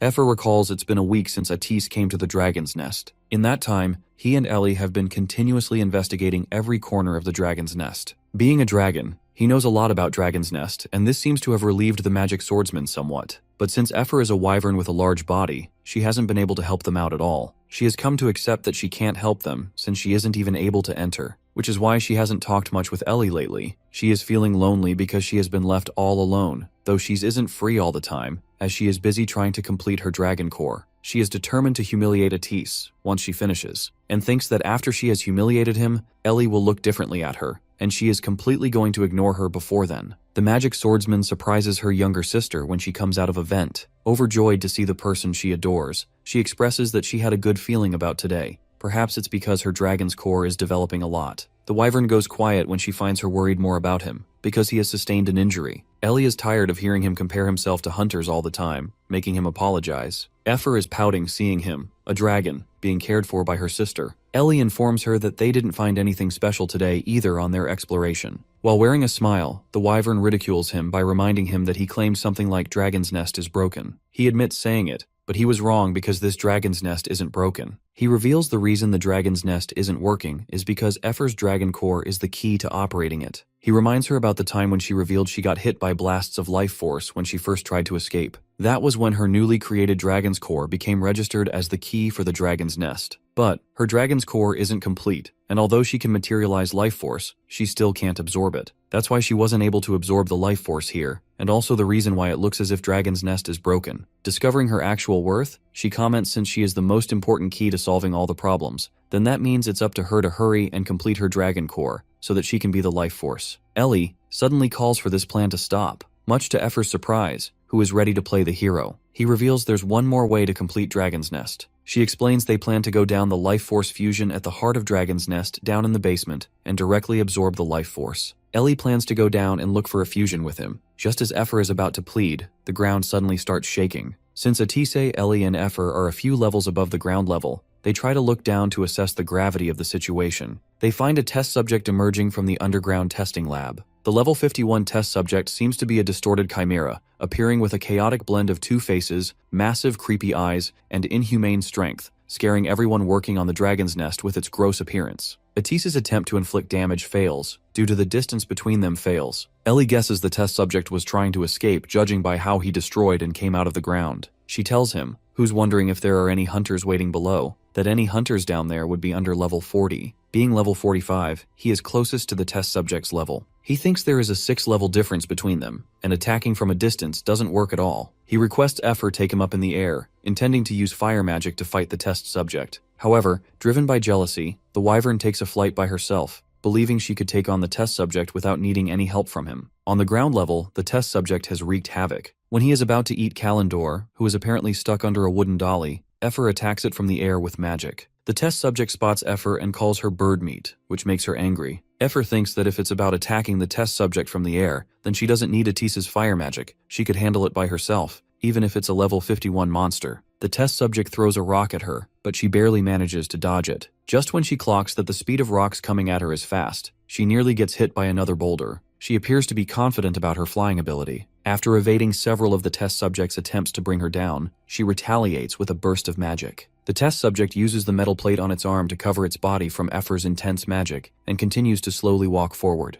Eventually, he grabs Effer by the neck, which even the wyvern herself is surprised about. Alejandro is planning on going outside to investigate the disappearance of the ant and the other test subjects. It appears that he had asked one of his ladies-in-waiting to bring him the dagger artifact, and she has brought it before him. The lady-in-waiting is surprised by the fact that he is thinking of taking the artifact, something he has never done before. He comments that one never knows what might happen. The lady-in-waiting is even more stunned hearing Alejandro say something like that. The Chosen One speaks up about how they have become entangled with either the Heresy Inquisitors or some other annoying group. He plans on taking care of them, so they won't bother him from completing their work. She demands to know what should they do when the dragon appears while he is gone. He doesn't want her to worry, because he has already taken care of that. Breathing heavily, the mage from earlier storms into Alejandro's room to inform him that a test subject has appeared outside. Alejandro casually flings the dagger in the mage's stomach without even looking at him. Once the mage is down, he commands the lady-in-waiting to go down to the basement and check the test subjects. The lady-in-waiting suggests it would be better if he went down to see for himself. He wishes that he had one more body since the situation here requires his attention as well. Meanwhile, Effer breaks free from the test subject's grasp and captures him with her claws. Ellie shouts at her to calm her down. Seeing her flying straight towards the horizon, Atise realizes that she is thinking of using Dragon's Nest. Effer soars higher, striving to alter her fate and hopefully defeat the test subject. When she reaches the Dragon's Nest's upper layer, the test subject explodes inside out, and the atmosphere turns into dust. Worried about Effer, Ellie calls her several times. The wyvern spreads her wings, revealing herself as she sweeps away the dust and smoke with a burst of wind. Overjoyed, she goes to her sister to inform her about her victory. However, out of nowhere, Ellie slaps her in the face and then instructs her to leave. The wyvern is shocked. Getting slapped by her big sister was something she had never expected. She witnesses even more surprises when they are ambushed by the Chosen One. He reveals that though they were planning on running away since she begged him to not kill the wyvern. He admits that he had never expected a wyvern that has a dragon core. He wants to know if they were thinking of absorbing the life force within the dragon's nest using Effer's core. Following this question, he reminds Ellie that he mentioned there will be no second chances. Soon after, Atisa also joins the battle. He covers Effer with his fire magic while she attempts to evade the danger. Alejandro effortlessly blocks his attack with his dagger artifacts. He wonders if his opponent has already won Ellie over to his side as well. The magic swordsman attempts to jump him from behind. However, he is still able to see through her attack and blocks it without even moving or turning his body, though he compliments her for her speed. Ellie also shouts at Effer as she wants to see her leave. It would be over if she gets caught. Seeing that there's no other option, initially reluctant Effer finally decides to go with what her friends are saying. Once she is practically out of sight, Atis and Ellie charge at Alejandro, intending to finish him once and for all. However, the Chosen One vanishes into the thin air and teleports before the Wyvern.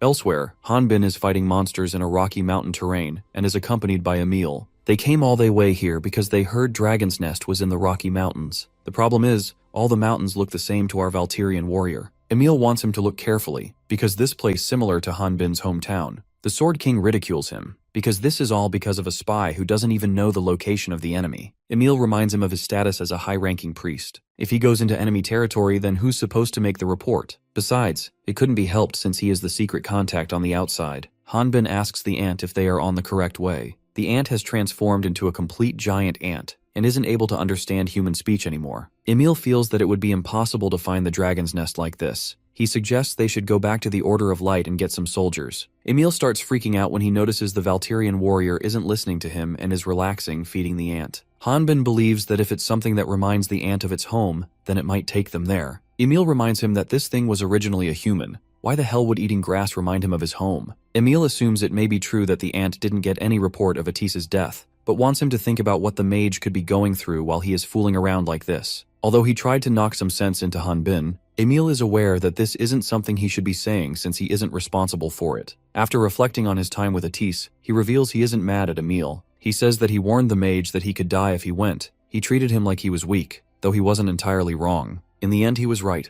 Looking back, he realizes he was making excuses since he would be the one who would be having a hard time if Atis wasn't here. When Emil giggles, Hanbin asks him what's so funny. Emil explains that he thought Valteras were barbarians who loved blood and guts. He never expected that the Valtera warriors could worry about their companions. This makes the Valtirian quite different from what the rumors say. Heavily panicking, he remarks on what Emil means by worry because to him blood and guts are best. Out of the blue, they hear a loud lightning sound from a distance. Startled by the noise, Emil deduces that it must be a swordsman. He explains that if a magic swordsman's skill is visible from such a distance, it must be Alejandro. Emil thinks they can finally go back to the Order and bring back troops. When he looks behind, he finds Hanbin in a crouching position. He is attempting to gain the momentum to jump to the battlefield as quickly as possible. When Alejandro abruptly disappears, Atis understands there's no turning back once the Chosen One finds out Effer has a dragon core. Right now, only a dragon could stand a chance against him. Eventually, the evil man takes the dragon's core from her. Seeing her straining in pain, he tells her to just act like she never had a core in the first place. Atisi tries to transform into a dragon, but no matter how hard he tries, he fails. Ellie believes the evil man must have prepared countermeasures for a dragon. She speculates he likely did all this after learning who Atis truly is. She explains that Alejandro's necklace is a rare artifact that lets dragons take on a human form. The item is a polymorph necklace,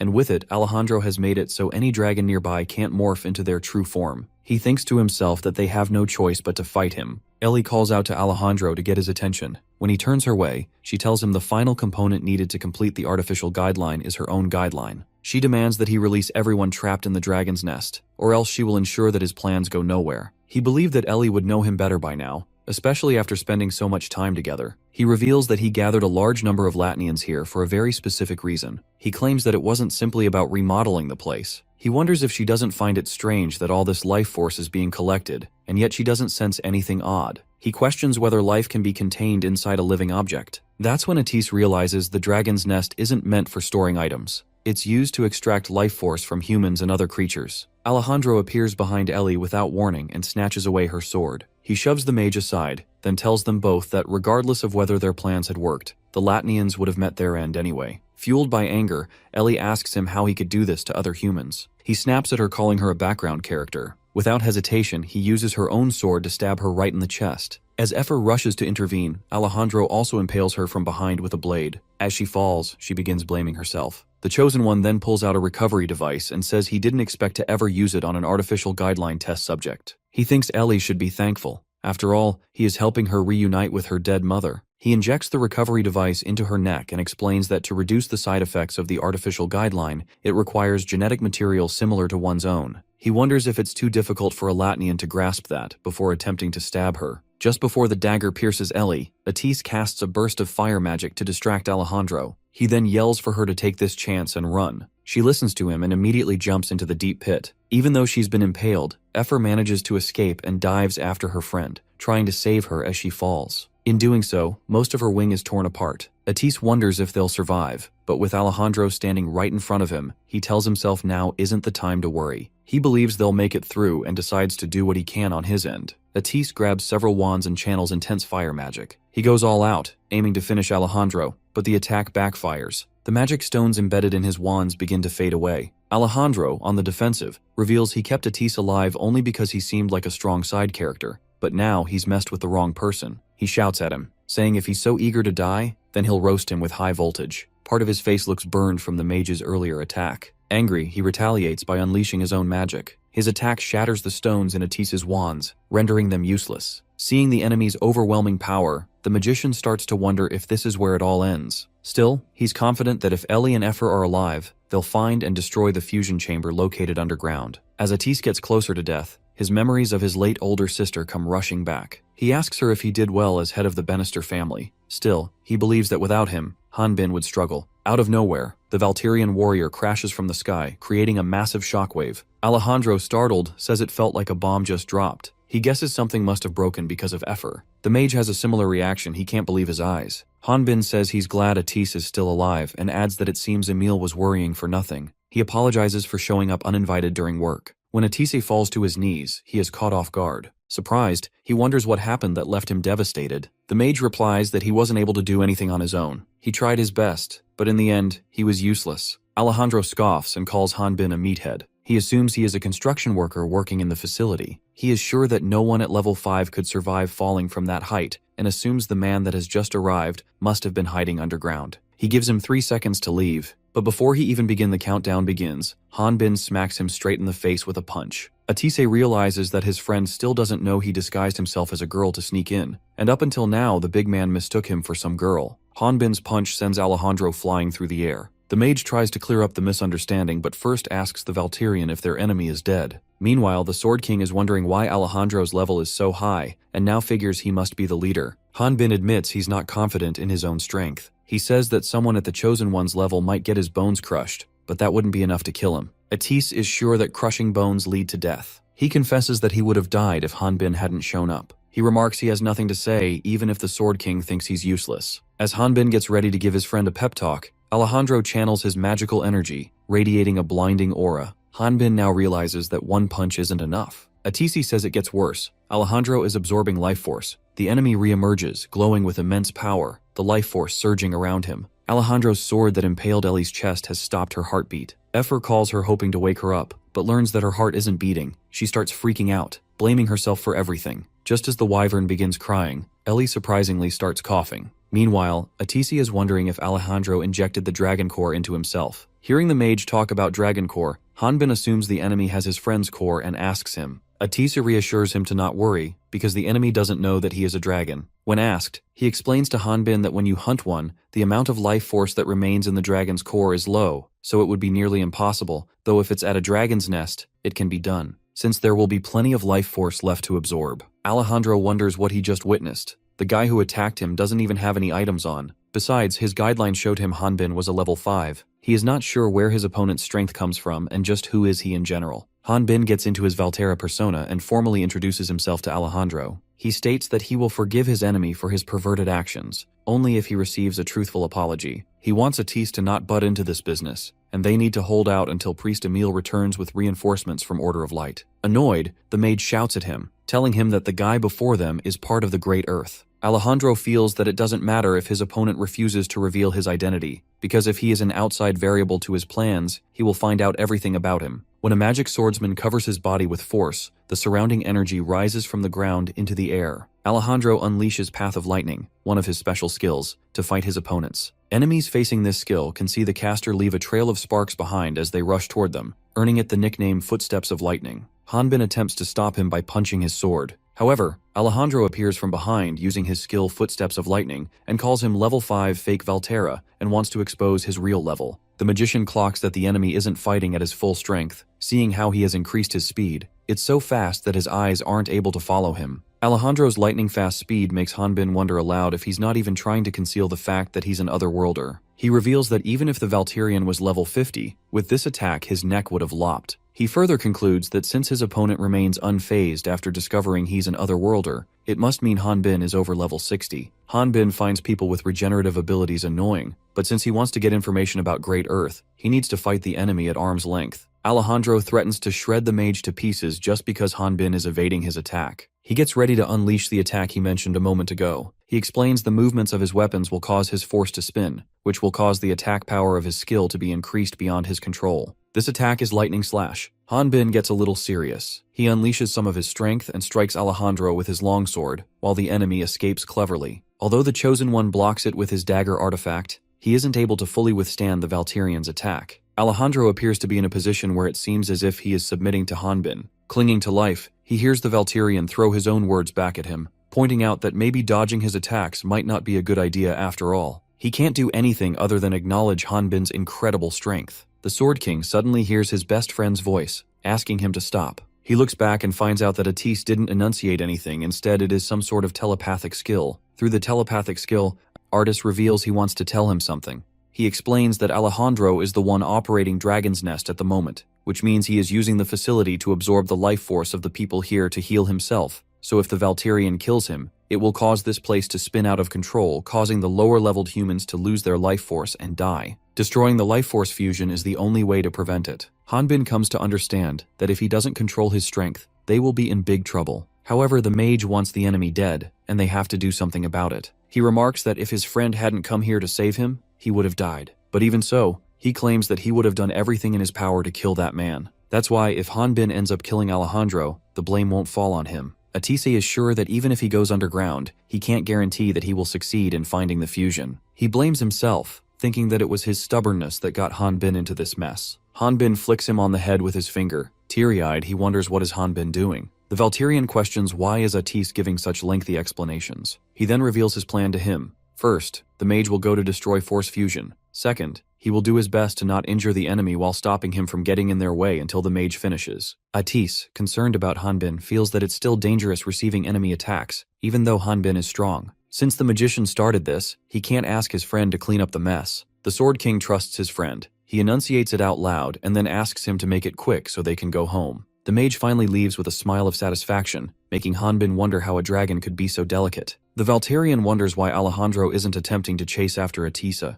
The Chosen One claims that it's not as if he hasn't planned for a situation where a weak mob would try to go after it. His plan may have been interrupted somewhat, but something like this is fine since Hanbin won't be able to kill him, and he is confident. The Valterian plans to beat the enemy without killing him. Ellie is mounted on Effer and is guiding her to where the Force Fusion is. As they approach the Force Fusion, the magic swordsman informs her that they're getting closer. The Wyvern is convinced that her sister is pushing herself too much without a guideline. The older sister responds that just because it disappeared doesn't mean her ability has. She reveals that Alejandro may have placed his subordinates around here, but they wouldn't know about her betraying him. Ellie is aware that even if they successfully disrupt his plans, it doesn't guarantee that they will get out of there safely. She apologizes to her for dragging her into this mess. The Wyvern tells Ellie not to feel sorry. She wants to see the sad look on Alejandro's face when they tear this place apart just as much. Besides, she never thought of ending it here like this and is going to do whatever it takes to survive, so she can explore the world. When Ellie points out that Effer has become a wanted person after getting caught and used by the Chosen One,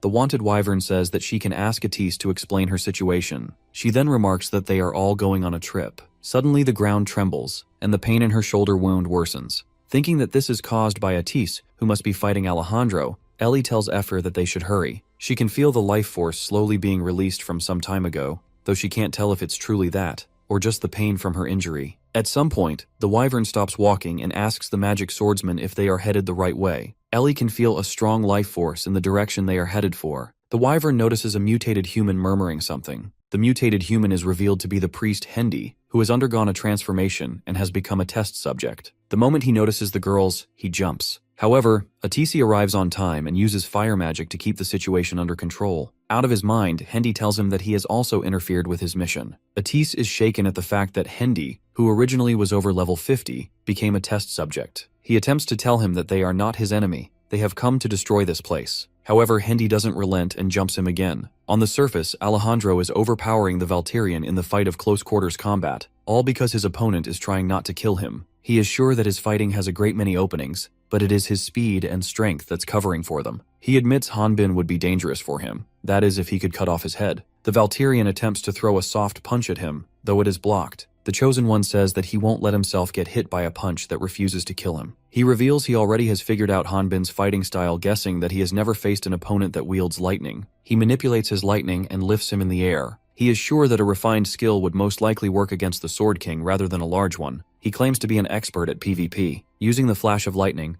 Alejandro yeets him into the air, because it will be easy to deal with him after he crashes into the ground. He unleashes Solar Lightning Flash and casts it on Hanbin, which the Valtirian counters, deflecting the blazing strike with a slash of his sword. Alejandro follows him into the air, intending to strike when he is defenseless. He attacks him with Lightning Spear and remarks "Game over." Before the unleashed attack intensifies to its full force, he feels that Hanbin should worry about his friend, since the level 68 monster underground would have taken care of him. After a dramatic buildup, Hanbin breaks his lightning spear with his hand, leaving him stunned to the point where he guesses the Valtirian must be heavily injured and is trying to remain calm. The Sword King speaks up about wondering what was Alejandro's level since he was bragging so much, but a level 68 monster isn't a challenge for level 67 Dragon Atisa. Hearing the word dragon from the otherworldly hunter's mouth, he starts laughing hysterically. He expresses that he feels bad because his opponent's trump card is a dragon companion, who can't transform into his dragon form. Alejandro reveals that the mage won't be able to transform into a dragon, as long as he has the unique item that restricts dragons from transforming into their original forms. When he looks into his upper pocket for the unique items, he doesn't find them. He realizes that Ellie must have taken it before he threw her into the pit. Elsewhere, Ellie is revealed holding the unique item, and Atis has transformed into his true appearance. Engaged in combat, Atis tells Hendy to get himself together. Despite being at a 1-level disadvantage, he appears to dominate this fight, attacking him relentlessly with his claws and fangs.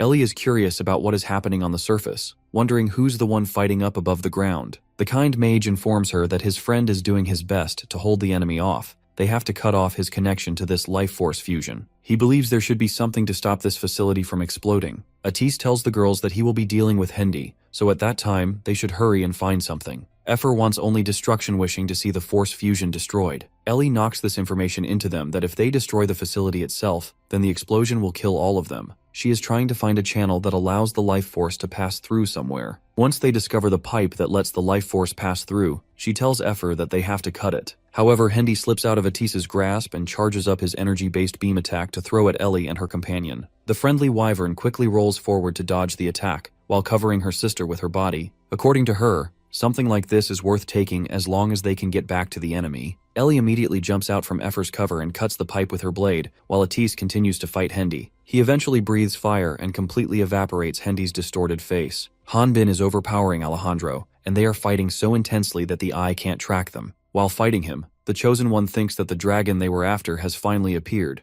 and he is wondering if this level 67 dragon can grind up a lich into dust. Moreover, he is also curious about how Hanbin knows the dragon's level. Since these questions are constantly lingering in his head, he guesses that Hanbin might be Earthling just like him. He tells him that one can't get experience from killing an Earthling, and everyone knows it. Following this reveal, he wonders if Hanbin killed the lich. Hanbin admits to killing his enemy and isn't scared of anyone. Alejandro shows a smile of annoyance and replies that he is actually thankful because he never liked the lich in the first place. But they wish to deal with the person who got rid of the skeleton. Hanbin wonders who are they that he is talking about, and guesses it may be the demon god Ormflaus. Alejandro clarifies that he isn't talking about demon god, but someone who has a lot more influence than the unseen demon god. He claims there isn't a place they haven't touched in Latna, and by making them his enemies, Hanbin would be making the entire continent of Latna his enemies. The Chosen One reveals there's a way out. He explains that everyone besides him thinks a dragon was responsible for the death of the lich. Since he already possesses a dragon core, he will be going to report that he has killed the dragon. He wants him and his pet dragon to leave quietly and thinks that there is no reason for them to continue this fight. Since the enemy can't heal anymore, he is brutally kicked into the leg and gets it broken. Hanbin calls this deal great but is sure Atis wouldn't take it. He further adds that his friend may be a mob, but he hates bad guys. Alejandro attempts to attack him and calls him a moron for relying on the fact that he is an otherworlder, because compared to those people, he and Hanbin are nothing. The Valkyrian notices him with an artificial guideline injection. The Chosen One reveals that he was originally supposed to present this power to them, but if it helps to get rid of him, he is sure they will forgive him. When he injects the artificial guideline into his own neck, several quills appear around his entire body, which the Valkyrian cuts with his longsword. His body then begins undergoing the transformation process. The smoke around his body begins to form. Looking at his transformation, Hanbin wonders if it is a side effect of artificial guideline, but then feels that something is odd. He feels that this sinister feeling is similar to when he disappeared from Earth. Before long, the transformation is complete, yet it seems there's still more to come. Alejandro transforms into an unknown level 72 creature. His transformation is named Ormflaus Blessing, and is revealed to be at only 9% completed. He wonders if an incomplete Ormflaus Blessing means he is lacking life force. While remarking that he would need to head over to the fusion force to acquire the remaining life force, he leaves a scratch on his cheek in a blink of an eye, leaving him stunned. Back at the fusion force chamber, Atis has defeated Hendy, and the girls also have successfully prevented the catastrophe by stopping the life force. Just as they thought it was over, the lady-in-waiting serving Alejandro arrives. Assuming that the lady-in-waiting doesn't know anything about their betrayal,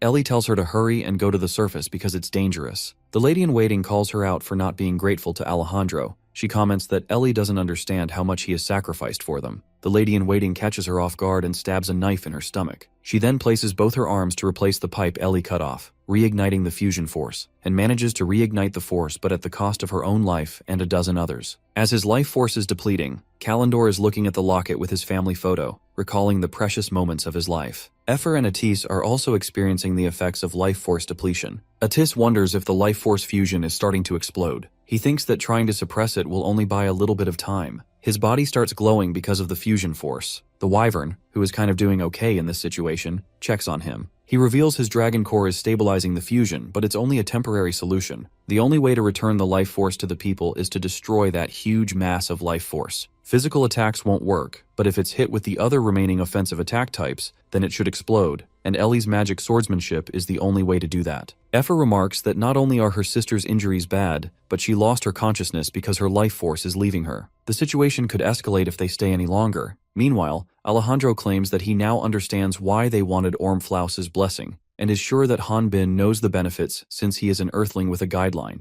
He can see enemies' levels, detect what type of species they are, and even gain experience from hunting them down. Besides, those who possess a guideline, these things can measure life force. However, he realized there was an incompatibility with Ormflaus's blessing and the guideline. Not only that, but an endless supply of life force will also constantly help him regenerate his body. And just like a lich, he can't be destroyed with the 4 powers. In simple words, he reveals he is immortal. Inside, Alejandro thinks that he can't tell what's going on around him by reading the life force. He was worried that the remaining life force would be destroyed, but is glad now that Ellie is on the death's door and Efer has no way out. He tells Hanbin that the only thing left for him to do is absorb the remaining life force. He states that the Valkyrian buying time now will only kill Atis, resulting in his win. The mage collapses, believing he can't go any further, but he still hopes the mage can at least get away from this place. She looks at Ellie and thinks that everyone will die if she doesn't do anything. She attempts to stop the fusion force from sucking their life force by directly attacking it. Ellie, with barely some life left, wakes up and tells Atis she has one final request. Efer is frustrated that she can't do anything. She pushes herself beyond her limits and starts coughing up blood. When she comments that she doesn't want to be alone any longer, her tears start dropping. Seeing her crying, Ellie hugs her and tells her that she also doesn't want to be alone. Since the magic swordsman hasn't completely recovered and is still weakened,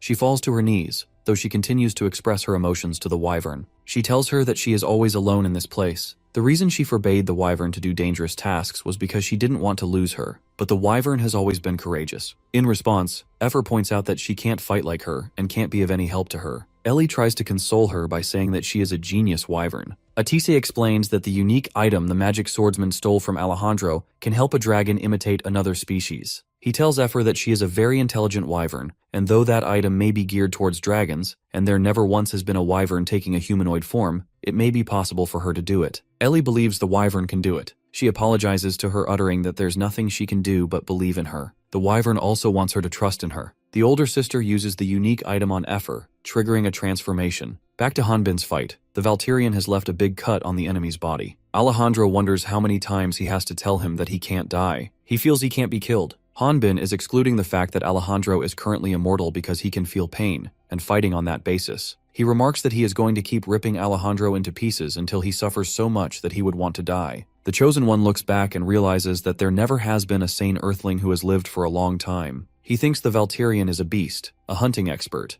but that only means Hanbin is used to attack the pattern of monsters. He decides to wrap his entire body with armor that has the strength of a dinosaur. However, when Hanbin swings his longsword with full force, Alejandro's body explodes. Although the Chosen One lost consciousness the moment his body exploded, the life force gained through Ormflaus's blessing caused his body to regenerate again. Every part was restored in less than half a second, causing Alejandro's consciousness to return once more. However, the pain that coursed through his body as it exploded was still signaled to his brain. If it were any other person, they would have gone into complete shock from the pain, but that was impossible for Alejandro due to Ormflaus's blessing. He wonders whether his fading consciousness is due to his incomplete Ormflaus blessing. Hanbin continues to attack him relentlessly, not even letting his super regenerative body regenerate. Alejandro thinks that if this continues, he will end up having to absorb and use all the remaining life force. Just as he wonders if the dragon near the fusion is still alive, he senses the wyvern transforming into a human from a distance. Efer ultimately transforms into a normal girl and asks Ellie if she looks weird.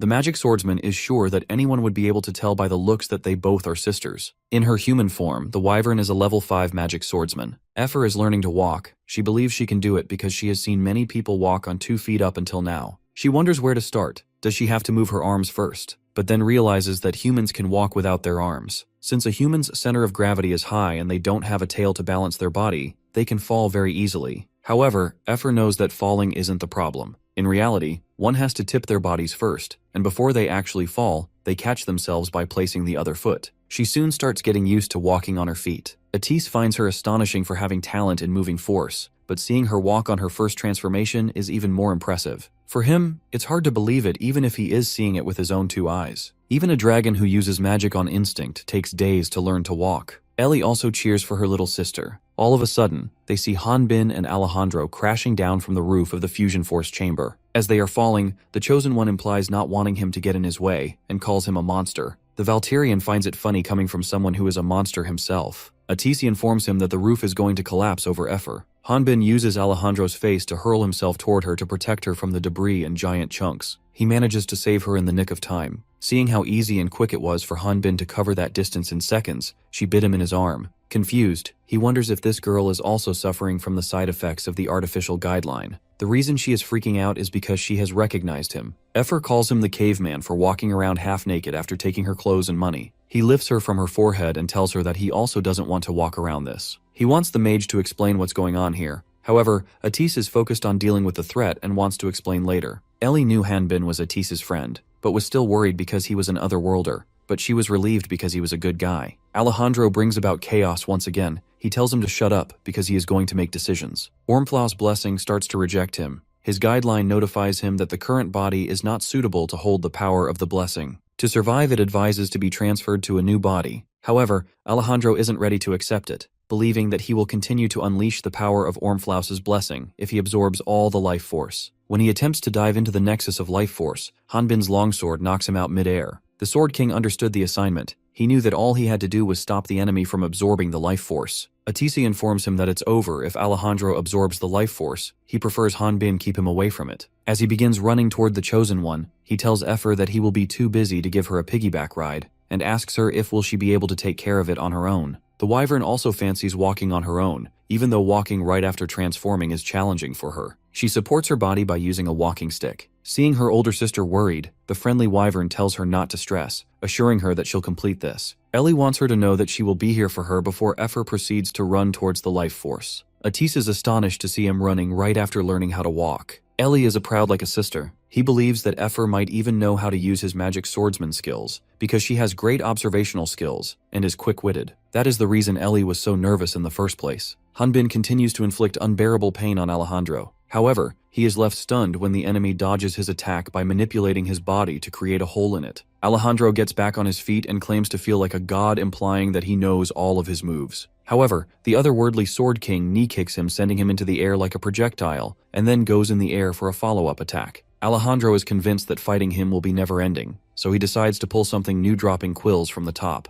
Since Efer is chasing after him on foot, she is most likely the only person who is going to get hit by it. With the quills only meters from striking her, she recalls her past and wonders if she can withstand Alejandro's attacks. Before running wild, she catches a glimpse of her reflection. This reflection motivates her to fight. She believes she can do it. She starts imitating Ellie's dancing form, including the timing of her steps. She feels so motivated and believes she can do it, and everything just flows naturally within her. Seeing Effer dodging the quills he threw at her, Alejandro calls it impossible. Hanbin finds his remarks insulting because he knows how scary mobs can be, since there were countless times he almost died from Helldogs as a level 5. Both Hanbin and Effer charge towards him and the Fusion Force, respectively, and when the Wise lashes the Fusion Force in 2 halves, he unleashes a finisher move killing Ormflaus's blessing Alejandro. Following the defeat of Alejandro and the failure of his plans, Ellie is revealed to have lost excessive blood, and the unique item she was holding onto tightly drops from her hands. When Priest Emil arrived with the troops of the Order of Light, they discovered that the enemy had already been defeated. The victory that day can be seen as a miracle. The human experiments planned out by Great Earth weren't a success, and people lower than level 10 were able to wake up after having their life force sucked out. Their life force had miraculously returned to their bodies, and once they rested, they had no other problems returning to their everyday lives. There were 36 casualties, which were mostly from those who were injected with the artificial guideline. This event distributed the plans of Great Earth, and the ones who dealt with Alejandro were considered heroes. However, their victory wasn't celebrated with a single shout for joy. It had fallen silent because they lost one of the heroes. Afterward, Hanbin, Atisa, and Effer were brought in under the protection of the Order of Light. Now after 3 days, at the Order of Light Crater Temple, Emil reveals the cause of this incident will be announced to be an unknown magical disturbance. He apologizes to Atis and Hanbin for the fact that the Order of Light won't be able to give them any official contributions following this incident. However, the secret contributions distributed to them won't be low. The mage claims to understand that this incident involves Great Earth and other worlds.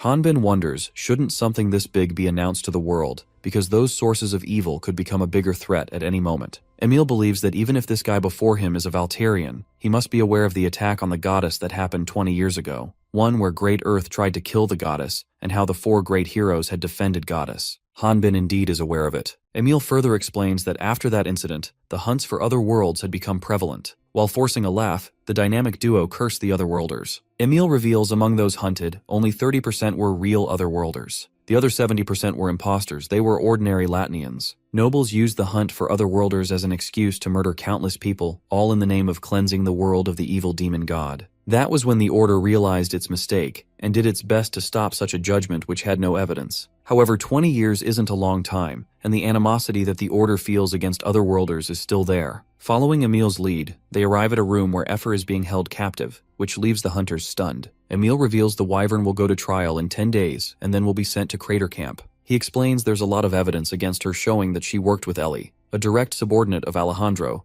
but if she is twin sister Ellie, the Order might also suspect her of having Demon God's blessing. Hanbin looks around the room and finds Heresy Inquisitors wearing a mask that hides their level. He was wondering why they were guarding Crater Temple, but he realized that it was an order from higher-ups. The Heresy Inquisitors aren't protecting her but treating her like a complete criminal. When Emil tries to explain that the trial is only a formality, Atis cuts in and tells him that if it weren't for those girls, then all those people who were there would have died. And not to mention, Effer is important to them. It hasn't even been long since she lost her family. Abruptly, she asks him what is he talking about, and goes on to say that she doesn't have a family. She speaks up about how Ellie was someone who looked like her, but they weren't even close. Bewildered, he questions what is she talking about. Emil responds to her instead, revealing he has already talked with that child, even though it's a shame to do this, but this is the only way. He explains if Effer doesn't have anything to do with Ellie, then the judges will determine that Ellie was the only subordinate of Alejandro. He is well aware that letting a subordinate of an otherworlder live is something they cannot allow. Concerned, Atis gets a little closer to the cage and asks her if she's okay with this.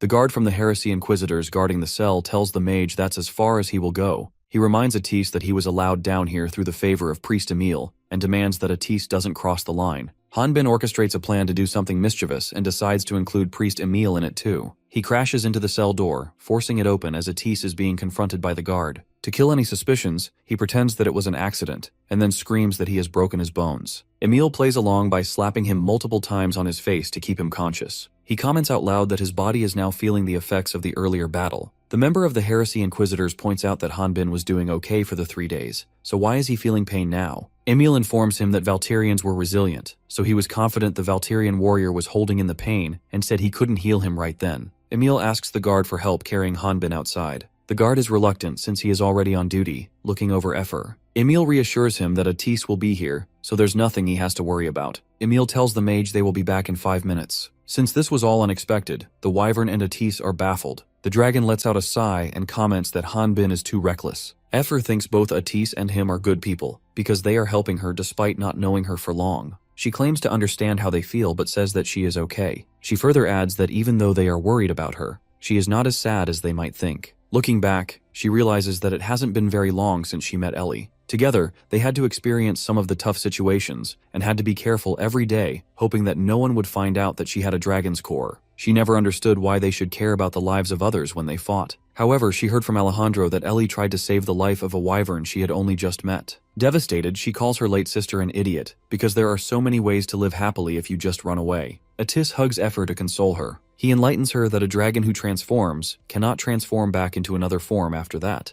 It may feel like a curse, however. He knows that the state she is in is what she desires and the one she loves the most. In the end, Ephor imagines Ellie combing and tying her hair and bursts out crying, while Atis hugs her. Meanwhile, Hanbin and Emil have taken care of the guard from heresy inquisitors and are resting outdoors. Hanbin expresses how an old man like Emil is useless in situations like this, and Emil agrees with him. The Sword King wonders if there is anything he can do being a top-ranking priest. Emil reveals the trial is conducted by the Order of Light, so he is not allowed to help her directly. Emil further reveals that the following day is the last day of interrogation by order. Since there are 10 days left until the trial, he is going to leave Ephor in the care of him and Atis. Inside, Hanbin is orchestrating a plan to break her free during the protection period. But in the nick of time, Emil discloses that if the wyvern escapes, then it will be the Valkyrian and his friend who will go under trial. Since Emil has assigned them to protect the wyvern, he informs him that they need a pardon. Seeing the Valkyrian confused, he explains that even though Hanbin may not have a relationship with Ephor, since he just received a massive amount of contributions, if he just completes a simple mission, he will be able to receive a pardon. Hanbin asks Emil if he has a mission that will reward him with a lot of contributions. Emil reveals that originally a spiritualist like him should be joining him, but at the moment he can't go anywhere, though he is sure it would be fine with just him and Atis to subjugate some ghosts. Elsewhere, in an abandoned house, a mysterious entity is waiting for humans. Richard and Leslie have learned about Alejandro's death, but aren't bothered that much because they have successfully acquired Ormflaus's blessing. He notices that even if it is Ormflaus' blessing, it is very unstable, and it is also easily absorbed by a level 70. She tells him to stop blaming a dead person when he declares Alejandro greedy. She asks him if he doesn't have anything to say to her. He is sure that the Order of Light must have thoroughly investigated the dragon's nest, but she did amazing by procuring the item, and praises her for this feat. Leslie thinks Ormflaus's blessing looked like a regular modified crystal ball to the Latnians, so they had just left it alone. He reveals the Demon Lord's blessing is very valuable to them since it's something they have been waiting for 10 years, and he is convinced that with Ormflaus's blessing, they will be able to please them for losing the dragon's nest. She believes the problem is they don't know if the Order will suspect anything, and it seems the Order has a pretty useful dog as well. The Order has started actively looking into the Great Earth. Richard feels relieved that it was Order who were the ones to take initiative. If it were the Heresy Inquisitors instead, then they would have already been cut off. Leslie states a fact that in the past Latnians would be scared if they just heard the name Great Earth, but now they are like an ungrateful lizard's tail. She wonders if he's implying they should still be tail, despite already having Ormflaus's blessing. He informs her that countless other worlders can replace them, and she shouldn't misunderstand this. He explains the only reason why they are chosen is because those people want their urge to go on a killing spree to be controlled. He believes it would be best to clean up here quickly before the Order suspects anything else. She wonders if he's planning to run just to avoid bumping into the enemy and insists on an answer about whether that's really necessary. She expresses her thoughts, suggesting killing those who are against them. Besides, if they have to clean up here, then she thinks they should submit a mission. That will gather parties so they can easily deal with them at one time. Abruptly, a level 35 ghost named Maiden appears through the wall when Leslie calls her and tells her that she will leave the guests to her. A rundown villa that was sold to a ruined family. It was famous for being haunted and was located near the village. However, the truth was that it was a site where Great Earth ran experiments, which was why it was a place with many secrets. And to keep those secrets hidden, the place was riddled with traps. These traps were hidden in every corner of the mansion like hidden masterpieces of art. The only thing that the Maiden, the ghost, regrets is that most of those masterpieces will never be revealed to the outside world, since no one will be able to come out alive once they witness them. She believed that fighting enemies face to face was not for an artist like her. This is why she is aware that Leslie knows her the best. Terror is an art and despair is what moves her. She can't even sleep thinking about how her victims will be shaking in fear. After waiting 4 days for her targets, she is disappointed over the fact that her targets haven't come. She wonders was the submission done wrong and thinks she should check the address again. She is frustrated because she can't even tell which part of her art is blood and which part is the wallpaper anymore because they are so late. She decides to repaint everything once again because it is hurting her pride. She suddenly realizes that this place is hard to find since it's located in a deserted area, which is why her targets still haven't arrived. There are a lot of trees surrounding the mansion. It can't be seen from afar. As she is deciphering what is preventing the enemies from approaching, she decides that she should get the main gate ready, because the exterior is as important as the interior of the mansion. 2 days later, the people Maiden was waiting for finally arrive: Hanbin, Atis, Efer. Initially sleeping, she wakes up when she hears the mage holding the Valkyrian responsible for their delayed arrival, because he insisted on hunting all the monsters on the way. Hanbin argues that it helped the friendly wyvern level up, and she was able to have her dragon core recreated, so it's all good. Efer believes having a high level won't matter if she ends up in jail again. Hanbin reminds her that she was going crazy buying clothes and equipment on the first day. The wyvern also blames him for being late again on the second day because he had to take such a long dump. Hanbin admits that she is right but tells her that she wasn't even done wearing her clothes when he was done. Moreover, she had Atis, a guy, help her. Angered, she replies that the girl's clothes are hard to wear, and he wouldn't know since he walks around butt naked. Meanwhile, Maiden is overjoyed to see her guests, and is preparing to devise her evil plans. Atis spots the sign outside of the mansion that allegedly kept people away from approaching the mansion due to fear. While he thinks it's cute,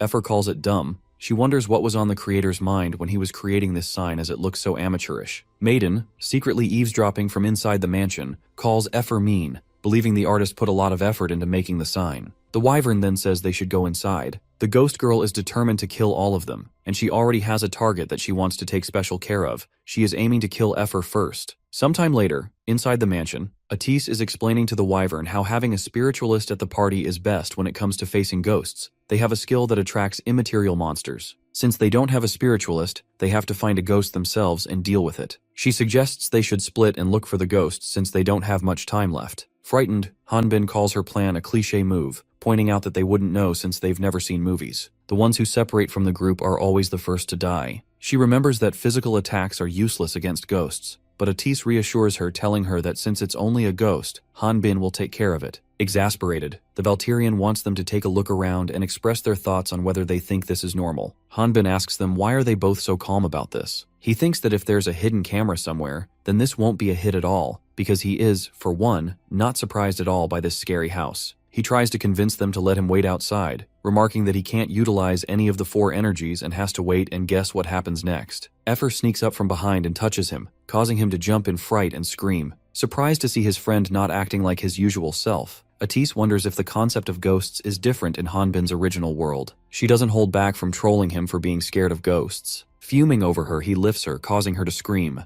Atis plans to head over to the end and wants them both to go the other way. He informs Hanbin that she should be able to tell him about ghosts. Maiden is also awaiting them. After parting ways with Atis, they walk in opposite directions, with Efer singing a tune to lift their spirits. Hanbin asks her to stop and wonders if she feels better after singing that song. She reveals she saw plenty of ghosts when she was in her wyvern form, and singing is her way of lightening up the mood in this eerie atmosphere. He asks her to inform him when she sees a ghost instead of singing a stupid song. Efer educates him about the ghost, a low-ranking monster that absolves its victim's health, but since it can fly around, it's pretty annoying. They usually inhabit monster corpses and humid places. They are most active during the summer. That's why people who can't utilize the 4 energies usually buy the holy water sold at the Order of Light, since it has properties that can exorcise ghosts. Hanbin asks her if ghosts in Latna can be described as mosquitoes because of their sheer number. He then reveals that back home, he would use a whole can of F-Killer, a popular brand of insecticide and mosquito repellent in South Korea, in the early morning to kill the buggers every summer. He describes F-Killer as a chemical version of holy water. As he is about to tell her to not be surprised seeing they are in the middle of the fight, a level 7 ghost suddenly appears before them. At the end of the hallway, Maiden is overjoyed watching them getting frightened by some low-level ghosts. This is where a ton of ghosts are waiting for Hanbin and Efer. However, these ghosts are just bait to lure them deeper inside the mansion. The moment they step forward to exterminate the ghosts, they will die from all the traps that Maiden have lying in wait within this place. Scared, he attempts to evade the ghosts and inadvertently enables a trap by stepping foot on a random trigger. Due to the adrenaline rush, he ends up knocking out all the ghosts, with Efer taking care of the remaining. After running off, he ultimately stops at a certain point. The wyvern warns him that if he runs forward like that, he will end up tripping all the traps. He claims he doesn't freak out at all. When she points out that he is sweating, he tells her that this is from him dealing with those ghosts. He is worried about Atis and suggests they should look for him. She is sure he would be fine with ghosts of this level. Despite that, he has a hunch that the mage might get hurt because of all the traps. Effer believes he won't get caught up in any of the traps, because these traps are easily spottable. Plus, once they are activated, the place gets cleared out pretty well since they are only used once. That means Hanbin is the only one that ever got caught in traps. He shouts at her to shut up and orders her to apologize to the trapper because she is responsible for destroying them. The maiden finally reveals herself, asking if they had destroyed her masterpieces. He goes blank when he sees her for a second and then freaks out intensely like earlier. In the heat of the moment, he jumps from the window by the end of the hallway, and when his sword gets stuck, he realizes that they are stuck inside this mansion. This time, Effer is also scared, because the gravity of this situation is far bigger than she had anticipated. She wrongly guesses it must be Atis and wants him to not mess around. There are 4 days left until the Wyvern's trial, and they are stuck in the mansion. Hanbin and Effer are walking down the hallway, hoping they will eventually escape from this trap. They notice that the hallway, ceiling, and floor go on forever, convincing them that they are trapped in this mansion with the maiden, who they believe is a fake ghost. Effer asks her if the mage in their party is okay. She responds by saying she doesn't think there was someone like that here while looking suspicious. The Wyvern is quick to realize that Maiden might be stuck here with them and asks her. The ghost girl claims she can leave whenever she wants to, but since they don't have a way out, there's nothing else for them to do but do what she says. Hanbin is relieved to learn that Atisi is okay. Effer whispers in his ear that it's her first time hearing about a house becoming a dungeon. She reveals this is what he will be able to see when a dungeon is created. He wonders if that means that even without a designated entrance, there must still be an exit somewhere. Maiden explains that as long as they find the dungeon source, the artifact, then they will be able to clear the dungeon, and the people that were inside will all be instantly transported out, so funding an exit will be unnecessary. These rules are simple. She has prepared tests in each room. All they have to do is clear every room. Hanbin opens a door to one of the rooms, hoping to find the key to open the door on the other side of the room. There are also hints hidden in little spaces around the room as well. Maiden wishes them good luck in finding those. Effer is excited about this. She calls it a treasure hunt, and it makes her feel like a real hunter. The Valterian reacts to her enthusiasm by commenting that this is just an escape room. He wonders what is so exciting about this because back in his world, something like this is done on a normal date. Hearing the date word coming from him, the Wyvern giggles, ridiculing him. Enraged, he tells her that she is dead if he finds the ghost first. Maiden has planned to not make this any easier for the invaders. She is thinking that if they assume finding the key is all it takes, they're in serious trouble, since every wrong place they search will activate a trap that will kill them. She finds it very exciting because she will be able to see them struggle as they go through all the twists and turns of the tricks she spent time working on. Just as she wonders if it will be too difficult for hunters to figure out since they have to use their heads, Effer shouts that she found it. She reveals that she can sense metal using her force. When Maiden calls it cheating, she reminds her that she never said anything in the first place. The ghost girl says that if she flags it as cheating, then it's cheating. There's no debate over it, and she won't let them leave. She then reveals the next tests won't be as easy. As she's about to give them a hint, Hanbin cuts in by breaking the door and commenting that he won. This time, Effer temporarily sides with Maiden to call out the unfairness. When he remarks that this is how adults fight, they tell him that he is not allowed to break doors. After this, the three speedruns through various traps, which leads to a few hilarious moments where they show their genuine smiles, and even Maiden bursts out laughing. They also come across a giant snake monster, but the three of them jump at it to kill it. Mages make up less than 10% of hunters, and those who exceed level 40 make up less than 2%. Another fun fact, most mages work as hunters to make enough money to join the most prestigious mage guild Thinkers, a top-level magic research institute that has recruited talented wizards with a focus on magicology, regardless of their combat ability and level. If one becomes a part of the guild, they can move to the Mage Kingdom, and they will have all the rights to access all the latest magical stories. That was the reason why Atis was sure. The mage is surprised after discovering some dimensional sealing magic documents, a type of magic that he had never seen when he was in the Thinkers. He wonders who in the world created this magic, and why would they place this magic on a rundown mansion like this. The description of the dimensional sealing magic says it separates spaces and places them in different dimensions. It's perfect as long as the operating tool is present. The magic will keep working even if the caster isn't around, kind of like what happens in the dungeon. He assumes if that's the case, then nothing can get out as long as the magic keeps running. He notices that it is unstable, and deduces that the caster made this mistake. However, he soon understands that it wasn't a mistake, rather it was intentional. It will activate once a trespasser tries to leave the mansion. Seeing the mansion vibrating tremendously, he becomes more aware of the fact that he has triggered the magic by attempting to leave, and the mansion will soon cease to exist. Hanbin, Effer, and Maiden. The three are having a banter about eating the giant snake they had just slain earlier. The ghost girl tells them more about her life when she was alive. She was an orphan that no one wanted to adopt because of her face. Those people were the only ones who took her in when she was being chased out of places, starving to death. They were the only ones who needed her, so she didn't care if they were evil or murderers. Living like a human after giving up being one, she finds it funny. Teared up by her story, the wyvern tells her that she doesn't need to be human to live like one. When she is about to thank Effer, she realizes that this isn't what she is supposed to do. Exasperated, she asks Hanbin what is up with the sudden camping atmosphere. He thought they were almost done. Plus, he was getting a little hungry. Maiden reminds him that he has yet to face the boss. She asks them who are they, and how are they so calm even though she is trying to kill them. According to Hanbin, those were some weak traps for someone trying to kill them. She threatens him by pointing her sharp nails at his neck. She makes it clear that she wants him to stop fooling around because she is level 35. She remarks even if Hanbin is strangely strong, he is only a level 5. The only reason why she is keeping them alive is because she wants to have some fun. He taunts her by questioning whether she plans to keep them alive just until she stops feeling lonely. He attempts to lift her spirits, reminding her that she is not a ghost yet, but a normal person. She gets lonely when she is alone, and wants others to acknowledge her when she works hard. With the guideline in place, if she had killed someone before, she wouldn't have been able to resist the urge to attack them so openly. Effer adds that those evil people of the Great Earth are different. They think people's lives are like mere flies and encourage Maiden that it's not too late right now. She tells her that they should leave this place together. Abruptly, the whole mansion starts vibrating, and Maiden is the first one to notice it, as she feels intense pain in her head. Soon after, the entire mansion starts collapsing. Startled, the wyvern asks him if this is how a dungeon closes. He feels this is completely different and assumes something is wrong. Atis leaps in through the window to check on his friends. He informs them that this entire place is a trap. The casters were expecting them and prepared this entire space. To stop this place from ceasing to exist, the mage reveals they need to find the operating tool they need to find and destroy the source. Baffled, Hanbin wonders if that's the case, then why did he come inside? Atis explains he was frustrated watching them from outside, so he came in. He questions why the two of them are not able to find the source in just 2 spaces. Since Hanbin has no idea what these 2 spaces Atis is talking about are, he questions him. Furthermore, he informs the mage that they passed through so many rooms. The dragon reveals that Hanbin and Effer have been moving in and out of just 2 rooms with the source this whole time. Confused, the Valkyrian wants an explanation and remarks that if there was an artifact here, then they would have already closed the dungeon.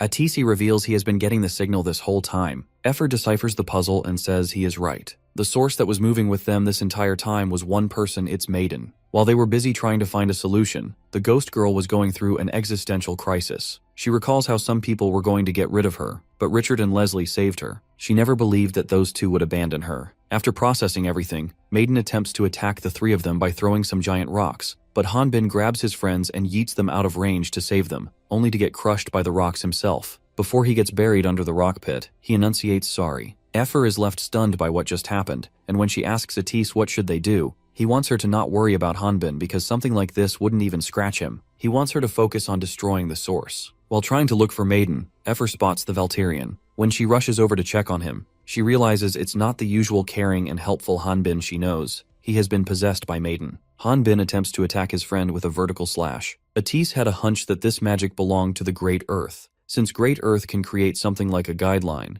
it isn't beyond belief for them to make an artificial guideline testee into an operating tool. They need to quickly find Maiden and stop this place from getting destroyed. He wonders if she is trying to waste time by hiding in a safe place, and just when he thinks about it, he realizes that this safe place might be Hanbin. Before the possessed Valkyrian lands the vertical slash, he rushes over to save Effer and retrieves her. When he asks her if she is alright, she reveals getting blown away by the shockwave. She wonders what's going on. Atis explains he tweaked an artifact Hanbin had with him in the past and saved her while equipping it. It only has a few uses, but it's better than nothing. When Effer hears him talk about how he had never expected the Valkyrian to get possessed, she remarks that only kids get possessed. Since children are the only ones who have yet to awaken with any of the 4 energies, they easily get possessed. However, the enemy they are up against isn't an average ghost, but an intelligent experimental testee. Moreover, this may not be her average possession, but she may be trying to take over his body by completely possessing Hanbin's psyche. Effer attempts to communicate with Maiden, asking her why is she doing this because if this continues, everyone in the mansion will end up dead. She wants to help, so they can get out of here together and alive. The ghost girl speaks through Hanbin's body,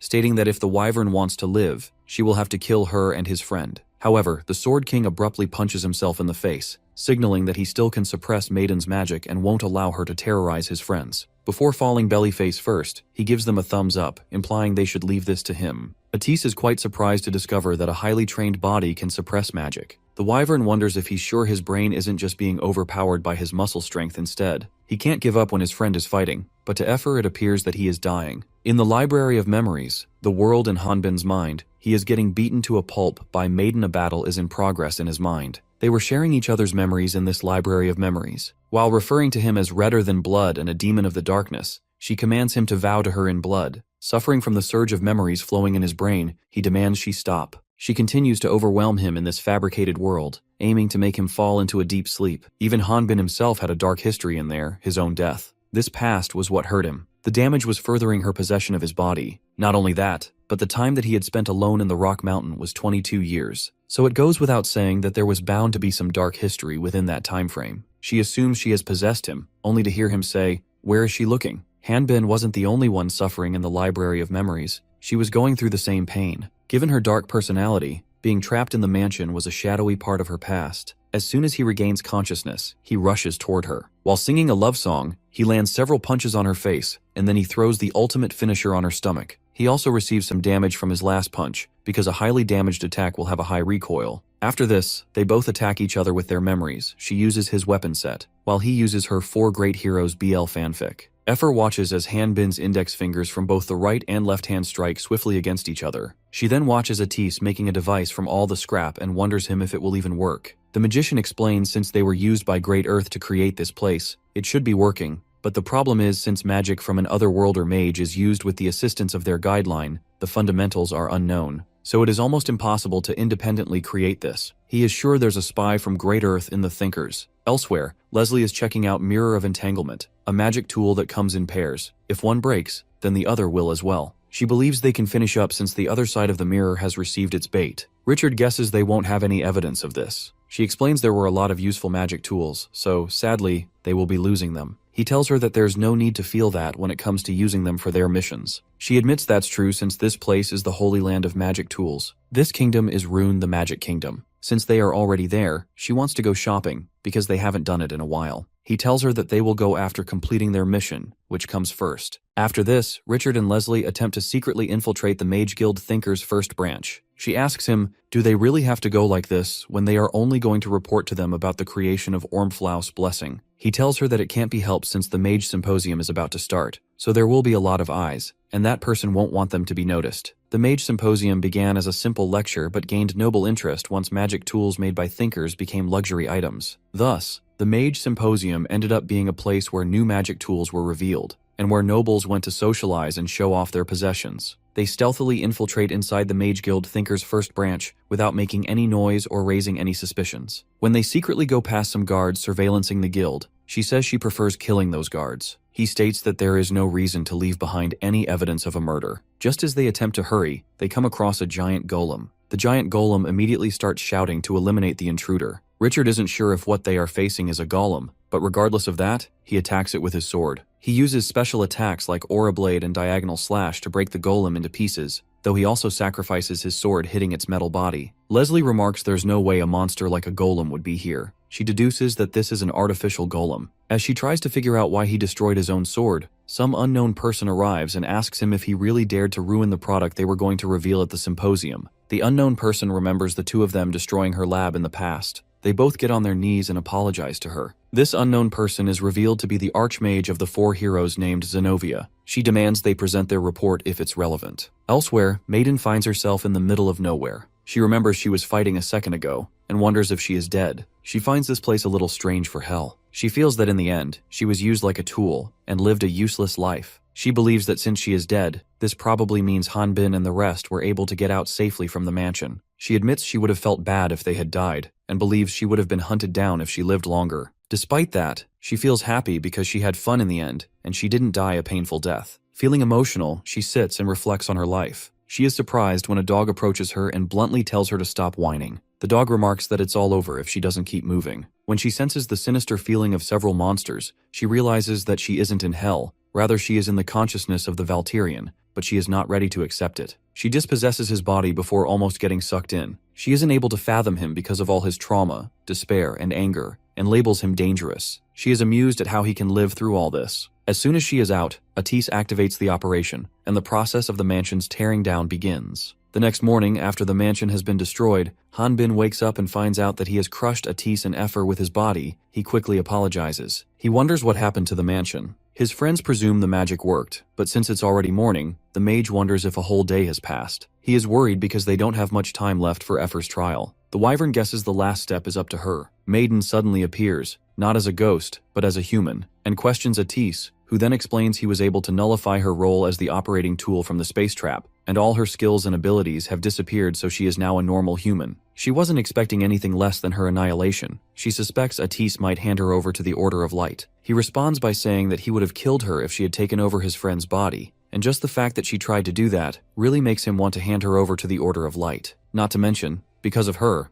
Effer won't even be able to make it to her trial on time because Crater Prison Camp is a long journey. Despite that, the wyvern wanted to save her and kept asking him to wait for her to come out. Maiden calls them crazy for thinking someone like her would be thankful to them for saving her. She feels that's just useless pity from them. Hanbin finds her unappreciative behavior a bit harsh. Effer points out that her sister Ellie was also used by Great Earth, and because of that, she's now facing a trial. She further tells her this is her way of fighting against them. She says that even if she goes to prison, she will make sure to survive, since being alive will help her win her battles. Maiden appears to be a little moved by the wyvern's remarks, while Atis says that if she ends up in jail, he and Hanbin will just break her out. The ghost girl decides to return the favor and brings out a multi-legged golem carriage transport Tarpon Cavalis F800 that moves with a magic engine. Due to the lack of mechanical efficiency and power, the engine utilizes magic power through the help of mana stones, though the transport works without the use mechanical horse. Being a mage, Atis is stunned by this carriage. He notices that the creator has a great interest in the beauty of aesthetics. This type of carriage is something he had only seen in books because it was something over-specified. As he hugs the carriage and says that he never thought he would be able to see the actual thing, Hanbin and Maiden just glare at him. She reveals the carriage was used by the mansion owner a long time ago and was just stored here. Effer rushes to Maiden and holds her hand while questioning her if they can make it in time if they ride this carriage. Surprised, the ghost girl informs her that they indeed can. When the Sword King notices the mage's mood has suddenly shifted, he checks in to see what's bothering him. Atis admits it's true that nothing is faster than a tarpy, and for that reason, they need a high-ranked monostone to power this, but he can't do it. He had a hunch that Great Earth would not leave such a great item like this without a reason.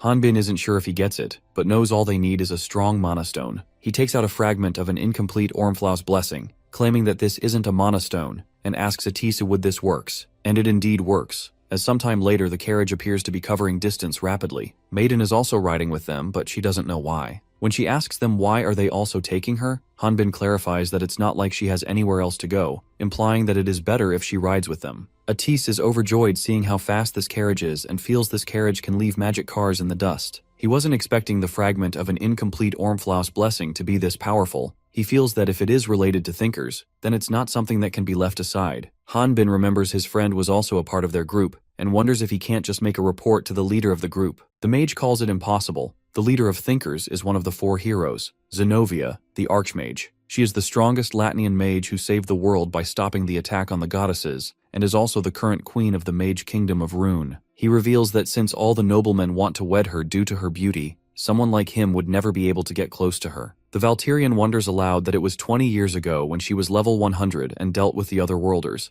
and wants to know how old is she anyway. Atisa guesses his friend doesn't know the 4 heroes were acknowledged by the goddesses for their deeds, and they blessed those heroes with bodies that would never grow old, which is why they are known as the Blessed. Hanbin reveals he learned about the heroes from Effer in the past. Atis remarks it is common knowledge, so he will tell him more about them because as a Valtirian, this is something he needs to know. He explains the continent's strongest swordsman, Barolt. The Sword King is the strongest of the 4 heroes and is a Valtirian warrior. It was because of him that the current image of Valterra remains. However, no one has seen him in recent years. Hanbin assumes Barolt is a mystery because he is one of the 4, and Atis adds that the Sword King is especially unusual. There is also the ultimate spiritualist Halian, the transcendentalist of life and death. She is a beauty of the spirit species, and was the strongest nymph, but now is the Queen Elendia of the Spirit Kingdom, and her current actions are to support her role. But there is still one who is active in service. The top magic swordsman Garhan the Terrible. He is the one who has hunted more otherworlders than anyone, the regent and real monarch of Kalduri, the kingdom of 1,000 years. The Sword King is surprised to learn that all those incredible people were at a party, and thinks it would be awesome if they started an alumni club. While giggling, Atisi says he is not sure about the Sword King, but if the other three were to gather together as the representatives of each kingdom, he is sure there wouldn't be a single person who could utter a sound. So it's either a place where war is taking place or a place of that importance. Elsewhere, Zenovia is hanging out with the other two heroes, Garhan and Halion. She speaks up about how those nobles who usually tried to take a glance at her couldn't even do a single thing now. She is grateful to him because her new creation was sold out. He believes that because of their weak military power, these nobles are trying to borrow power from the foreign aristocracy. Zenovia wasn't expecting authority through military force, but isn't a surprise that it's from the regent of Kalduri. Garhan gazes at Halion and realizes it's actually Leslie beneath the disguise. He asks her if, despite knowing that, she didn't really summon him just to sell her golems. She informs them that Halion agrees with both their advice and agrees with whatever decision comes about. Garhan remarks aloud that Halion has become lazy with her long lifespan.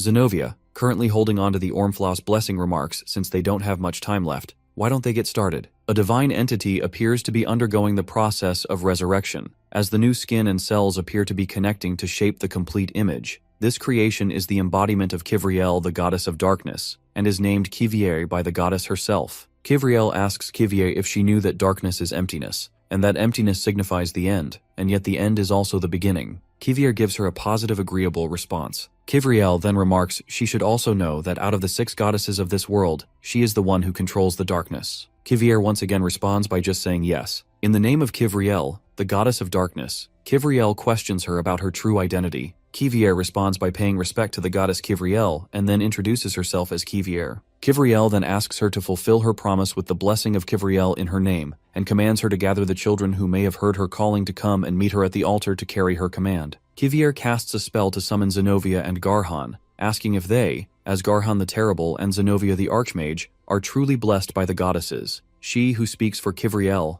goddess of darkness. Garhan, who initially was on his knees, stands up and surprisingly calls blessing trash. Kivier realizes that both heroes are there for answers and wonders what are they here for. Garhan explains they fought against the other worlders who were on the side of the demon god 20 years ago. At that time, the heroes were old and they survived their weary bodies to fight for the sake of goddesses. It may have been for a short while, but they were victorious over them, and truly believed they gave everything in their final stand to protect the world. After this, they received the blessings of the goddesses, gained their youth back, and built their impoverished hometowns. This wasn't all. They gained the wisdom of truth and were even allowed to gain another level of strength and a position where they were able to end the war. However, despite giving them their youth back, Kivier informed them of the limited span they had left in their lifespan. He questions her if she even knows what it feels like when every second of your life reminds you how close you are to your death. Kivier remarks they believe that Garhan, who was given the highest position possible, wouldn't be greedy for immortality. However, it now appears that they have been too good to him. Kivier adds that mistakes and despair are reserved for those who enjoy life. So if Garhan and Zenovia have received the answer to their question, then they can leave. Garhan charges towards her and other embodiments of the goddess Kivriel that look exactly like Kivier, while stating that his despair isn't having a limited lifespan. As he is engaged in the fight, he asks the goddess if they did anything after that incident, even though their sons and daughters sacrificed themselves to fight against the demon of this world. He feels they are dying unfairly despite having the goddesses' names on their breath when all the goddesses have done is give out their blessings and observe as the world went into chaos. In the end, he reveals his despair is them, the goddesses. Kivier thinks what Garhan, who lives for a fraction of time, understands. She mentions that chaos may indeed be in front of his eyes, and wonders if can he not see the whole truth. Garhan shares his opinion, saying the world does not need a god that just spectates, but a hero who punishes evil and sustains justice. That is why they have no choice but to become the pillar of immortality that sustains the world. He demands that Kivriel grant them heroes immortality because that way they may protect this world. Just after finishing demanding eternal life, Garhan hears Zenovia calling his name. When he turns his face to check on her, he discovers she is slowly flaking away into fine dust. Kivriel transforms into her second original form and tells Garhan that seeking eternal life is not his sin. The death she gives him now isn't a punishment either. It's simply the only way to free him from the torment of fearing it. She plans on granting him a painless rest while his glory as a hero remains. Garhan snaps at Kivriel, telling her that this was the opportunity they granted to the goddesses. In the end, it was the goddesses that betrayed them. While shouting Kivriel, Garhan also flakes away into the dust. Hanbin and the rest have finally arrived at the crater courthouse after a long journey, though they barely made it on time. He and Atis are wondering what will happen, and the mage feels they have done everything they could for her to be exonerated. Hanbin then asks him if he told him about Great Earth to Emil. Atise reveals Emil has decided to protect Maiden since she was a victim of one who turned into a ghost. He believes if he told Emil that they got mixed into the Great Earth business again, then it would only make them more suspicious of not only Effer, but also of them and their connection with the Great Earth. The Valterian agrees and feels that even though the skeleton accident may have been an accident if they knew about Alejandro and the mansion incident, then it would be hard for the Order of Light to believe them. Atis believes that judging by how they destroyed one of their bases, it seems they've written them off as troublemakers and are more focused on staying alive. Hanbin assumes that they are still unaware of their identities. The dragon says if it becomes known that they possess a fragment of Ormflaus' blessing, then those people will come for them for sure. He suggests they shouldn't report this to Order of Light for now and keep it between them. Looking at the Ormflaus' blessing embedded into a bracelet, the Valterian wonders what this thing he is looking at.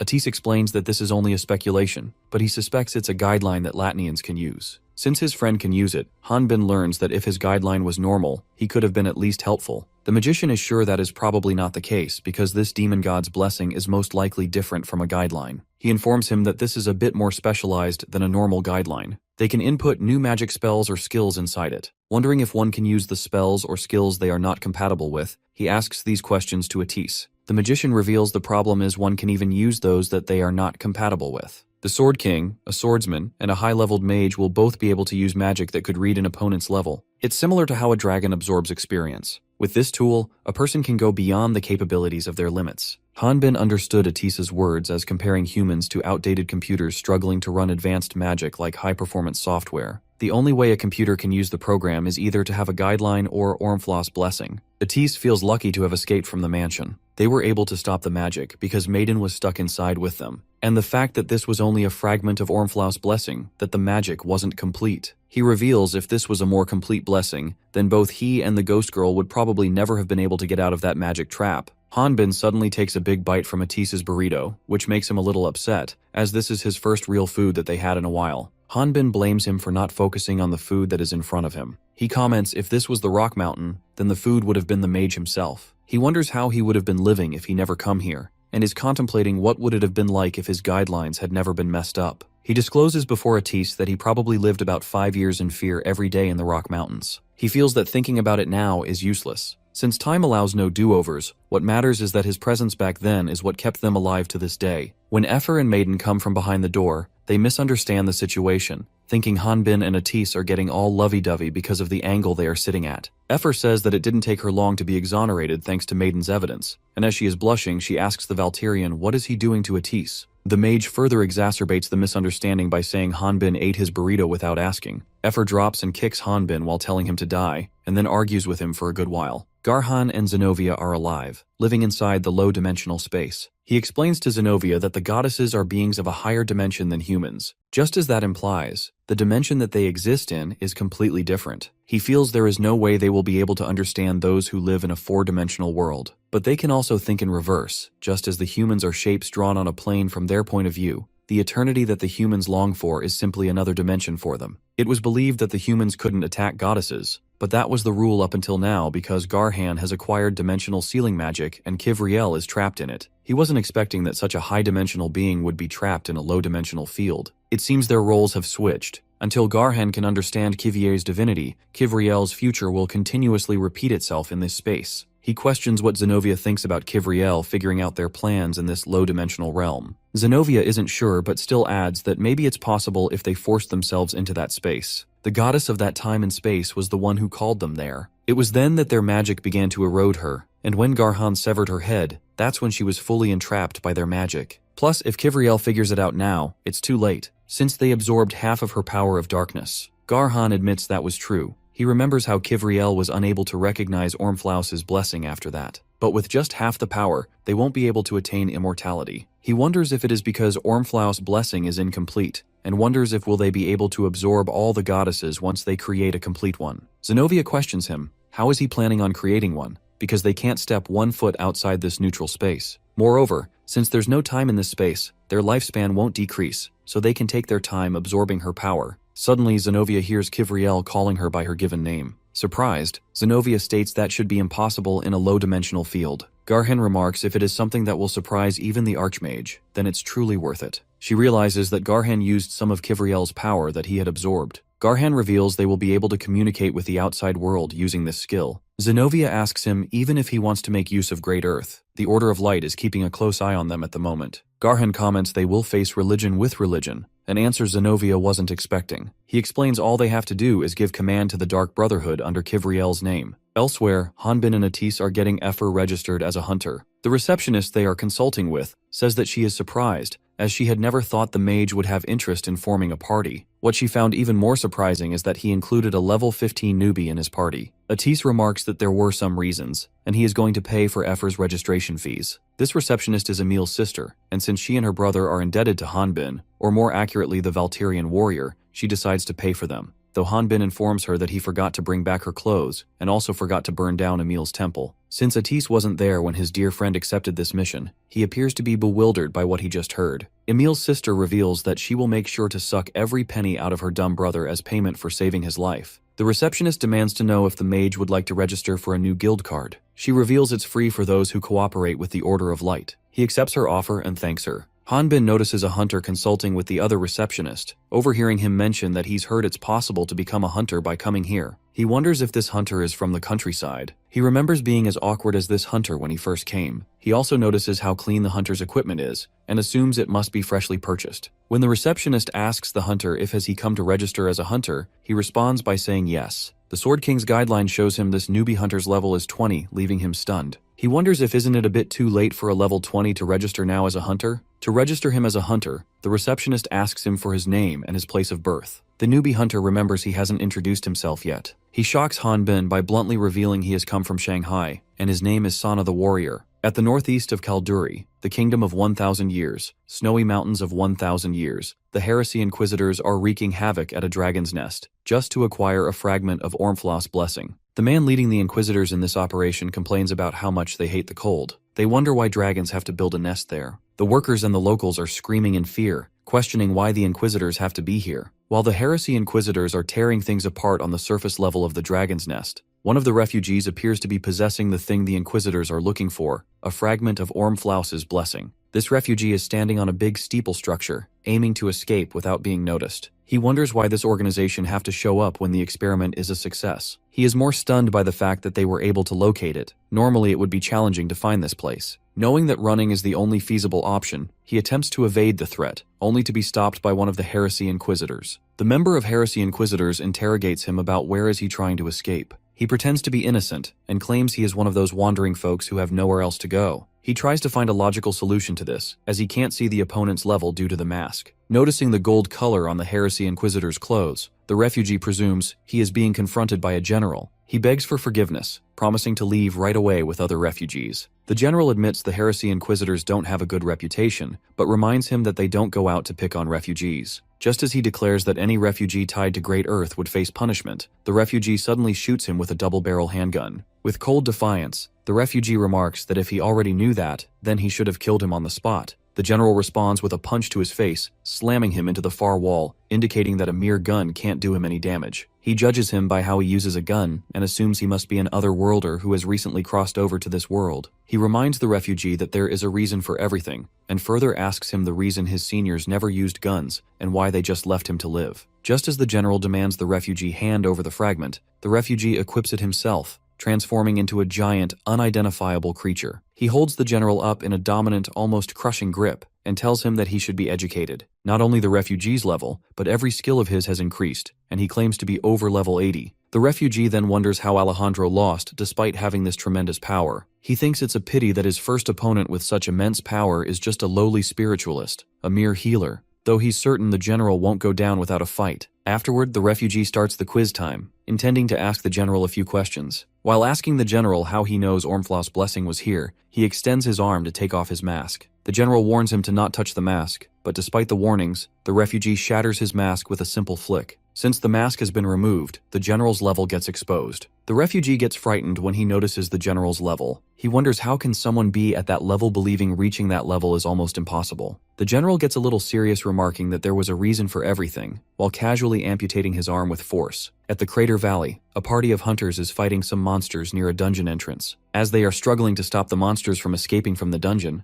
Effer also appears to be spectating the fight from a distance. The party's captain, a level 50 warrior, tries to block the way outside in an attempt to stop the giant millipede. However, the giant millipede still penetrates through his defense and heads straight toward the town, leaving the party worried. However, they are surprised when they notice a human falling from the sky, and this human is Effer. She seems to be equipping dual swords, which resembles Ellie's swordsmanship, and upon getting closer to the giant millipede, she impales it with her sword. When her face becomes visible, the hunters recognize Effer, a new hunter who appeared 2 months ago and has been leveling up at a frightened speed. The hunters are aware that she may be a new magic swordsman, but she's a genius that could single-handedly defeat most monsters. One hunter reveals that according to the rumors, Effer's sister died in a dragon's nest incident, and the circumstances led her to become a hunter to help people. The hunter's other party member tells him that it's kind of creepy that he knows so much. The captain shouts at them that this isn't the time to be thankful to another party. He thinks the monster won't be defeated by such a weak attack. However, Atis is standing on the surface of the ravine, waiting for the monster to get in his attacking range so he can kill it. When the party of hunters notices the monster freezing, they realize this is Atis's magic, the #1 sought-after mage for any part since he is good at attack and support. The mage even uses his own magical inventions to use spells beyond his level. Earlier, when fighting the giant millipede, his magic stone shattered into pieces. He has now learned that a magic stone can't keep up with a spell of this level. The captain notices Atis getting prettier day by day. Creeped out, his other party members remind him that Atis is a dude. The captain thinks it doesn't matter because he is just watching. The female hunter of the party remembers seeing the mage in the papers, but in the photo she saw, there was a family member of the Sword King, the Valtirian warrior. The party that has been just saved by our heroes is curious to see what the Valtirian looks like. However, instead of Hanbin, Brad and Martin appear before them. The latter tells Atis and Effer that they will take care of the rest because he feels a little bad that they did all the work. The female hunter leans in and whispers to her teammate, expressing her surprise at how small the Valtirian warrior actually is. However, Brad overhears her and points it out. The teammate she whispered to guesses she must not have heard about it since she's new, but there was an accident 2 months ago at the Hunters Guild, and because of that, the Valtirian warrior is now confined. Hanbin, being held captive inside a dungeon room, receives a message from the guideline asking if will he end his own life. After Hanbin's encounter with the Otherworlder, we rewind to see what unfolded during that moment. Emil and a judge are paying a visit to the Hunters Guild. The judge complains about how Hunters Guild has no values of aesthetics. To him, the buildings look like places where otherworld criminals live. Emil reminds the judge that the Otherworlders were the ones who influenced the architecture of this world as they crossed over. When Emil questions him about what brings him to the Hunters Guild, the judge explains that he is visiting because of the white-haired girl who was recently on trial. Emil enlightens him that the girl's name is Effer. The judge reveals that girl has been on his mind lately, and remarks she is quite pretty. He feels that it's a shame such a pretty girl is doing dirty jobs as a hunter. He wonders what is her party like. Emil is annoyed hearing the aristocrat say some disgusting things, though he is aware that being patient is the only viable option since the judge is a small-time noble who gives large donations to the order. When they step foot inside the guild, Emil and the judge find the Hunters Guild to be crowded. The judge asks Emil if the atmosphere of Hunters Guild is usually this noisy. Due to the nature of the job, friction between hunters is always high. In addition, they carry weapons which can result in one losing their life in a private fight. To prevent this, fights between hunters using weapons are strictly prohibited within the guild, and those who break the rules will lose their hunter's license. However, there is one exception to the rule. When a new hunter registers with a level of 20 or above, everyone presses that specific hunter. Hanbin has knocked over the newbie adventurer named Zhang by sheer force. The newbie adventurer can't make sense of the situation and wonders why he was shoved in the first place. When Atisa asks Hanbin if he's certain the person he's confronting is an otherworlder, he responds by asking both him and Effer if they've ever heard of places like Shanghai or Zhangluxin. The mage wonders if those were the names of some places. He realizes that those terms must be words used by otherworlders on Earth, and that is why Hanbin is sure of his identity and no one else has any idea. Since a Valtirian warrior is standing his ground, other hunters aren't making a move right now. He calls Hanbin awesome for being able to do something that incredible. Meanwhile, the Valtirian's memory of the things related to Shanghai is hazy. He only remembers Shanghai spicy cuisines. The 22 years he spent living on Rock Mountain was too long for him to accurately remember the countries of Earth. He is sure that the newbie adventure is an Earthling that had just recently crossed over, but wonders why didn't the guideline warn him to hide his identity. He thinks it would be best to scare him a little and chase him out. After being knocked over by Hanbin, the newbie adventurer assumes that to become a warrior, he has to show his skills. He believes this must be a test from God to him, who has decided to walk the path of Sura. He remarks if this is his destiny, he will neither run nor hide from it. However, if being a warrior means taking another life, he refuses to do it and asks the Valkyrian to move aside, and casually calls him a level 5 muscle-headed warrior. It takes Hanbin a few seconds to realize what Zhang just remarked, and then slaps him in the face, sending him flying out of range from the force. Hanbin slapped him as if to ask whether he intended to broadcast his level to everyone. He had no ulterior motives, he just wanted to slap the newbie. The local hunters are babbling after learning that the Valkyrian is a level 5. The level 5 Valkyrian tries to signal Atis to do something, but he is just as surprised as him and pretends to not have heard anything. As Hanbin and Atis panic, Effer ridicules Zhang, shouting that he must know what it's like to be punched by a Valkyrian warrior. The hunters nearby are surprised, wondering what's going on. The Valkyrian warrior being a level 5 is news to them. However, they still aren't fully convinced, because most of them have seen Hanbin fighting. Brad and Martin are there too.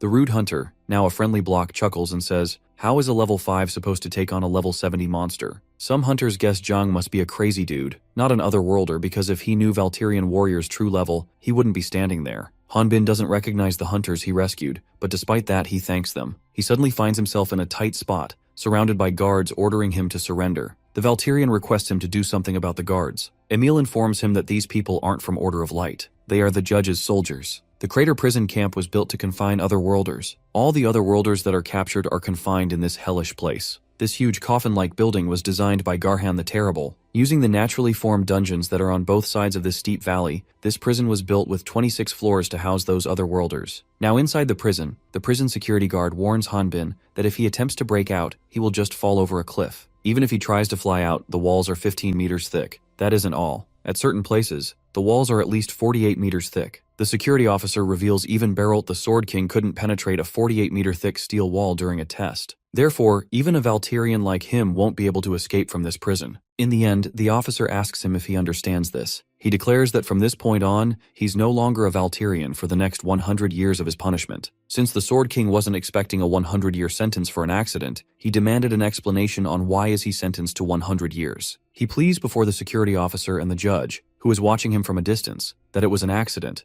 and it was the other guy's fault in the first place. Atis and Effer have also come to see their friend. The mage believes there's no point in asking for an appeal since all the other judges are also nobles. He reveals he asked Priest Emil for help, but Emil claimed they won't even give him a chance to be exonerated, and it appears that the judge is in charge of Crater Prison. Even if outsiders make a fuss, it won't matter. Hanbin wonders what should they do then. Effer lays out their plan to bribe the judge, counting on his greed, so they intend to pay him off. Atise wants him to sit tight while they work on saving as much cash as possible. The Valkyrian is aware of the fact that he will only be hunted down for the rest of his life if he escapes from this prison. What he will lose even more is the chance to receive the goddess's blessing through the order. This means he won't be able to ask the goddesses to return them home. He guesses he has to believe in Atis and Effer's plan and wait. Hanbin notices Zhang getting beaten up in the same cell block as him, just a few yards away. He's being brutally beaten by a group of inmates who are trying to force him to confess to crimes. He pleads that he didn't do anything that can be described as shameful. Zhang's crime is headbutting a noble, and was charged with an attempted assassination of an aristocrat. He has been imprisoned without trial due to unidentification, and his sentence is also 100 years. The otherworldly Sword King's crime was throwing an unidentified person towards a noble. Like Zhang, he is also charged with an attempted assassination of the aristocrat. Notably, he served as a bodyguard for the Order of Light for a week. When Zhang spots the Valkyrian, he remarks it's funny meeting him here. Hanbin is exasperated as he doesn't want to get involved with him. He feels that he should have punched him in head instead of slapping him. When the punks beating Zhang spot the Valkyrian,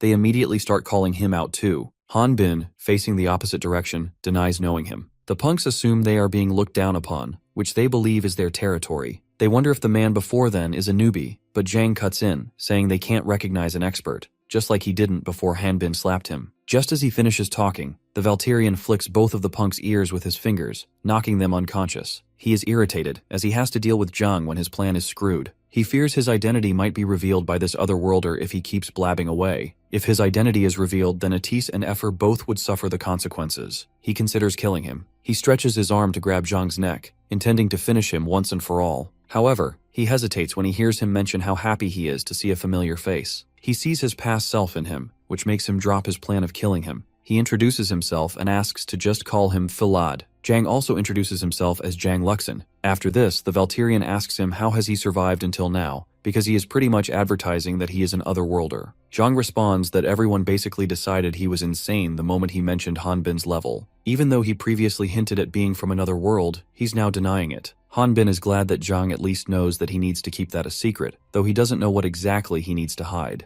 The Valterian feels obliged to tell him the difference between otherworlders and Latnians. Jang offers him some magic stones as a token of thanks. When asked if he brought those stones from outside, Jang reveals they are from the monsters that he hunted down in the crater prison. Hanbin is shocked to learn that one can hunt monsters in prison. He wonders if it is some form of labor. Jang reveals that those guys were trying to take the magic stones from him just now. Since the prison is in the middle of a dungeon, the Sword King wonders if they can go inside those dungeons. He is also curious about why the other inmates tried to steal the magic stones from Jang. Since there's no point in that, they can't sell them for money inside the prison. Hanbin learns that if he gives these magic stones to the guards, his sentence will be reduced. The judge is speaking to someone he calls an otherworlder, who is being held inside a rectangular containment capsule. The judge mentions he has heard that the otherworlders can't forget the taste of killing a Latnian once they start. Because the otherworlder he's talking to can earn more experience the stronger a Latnian is, he sometimes finds himself feeling envious of them. On top of that, things have been pretty dull for him lately. When the judge notices that the otherworlder is eager to fight and gain experience, he informs the otherworlder that his next target is a Valterian. Inside the rectangular containment capsule is someone who knows Hanbin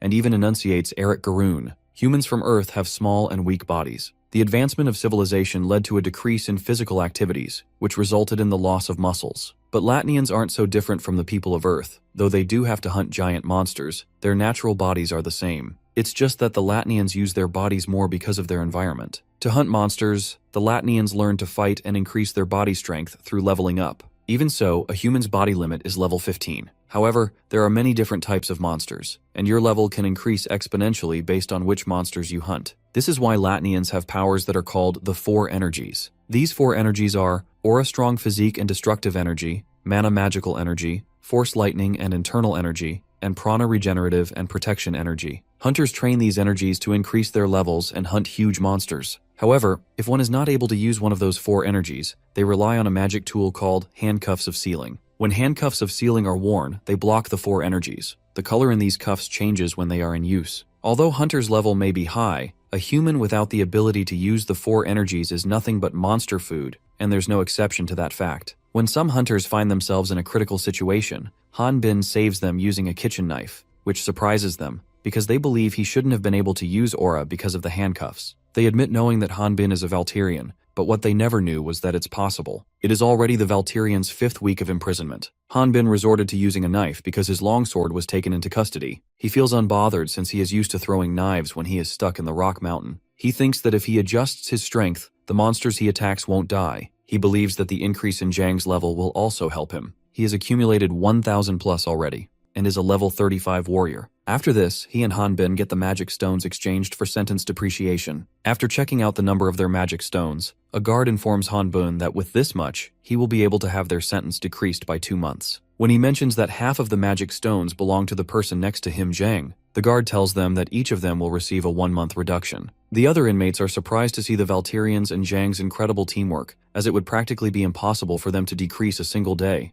Hanbin asks the guard for a loaf of bread and 8 kitchen knives for his magic stones. The newbie suggests an actual weapon would be much better than kitchen knives. The Valterian explains it will break if he just swings it once, and for that reason, the cheaper, the better. Jang feels ashamed carrying a good weapon while Hanbin is doing all the work. For the past 5 weeks, Hanbin and Jang have been slowly descending floor by floor collecting magic stones. It would be faster if the Otherworlder Sword King headed down to the deepest levels alone, but he can't leave someone alone who knows his real level. Plus, Jang needs to level up too. In addition to this, the newbie has a working guideline. There may be important information in there that would be useful for when he negotiates with the goddesses once he meets them. This means they both need to be released at the same time. Jang surprisingly demands the guard give him 100 loaves of bread instead of reducing his sentence. He distributes these loaves among the other 100 inmates who can't hunt for various reasons. They are grateful to him since he used his hard-earned magic stones on them. Jang points out that monsters will show up in the dungeon again, so there's nothing to fear. Hanbin snaps at him asking him if is he thinking of rotting in jail forever and if is this his home. He responds by saying that anyone who wants to be a hero can't ignore people in pain.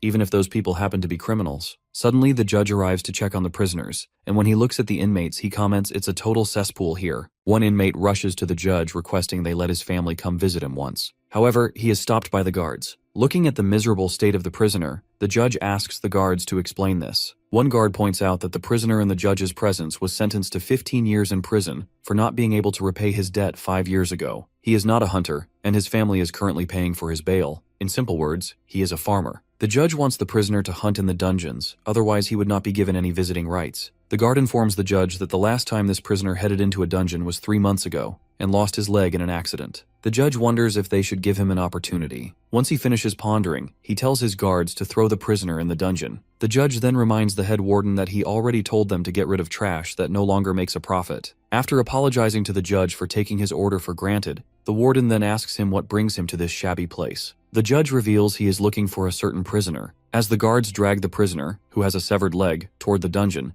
he begs those familiar to him for help. The guards warn him to stop squirming, and they are glad that at least they don't have to kill him themselves. The guard soon finds Hanbin and Zhang blocking the entrance to the dungeon and assumes the Valtirian warrior is looking for a fight. They order them to step aside. The Valtirian informs them that they are just about to head into the dungeon themselves. Zhang adds they just completely wiped out all the monsters in the other dungeon just now. Hanbin suggests they should go inside the dungeon together. However, despite him trying to convince them, the guards remain unconvinced and appear to hold their ground in a defensive stance. At the northeast of Kalduri, the Kingdom of 1,000 Years, the snowy mountains of the Dragon's Nest, the Heresy Inquisitors are done fetching the Ormflaus blessing. They have confirmed the levels of all the citizens that were evacuated, and none were suspected of being otherworlders. This will make this 6th Dragon's Nest that they have brought into their control. Noticing that his ally has gone silent, the Heresy Inquisitor 1 asks the Heresy Inquisitor 2, "What's the matter?" The Heresy Inquisitor 2 replies that he heard the captain decided to stay behind because he smelled something fishy, but what he is concerned about is if the site they are investigating is ruined. The Heresy Inquisitor 1 comments that it seems like the Heresy Inquisitor 2 is quite displeased with this, and when he asks him where is the captain, he learns that they went to the head temple to make a report. At the head temple of the Dark Brotherhood, the Saints' Chapel, the captain of the Inquisitor unit that was at Kalduri Kingdom's snowy mountains of the Dragon's Nest is reporting the information they have obtained.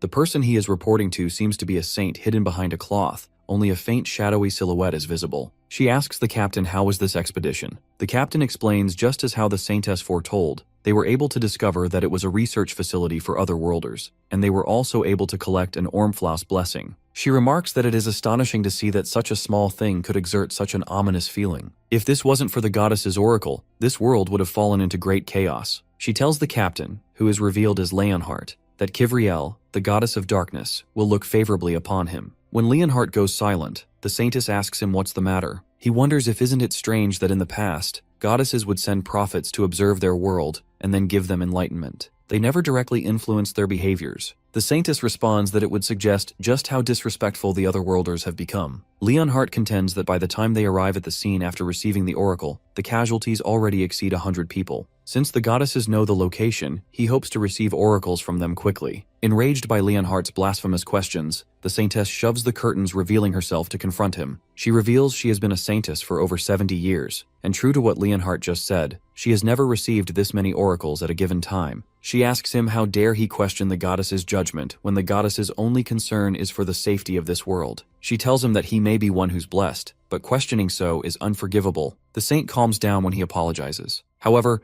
she reminds him that he is no longer a child to cause trouble and gives him a piece of advice to be careful with his words and actions. She asks him to remove his mask the next time he visits because it's a shame to cover it when the goddesses have given him such a handsome face. He removes the face mask, only to make the ladies serving the saintess blush. He states that he'll remain on standby until the next oracle is revealed. The saintess begins offering Ormflaus' blessing to Kivriel. Leonhardt thinks that because of the oracles with such detailed information that has never been given before, they were able to take Ormflaus' blessing from Great Earth's hands. However, no matter how many times they question the goddesses what they are, they only tell them that their existence shouldn't be revealed to others' orders. He wonders if is something going on. Meanwhile, Garhan received the Ormflaus blessing, which is the secret to his level and incredible strength, and he knew the Dark Brotherhood would be reliable. Zenobia asks Garhan how much has the demon god's blessing that was left at the dragon's nest progressed. He reveals it was only 3% this time, and it seems that there weren't that many refugees there. Zenobia believes that even if they were to get Richard to help them deliver the fragments from the dragon's nest,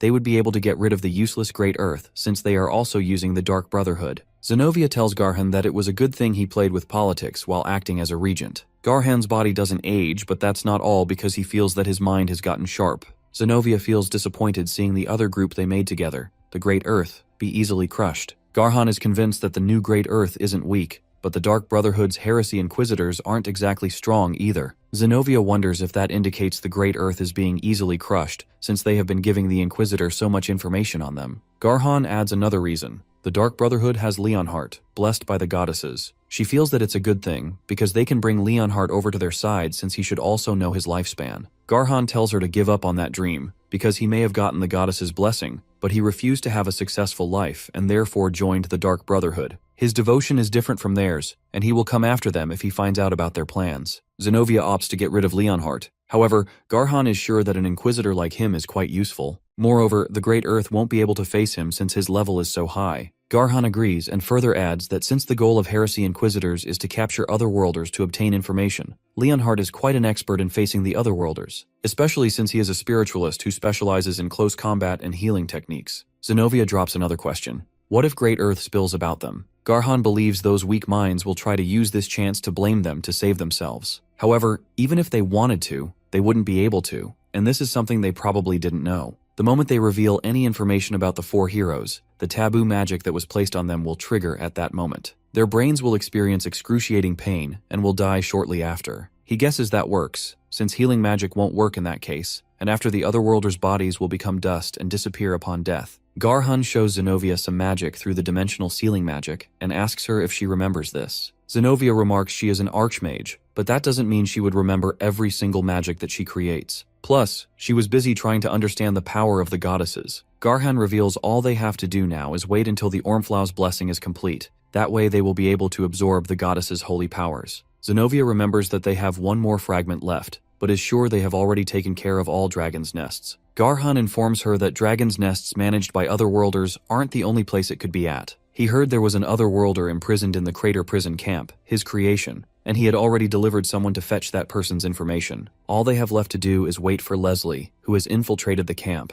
At the Crater Prison Camp, Leslie has heard that Great Earth members have been killed left and right all of a sudden by the Heresy Inquisitors. She is convinced that it's the doing of Garhan and Zenobia. They are cutting their tail off. She is aware that if she doesn't find the Earthling that is in here, then she will be the next target on the list. She is thinking of grabbing the fragment real quick and then escaping. However, the problem is she has arrived at the wrong time. She is witnessing a little quarrel between Hanbin and the judge's guards. Hearing people chant the name Valkyrian Warrior, someone she was certain had died in the mansion, leaves her utterly confused. She overhears two prisoners talking. One of them says that he heard the person next to the Valkyrian Warrior was the one who tried to assassinate the judge. The other person comments that he heard that person came in here on purpose, after hearing all the wicked things that have been happening in here. Leslie dismisses what she just heard and thinks the kid besides the Valkyrian doesn't seem to be the one Garhan was talking about. She came to that conclusion because Zhang's level is low, and the timing of his imprisonment doesn't match. The bigger problem is that the Valkyrian Warrior, whom they already reported as dead to Garhan, is still alive. When Leslie looks at Hanbin's level, she assumes he must be pretending to be a Valkyrian. Since the guards aren't relenting down, Zhang suggests they should take of these guards and save everyone. The Valkyrian asks him who are they supposed to protect and who needs saving, and then bluntly asks him if he is thinking of committing suicide here. Hanbin adds that he already has 2 dragons to take care of. He is well aware that if they head butts with the judge, then the situation would become more annoying. He just wanted to go and spend time in the dungeon. Inside, he curses the judge for not leaving and staying here for too long. When he asks the guards what are they standing around for, they are taken aback by his tremendous murderous intent. Zhang is eager to fight the guards and thinks that he can't stay silent because staying quiet won't help a single person. He suddenly calls out all the prisoners who feel their sentence is unjust to stand against this. However, before he can utter a word against the judge or the guards, Hanbin grabs him by the neck and begins choking him. The amputated man listens to Zhang's calls and yells out that they may have committed a crime, but it isn't worthy of the death sentence. He says they have families waiting for them. Soon after, everyone starts rebelling against the current world order, speaking about how they have been done dirty. They start chanting "Release us," leaving Leslie to wonder if these people are crazy. The guards notify the judge to escape since it's a riot. Displeased by what's happening, the judge orders his guard to bring him out of the coffin talking about the Otherworlder he was chatting with earlier. Hanbin is surprised, wondering what's happening here. Zhang tells him that this is the warrior's way to save those who are weak, so they must have been struck by the motivation. A true hero empowers others to stand on their own. He reveals that he never realized Hanbin had such an amazing character, along with his incredible martial arts skills. He declares that he will be serving him forever. He then shouts that everyone should follow the Valterian hero. People follow his lead and begin chanting Valterian. Everyone goes quiet when they spot someone shackled at both wrists and ankles, unable to take more than just a few steps. The prisoners immediately realize that this person is an otherworlder. Both Hanbin and Zhang are surprised by this discovery, while Leslie realizes that's the otherworlder Garhan was talking about. Her guideline tells her that the otherworlder is a level 61 magic swordsman. After revealing the otherworlder, the judge attempts to torment the prisoners. He thinks showing this much fear to the prisoners is just about right. The judge further threatens them that as soon as he releases the otherworlder, he will get rid of all of them in less than 5 minutes. Leslie knows that she clears him when it comes to level, but it would be difficult since she is handcuffed with sealing handcuffs. She even thinks of making a run. The judge declares himself as merciful, and in his merciful judgment he adds 50 years to their sentence for the act of rebellion,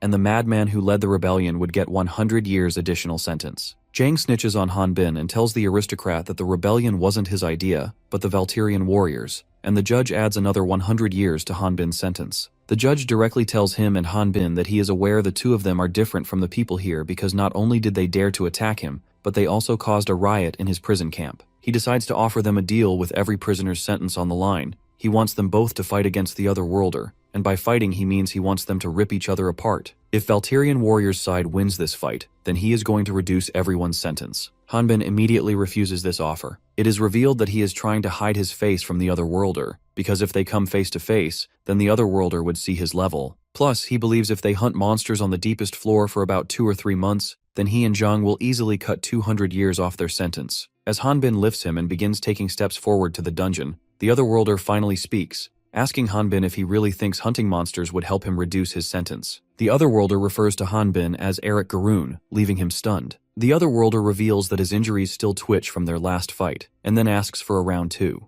The Valterian warrior tries to guess who this otherworlder might be, but is interrupted by Zhang. The judge is surprised by the otherworlder and Hanbin's history. He believes this will be more fun now. However, since 2 against 1 isn't exciting at all, he asks if there is any criminal who is willing to fight with the otherworlder against the Valterian and his friend. He promises to release the participant no matter the outcome of the fight. One criminal is captivated by this offer, and as he tries to step forward, a fellow criminal stops him, telling him that there's no way the judge will let him go, and no one is crazy enough to face the Valterian warrior, so getting released is meaningless if he ends up dead. Leslie shouts that she will do it, as she thinks things might work out like this. She was surprised this whole time seeing the otherworlder that is normally imprisoned on the lowest floor out here on his own. She is sure that the Ormflau's blessing should be implanted in him. Moreover, by fighting alongside the otherworlder, she can ensure the fake Valterian warrior dies here, so that the report she made to Garhan remains valid. The judge grins, as he mentions it's been a while since he had looked forward to something so entertaining. Atis and Efer have cleared a dungeon, and he congratulates her for her first dungeon closing. She asks him how he managed to withstand the essence Shara method that Hanbin derived to increase his level. First, Hanbin fights the high-leveled monsters but doesn't finish them off.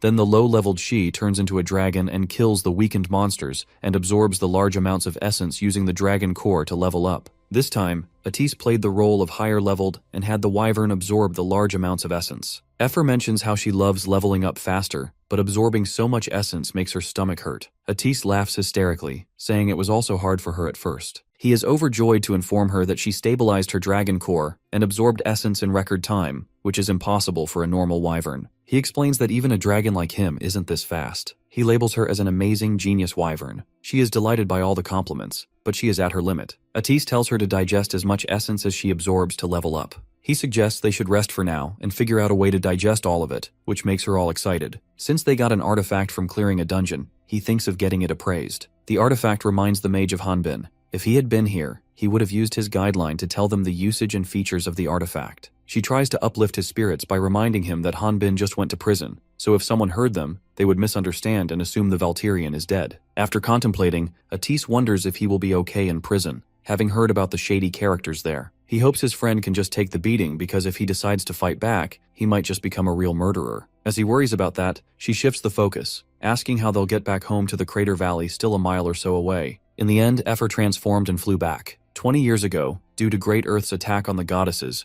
the people of Latna regarded the otherworlders as enemies. One of those 4 heroes, Garhan, also believed this and built a prison in an undeveloped crater dungeon, and gained insight into the traits of many otherworlders by capturing and studying them. Their studies show a few interesting facts, such as the otherworlders cannot tell if other people are otherworlders, and they don't earn any experience from killing each other. only from killing the people of Latna. However, the people of Latna gain nothing from killing the Otherworlders. The Otherworlders gain skills automatically as they level up, and if the Otherworlders are experiencing excruciating pain, they can enable the suicide skill to end their journey. Dungeon monsters are unable to differentiate Otherworlders and the people of Latna. Lastly, Otherworlders disappear from the world when they die. This is all the data obtained with the death of countless Otherworlders. Due to the Otherworlders' violent tendencies and the constant monster experiments that kept boosting their average level, they eventually became uncontrollable, turning Crater Prison into a regular prison filled mostly with Latnian inmates. However, the facility, which was used to experiment on the Otherworlders, remained and is now secretly operated as an arena. This is the arena, where Hanbin and Zhang are set to fight the Otherworlder and Leslie. The announcer announces that they will operate today's match with simple rules like they always do. The monsters would be poured across the arena, the contestants' goal would be to take them down,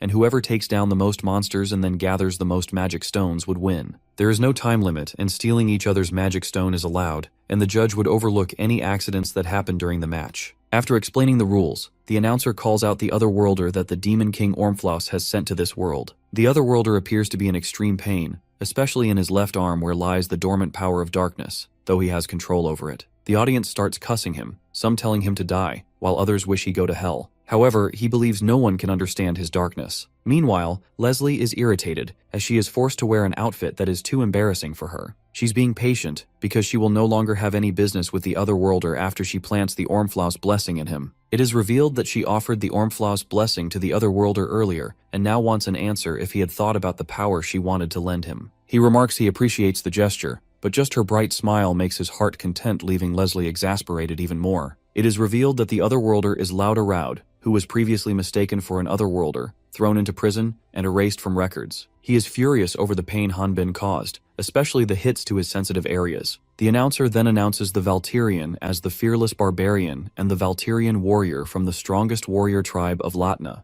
Hanbin wonders who the Otherworlder is, but since the Otherworlder knows his name, he guesses that it would be someone from the Great Earth. He concludes that if the Great Earth is involved, then his identity and background must have been exposed. He assumes that if the Otherworlder knows his name, then there's no need for him to fight to corner him. Hanbin has no clue what the Otherworlder is scheming, but if he knows his identity, then there is a chance he might target Atis and Efer. With no choice, he decides to kill the Otherworlder and get out of this place. Jang suddenly calls him to grab his attention, and respectfully requests can they just not kill the Otherworlder and talk this out. The Sword King thinks that it can't be helped because Zhang doesn't know very much about Great Earth. The announcer gets ready to commence, as the monsters start appearing from every side of the arena. To protect the special seats in the arena, about 20 spiritualists block the ceiling by casting a powerful barrier. Hanbin urges Zhang that he should save that conversation for later, and should now focus on the immediate danger they're facing. Seeing the Valtirian warrior in action, a baroness takes interest in his chiseled, art-like muscles. She calls out to the goddesses, demanding to know why those savage barbarians were blessed with such beautiful bodies. When asked if the Valtirian warrior has caught her interest, she remarks that she is just pointing out that he is just a bit of an eye-candy viscountess. The woman standing beside the baroness informs her that she has heard if the Valtirian warrior wins, he will be freed, and then asks her if she is considering having him as a servant afterward. The baroness considers the suggestion showing interest in having the Valtirian as a servant. A merchant named Felix Fraelsis, who runs a company called Fraelsis, cuts in and informs the ladies that the Valtirian warrior doesn't use any magic tools, so it may be hard for him to work in the mansion. The ladies recognize him and he says it's an honor to be acknowledged by them. Holding a camera, Felix asks Baroness and the women beside her if he can take a picture of their unmatched beauties. Seeing their confusion, Felix explains it's the company's newest magic item called the Portrait Recorder. The Baroness is surprised to see Felix using a magic item without any strain, leading her to assume he must be a high-level individual. Felix reveals he had done some hunting work with his older brother, but it's nothing to boast about. After this, he attempts to check if the magic item is functioning properly by pointing his camera at Lauda. He remembers that his older brother warned him about that Otherworlder. Since Lauda is wearing a unique mask, it's hard for Felix to see his face. His photo shoot is interrupted by Baron Elhauer, the judge, who can't tolerate Felix doing his business around here. He asks Felix if the ticket cost him a fortune since he's not a noble. The Baron isn't thrilled about Felix's visit. He sees him as a lowly merchant and only lets him in because the Marquis offered him the ticket. But deep down, Felix responds that this is no business and thanks him for being concerned with his financial well-being. Felix casually says the Marquis sold him the tickets dirt cheap so he was able to afford it. Baron isn't happy with how he phrased it, especially the juxtaposition of the words dirt cheap and tickets. Baron angrily remarks that if Felix is claiming that, then his pockets must be very deep, and then suggests they make a little bet for fun, asking him who he thinks will come on top, the Otherworlder or the Valtirian. Baron reveals he is going to bet on the Otherworlder, so this leaves Felix to support the Valtirian warriors team. Felix is stunned over the fact that Baron is betting on an Otherworlder. Out of nowhere, the Baroness points out that the monsters that were coming from all sides of the arena are decreasing in number. Everyone is shocked after discovering that these tiny insect monsters are nowhere near the level of the Valtirian. Hanbin advances, cutting down each monster with just one swing, showcasing incredible movement. The audience is witnessing him playing with these monsters like they are mere bugs. Even though the magic item prevents him from using the 4 powers, he still has unbelievable strength. He is sure that every monster he has fought so far is nothing special, though their numbers just don't seem to be shrinking. The announcer is left speechless when he witnesses every monster from the dungeon charging toward Hanbin, while the Otherworlder and Leslie are spectating the Valtirian's brilliant show. In this critical moment, he uses a horizontal slash, killing every monster in one blow. He reveals he even controlled his strength, but things still went overboard. He is baffled when he notices the tiny monsters working together to help one of their own put on prosthetics, and once the prosthetics are on, this new, better version of the ant-like monster charges toward him. The monster walks past Leslie, leaving her stunned, as such low intellectual creatures never ignore prime targets. She is taken aback by another surprise. The Otherworlder's left arm transforms into the incomplete embodiment of the tentacle beholder and stretches toward the mutated insect monster. Leslie wonders just who this guy is. Normally, there's no way to stop monsterization once it begins. However, this wasn't the case for Laude, formerly monsterized by the boss monster, Tentacle Beholder. Due to his malnutrition and dehydrated state, the monster's cell's growth was halted, and his left arm was fused with Tentacle Beholder to gain a new skill, Overmind, which allows the user to control monsters that have a lower level than the caster. Laude doesn't remember what happened in the dungeon back then, but because of this cursed ability, he was framed as an Otherworlder. He has been locked up in this prison, and forced to fight monsters and other inmates. He thinks that his fight with Hanbin is going to be ironic, because this fight with the man who took everything away from him will also be his last fight to gain his liberty back. The last time they fought, Hanbin was only level 5. He believes his opponent will be only around level 20, even if he is training hard. Loud offers to not take his life and forgive him if he confesses his mistakes and asks for forgiveness. When the dust clears, the prideful hunter discovers that Hanbin has already taken care of every monster, making him wonder if he got the wrong person.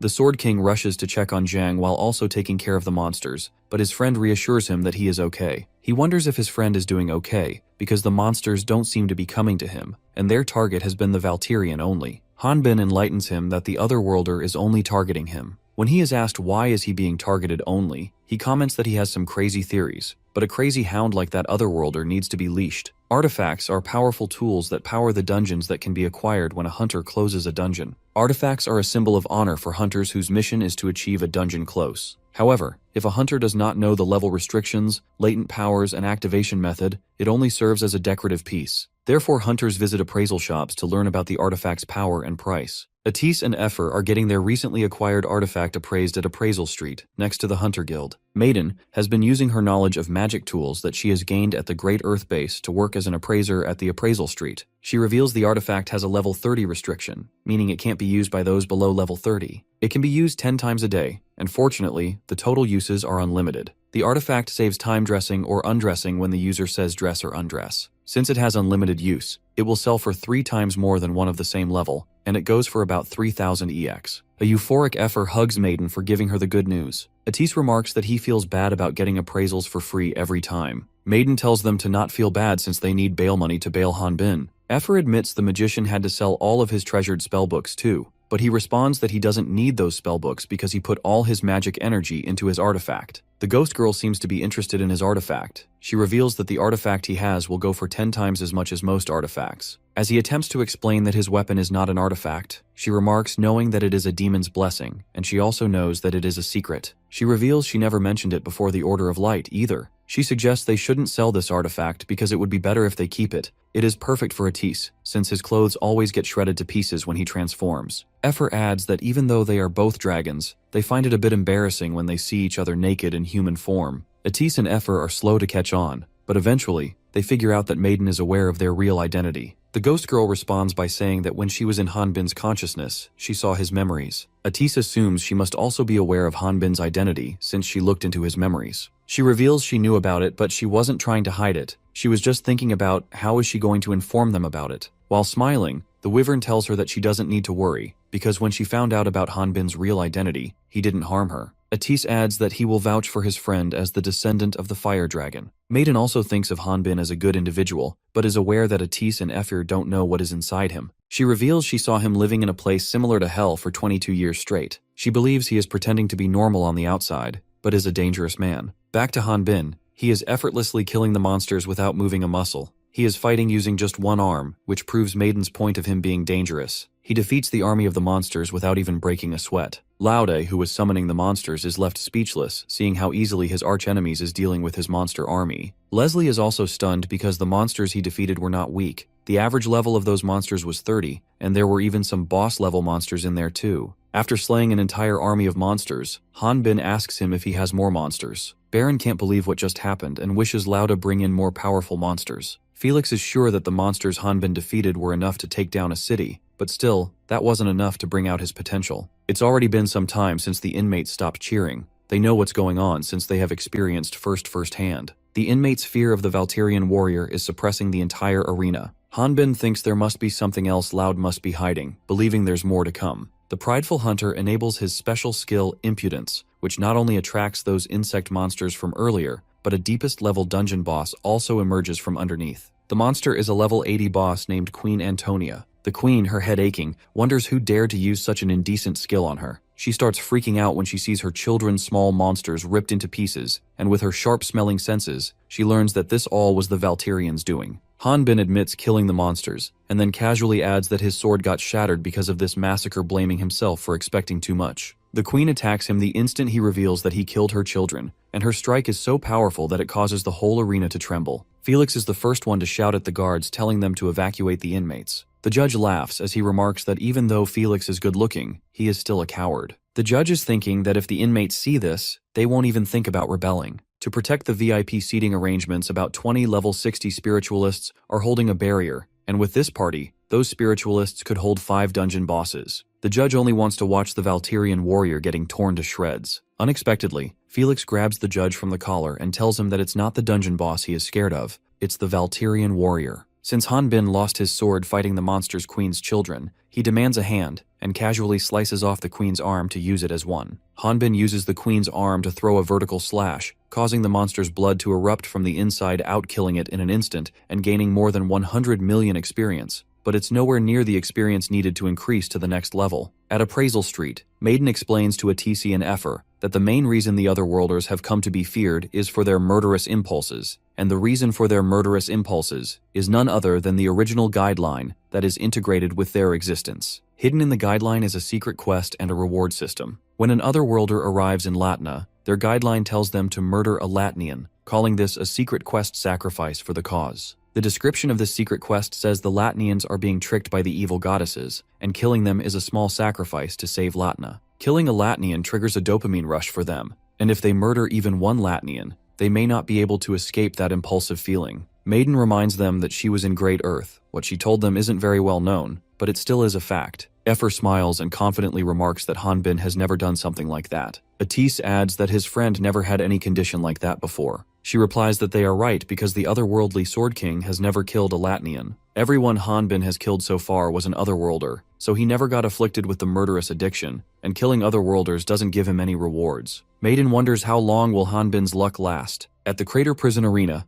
Hanbin has slain the monster. He is used to living in an environment where predators chased him every day for almost 22 years. In absolute solitude, it was either kill or be killed, and the fact that he is normal is not normal at all. He came to Latna physically, but his mind is still lost in those mountains. If there is an enemy that chases after him, his repressed instincts can kick in at any time. For someone like him, becoming addicted to murder wouldn't be difficult even compared to the other Otherworlders. Maiden is sure that Atis must have felt Hanbin's murderous intent at least once. The mage remarks that there was a small misunderstanding between them, but that was cleared up soon after. After this, they fought against the Lich together. He is convinced that Hanbin doesn't murder without discretion. Back to the arena, the judge is left speechless by the Valterian warrior's strength. To make matters worse for the judge, the protection barrier constructed by the spiritualists gets knocked out by the sudden blast. Felix is surprised to discover that there were no casualties and guesses that either they are lucky, or maybe the Valterian warrior held his strength back. Ephir, who is practically on the other side of the globe, asks Atis and Maiden to stop talking about stuff like this, because what would Hanbin gain from meaningless killing?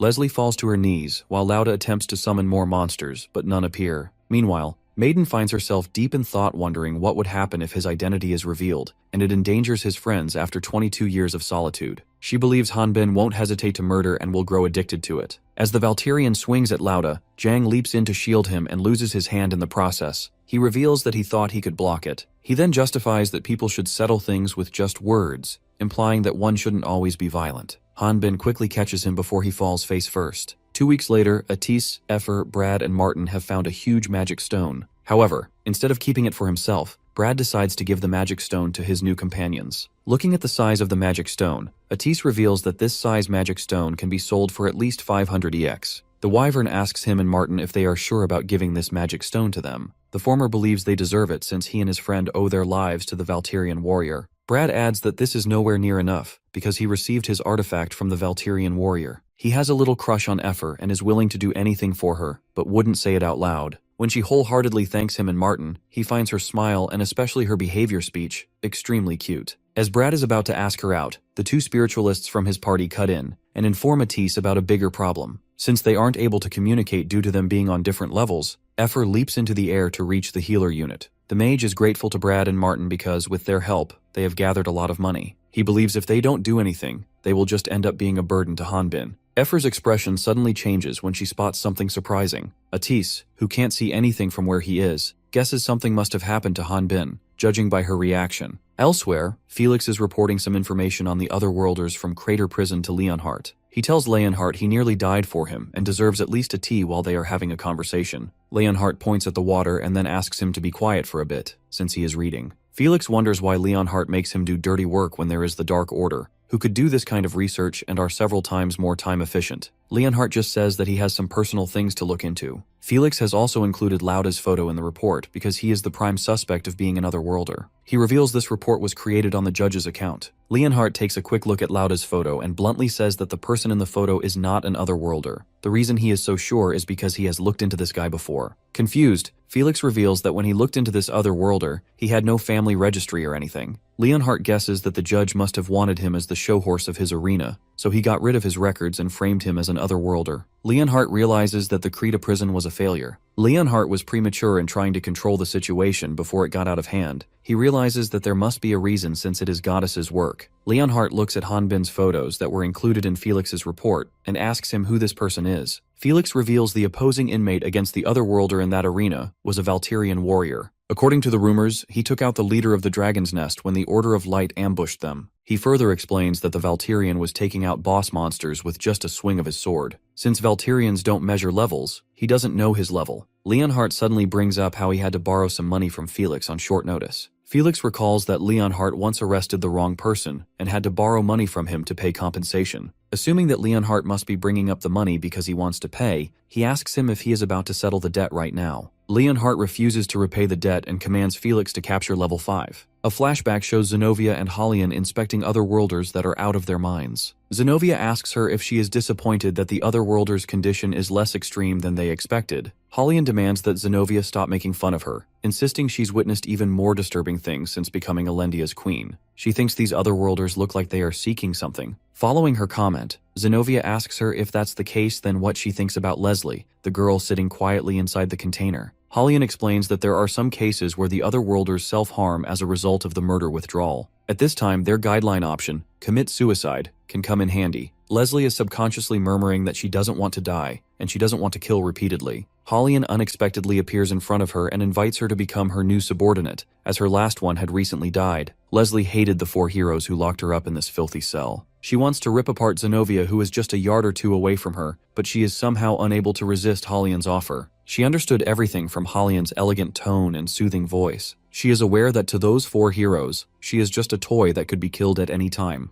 Restrain was the condition for her freedom from the cell. With the help of Restrain, they could suppress their murder urges. Leslie and the Otherworlders like Richard and Alejandro did the dirty work of the 4 heroes and became the fake Great Earth. The Restrain was born from her fear of the 4 heroes. Facing Hanbin, she never expected to feel that same fear again. She realizes that rebelling would be meaningless, and is convinced that the levels are meaningless. Seeing how he is stretching his arm, believing he is going to attack her, Leslie starts screaming. She is surprised when he breaks her handcuffs instead of harming her. He asks if she's spiritual and requests a favor to help save Zhang. When he once again enunciates please, she gets to work. She promptly begins treating gravely injured Zhang, and Lauda also joins to help her, because he is indebted to him for saving him from the Valterian. She tells Hanbin to put pressure on Zhang's arm and asks Lauda to hand over the wrapping that he was wearing on his arm. The judge suddenly shouts at Hanbin, calling him a savage. Angry because his game was ruined, he declares that all of them will be executed instantly. The Valterian is irritated because even when a person is dying, the judge isn't relenting.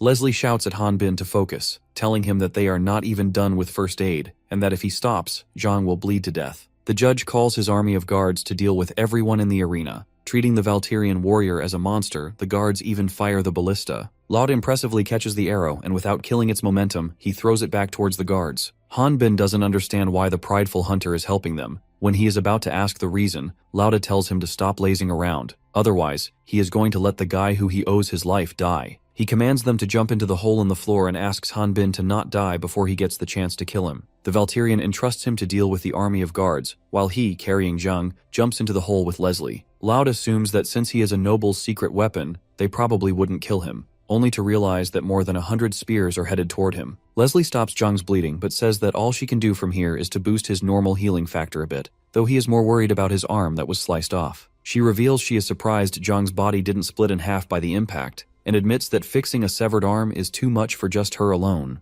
Disappointed and helpless, Hanbin decides to be alone for some time. Seeing him rise to his feet, she assumes it's because he doesn't believe her. He is grateful to Leslie and tells her to rest now. When she asks him where is he headed, he reveals he plans to find the boss room to seal the dungeon and escape after healing Zhang, since Lauda already forced the boss out. He is going to scout the area to make sure it's safe and asks her to wait until he's done. To blow off some stress, Hanbin punches the rock wall. He is aware that Zhang's fatal injury is subject to his carelessness. As soon as he leaves, Leslie decides to make a run for her life. She fails to plant Ormfloss's blessing, but knows that her life is more important right now. She fears if the Valterian changes his mind, she will be as good as dead. While running, she runs into a level 70 monster called Eggplanter. Meanwhile, Atis and Effer see a wanted Hanbin poster, which reveals that their friend escaped. They are stacked with magic stones they acquired after closing numerous dungeons and hunting monsters. Their original plan was to bribe the judge, hoping he would let Hanbin leave, but now things have gotten worse. Atise comes up with a plan while saying that he is sure that with all this money and magic stones, they should be able to survive for a while. When asked what's his plan, he explains that they have to rescue the Valterian and run for it.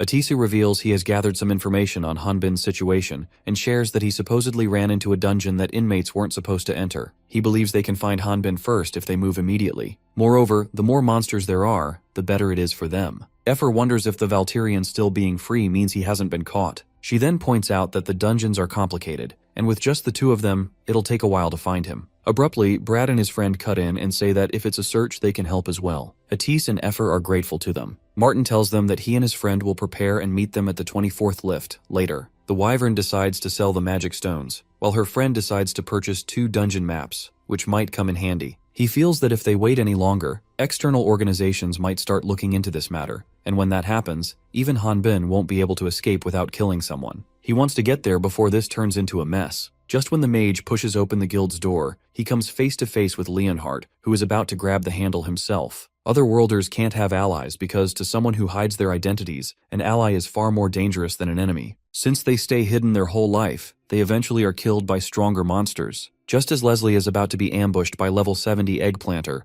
Zhang jumps in and saves her from the monster's attack. He commands her to run because it's not a monster they can handle. However, she returns the favor by saving him from the enemy this time, though her attack doesn't quite hit the monster. In this critical moment, Hanbin jumps in and uses Stab's skill to eradicate the monster. He appears to be frustrated because every monster he faced has been weak, and he can't even use Leslie and Zhang as bait to escape. Furious, he threatens to kill them if they don't return to prison and plead before the judge that they were threatened by the Valterian. That way they might avoid execution. Zhang states that he can't leave because he aims to be a warrior, only to make Hanbin even more angry. The Valterian asks him if wasn't it enough that he lost his arm. The newbie believes that the price wasn't enough to the amount of times he was saved from being exposed as an otherworlder. Leslie is stunned to learn about Zhang being an otherworlder. He credits Hanbin, who taught him everything about Lautna. Hanbin reminds him that announcing himself as an otherworlder is the same as inviting death. The newbie reveals that he is thinking the contrary. He wants to help the people of Latna as much as they are hurt by people of Earth. He wants to show Latnians that not all the Otherworlders are evil, and is aware that he might need to fight those evil Otherworlders to bring peace. He bows down to Hanbin, asking him to become an ally. Leslie thinks he's lost his mind because what he imagined couldn't possibly be real. When Hanbin asks him if he is prepared to kill humans, he responds that if it's a beast who lost his mind for bloodlust, then he is more than ready. However, he will prioritize negotiating by words first. Moved by his motivation,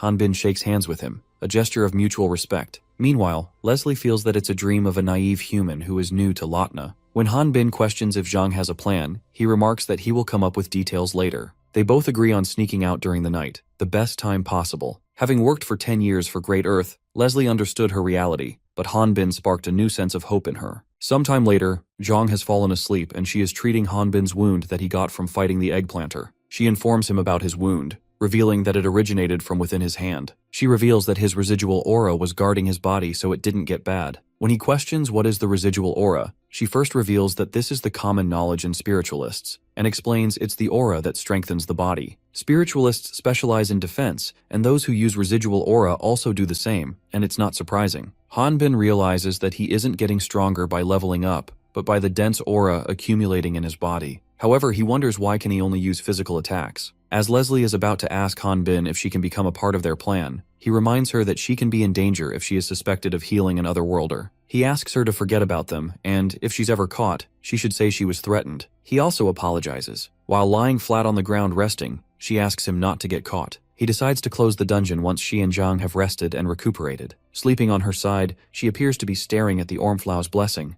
Meanwhile, at the Crater prison, the judge seems to be frustrated because he is informed that the Hunters Guild isn't accepting the sum he offered them for raiding the dungeon and capturing Valtirian and the rest. However, his frustration is rooted in the fear of getting exposed for bringing out a fake Otherworlder. Lauda could go over to the Order's trial instead of the State's, which is what he fears the most. Suddenly, a guard informs the judge that some guests are requesting to meet him, the Baron, immediately. He orders the guard to make them leave. However, when the guard reveals the guests aren't leaving, he even gives him the authority to throw the guests into the cell. Just when he finishes, Leonhardt with Atis and Effer barges into the room, demanding he comply with the investigation. He reveals he was short on time and doesn't have a warrant, but is sure it wouldn't matter. Earlier, when Leonhardt bumped into Atisa, he confirmed that the runaway inmate is certainly Hanbin. Atis assumed he had come to find Falad. He stated that it doesn't matter whether the inmate's name is Falad or Valtirian warrior. The only thing that matters to him is his relationship with the Otherworlder. He believed that there was an otherworldly in this city. When asked if he has any evidence,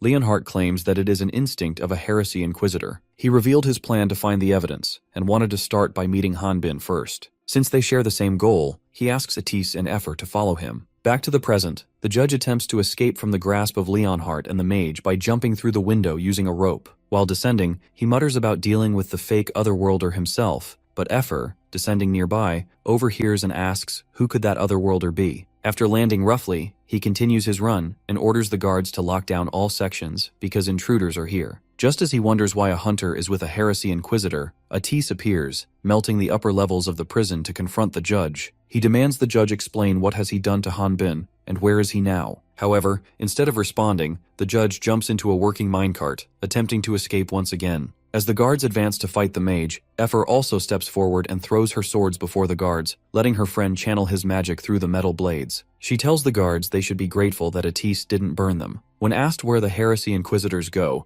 Effer reveals she didn't see any signs of him following. He wonders if they separated paths, but thinks it's better for both parties since the guards are scattered. They also hop onto the magic stone transport cart to pursue the judge. They believe the judge might know which direction Hanbin fled, and interrogating him would allow them to get one step quicker than Leonhardt. Soon after, another unit of guards ambush them. The Wyvern questions him about what are they going to do if the heresy inquisitor finds Hanbin first. He reveals they won't be able to avoid a fight in that case scenario. Inside, he wants to make sure to prevent Hanbin from killing no matter the cost. If that happens, he plans on killing him with his own life on the line. Elsewhere, Leonhardt is slowly descending from the prison camp to the bottom floor. The Baron running off promptly before hearing him out has surprised him a little. Leonhardt had been to Onpros City before when he was looking for the Lich, a known member of Great Earth, but it disappeared without a trace. The evil skeleton then died at some point. Alejandro's nest was destroyed shortly after. However, all the demon gods were at the dragon's nest, which means he is the one who most likely made Ormflus's blessing, and the person who was involved in all those events has a power greater than a normal level 5. He believes that the person's teammates Atis and Effer are also not normal. Suddenly, the guards fire their ballistas at airborne Leonhardt. Meanwhile, Leonhardt is thinking about how there have been no oracles from the goddess. This all is his own decision. Regardless, the Otherworlders are Ormfloss's spies. Believing there's no need for mercy or forgiveness, he destroys all the ballistas along the ravine with a single gesture. Atise and Effer break into a room which turns out to be the stadium where Hanbin and Lauda fought. She assumes some insane monster caused the destruction, leading her to suspect Hanbin might have been there. Abruptly, the judge shouts from the stadium suite, furious that they brought a heresy inquisitor. He informs them that he has the man they are looking for, mistakenly thinking they're after Lauda. Atis wonders why would the prideful hunter be here. The judge shouts at them to be quiet. He states that he is the law and order, and king and god here. This time he plans to kill them with monsters stronger than the queen that the Valtirian killed, and he makes it clear that to reach him, they first need to deal with the king of the crater dungeon. Atise reveals having heard rumors about Queen Antonia of the East Valley, but stronger than her is King Antonio of the West Valley. Just when the monster reveals itself, Leonhardt stealthily arrives with a flamboyant entry and lands a strong punch on its face while stating that the monster can't run away. The next generation's hero, chosen by the goddess herself, is the Blessed One of the Goddesses. After witnessing the weight of that name for himself, Atise understood that even if he put his life on the line, it wouldn't mean anything. After Leonhardt has dealt with the enemy, a guard hurriedly arrives and informs Leonhardt, Atise, and Effer that there's an escaped prisoner in the East Valley boss hall. The two bullies who bullied Jang on his arrival at the crater prison are inside the crater prison dungeon on a mission to find the escaped convicts. They are surrounded by monsters, despite thinking there wouldn't be any at first. It's been 2 weeks since the arena incident, and the monsters that were wiped out by Hanbin have started to reappear. The yellow-haired dude suspects the monsters are coming their way because of the artifact sword they have got. Knowing something like this would happen, he brought the Valtirian sword along. However, after swinging it for a moment, he realizes that this sword is dull and just a heavy chunk of metal. Soon after, they are completely overwhelmed by the sheer number of the monsters. In this critical moment, the yellow-haired man thinks of using his ring artifact, thinking there is a chance it could have offensive magic in it. When nothing comes out of the artifact, despite him chanting different spell names, he asks his blue-haired friend for help, but he's just as clueless. In the end, he gets ready to brace himself for the enemy's attack. Suddenly, Hanbin arrives, snatches his sword from the dude, and then instantly takes down the threat, and this happens very quickly. Instead of being angry at the bullies, Hanbin admits to knowing that they were forced by the judge just like the prisoners who are currently following his lead. It is revealed that he and Zhang rescued several other prisoners and are leading them to safety. The newbie explains these prisoners were sent after him, Hanbin and Leslie, with the condition that they would be released, but he was able to win over them in an instant. He informs the prisoners that only the boss room is left, and after clearing it the next day, they will clear the dungeon. He tells the prisoners they won't be running. Instead, they will expose the noble's injustice and the prison's horrors. The plan is to take the noble to court for his crimes and win their freedom. He knows some feel there's a higher chance of survival working with Valtirian, not going against him. Hanbin is quite happy with how Zhang is solving everything peacefully. The yellow-haired man calls Zhang insane for thinking of opposing the judge because they are escapees, who no one would listen to. He thinks it would be better if they break free from here and everyone goes their separate ways once they are outside the city. The newbie warns him that he could die on the streets after escaping from there, and fighting against each other is what the nobles want. If they were to get blood on their hands, then no one would acknowledge the unfairness they have experienced. And if that happens, none of them will ever be able to live normal lives. The other prisoners start siding with Zhang, as they don't want to rot in the prison anymore, and shout at the yellow-haired man to go back to the prison himself. Angered, he pulls out a knife, aiming to wreak havoc only for Hanbin to hurl a small stone and destroy it. Zhang convinces the prisoners to get back at the noble because they have got the Valtirian warrior by their side. Everyone starts chanting Zhang's name to show him support. Hanbin is happy for him. The newbie was nervous a moment ago, but now is more confident. When the Sword King notices Leslie behaving strangely, he asks if she's alright. She initially dismisses him with an improper reply, but then reveals the smell of sweat is making her nauseous. She plans to rest nearby and doesn't want to be disturbed. Sometime later, when everyone has slept, Hanbin and Zhang are awake. When asked why isn't he sleeping, the Valtirian reveals he can't sleep thinking about the nagging he will get from his friends who are waiting for him outside. Zhang praises him for having 2 attractive companions despite his stoic appearance. When Hanbin reveals that one is a guy, he says that this is the most shocking thing he has heard. He tells him a little about his life on Earth. He was always alone, and no one listened to him. In the end, he turned to books rather than people. He felt as if those heroes from books were speaking to him rather than people themselves. Ironically, that's how he lost his life. Hanbin is shocked to learn that Zhang died and then came to this world. At first, he thought about dying, but when he reached level 5, he met some people like him in the tutorial, who died in their previous lives too. The harsh reality they had to face made them become friends very quickly. He smiles, talking about how they were his first real friends. He treasured the time he spent with his new friends, but he was alone once again when he was sent to Latna. The reason he isn't hiding is because he wants to become a famous warrior and reach his lost friends. He admits his noble goals were driven by selfish motives. Hanbin tells him that there's nothing wrong with it. Money, honor, or peace of mind, these are all dreams of every person. People who don't give their all for their goals are either fools or backstabbing liars. It's a matter of whether he is the only one benefiting or others are also gaining something from it. He tells him that his selfish motive is what's keeping everyone here alive. The world he is imagining is quite honorable itself. The Valtirian realizes that his pep talk is quite serious, though he reminds himself that he is now over 40 years old and his speech is justified. Despite all of that, he fears Jang might be uncomfortable after his speech. However, the newbie instead declares that Hanbin is his role model, someone he'll forever bow to and even write a book about his heroic deeds. Hanbin stops him and regrets speaking on this topic. He thinks he should have just told him to leave everything behind and survive on his own.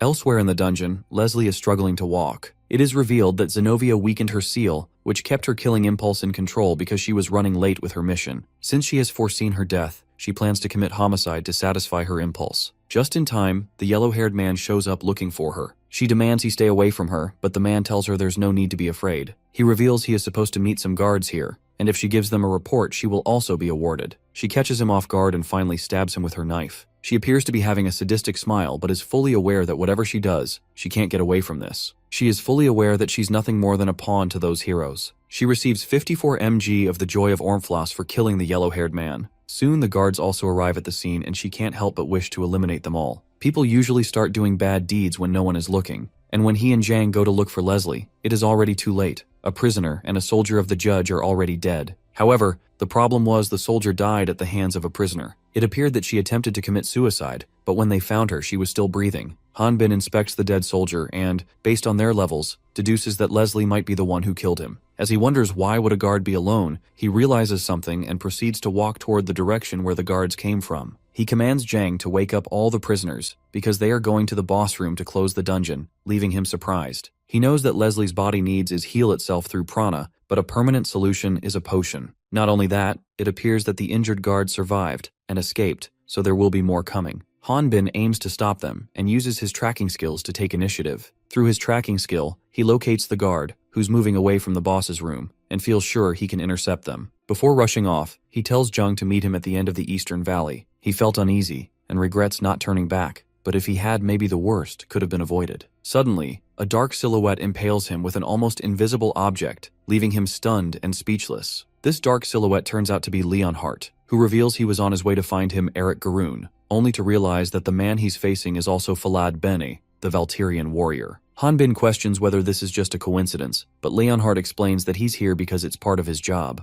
Meanwhile, Jung, leading the prisoners to the boss room, is being interrogated by the prisoners, who have no sight of Hanbin. He reassures them that the Valtirian is fine. He is buying them time to run, all while taking on the monsters himself. The prisoners cheer for the Valtirian, while Jang has a bad feeling about the guards, though he deduces Leslie must have her reasons. He is trying to stay focused because responsibilities would come after they have finished here. No matter what era it is, heroic tales always move people. That's probably because heroic stories aren't realistic. After making it to the boss's room, they witness a ballista unit of guards, all prepared to strike. Since the world isn't kind enough for a hero to be able to survive in it, Jang made such a fuss when he arrived in this world. He believed it would work out well somehow, and would meet his friends and big brother. Suddenly he calls for everyone to run, but it's too late. Everyone gets slaughtered. Jang blames himself for being weak in the idea of justice, but regardless, his story ends here. It was a moderately stimulating story with a rough, cheap script. The ending had no meaning or moral to it. It's an obvious outcome. Before closing his eyes forever, he has a final vision where Leslie tells him that there's still more left in the end,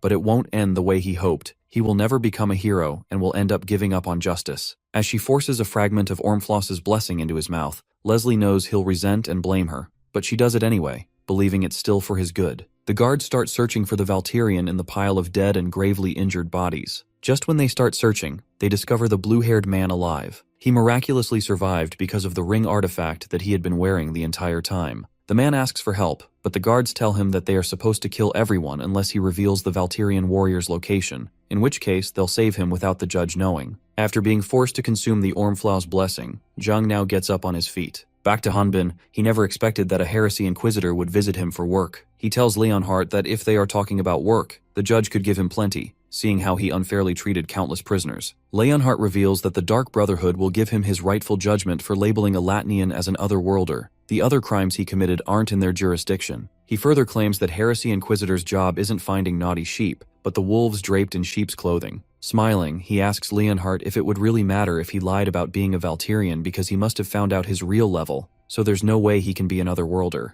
Hanbin dismisses their conversation and continues to walk forward, but Leonhardt threatens him that if he is planning to run away, he will just ask Atis and Effer about Ormflaus's blessing. Hanbin's hunter's instincts kick in, and he points his longsword at Leonhardt. To him, it now makes sense that Leonhardt knows about Atis, but knowing about the Wyvern and Ormflaus blessing is concerning for him. When he is asked what is he going to do with Atis and Effer, Leonhardt reveals he hasn't done anything yet, and since his friends are also looking for him, he thinks it would be better if he finds him first. In the end, he says that since Hanbin won't tell the truth and he doesn't believe anything he says anyway, there's no point in continuing the conversation. Both fighters immediately engage in close-quarters combat, and Leonhardt has no choice but to acknowledge Hanbin's destructive power, though he wonders if that's all his opponent has got. Hanbin reminds him that he picked the fight, but he is taking it too easy. Leonhardt tells him that he is giving it all he has got, and proves it by slamming Hanbin into the wall, causing his sword to get lodged there. Seeing him struggling, Leonhardt points out that he is also not taking this seriously. He reveals that otherworlders use skills given to them by their guideline,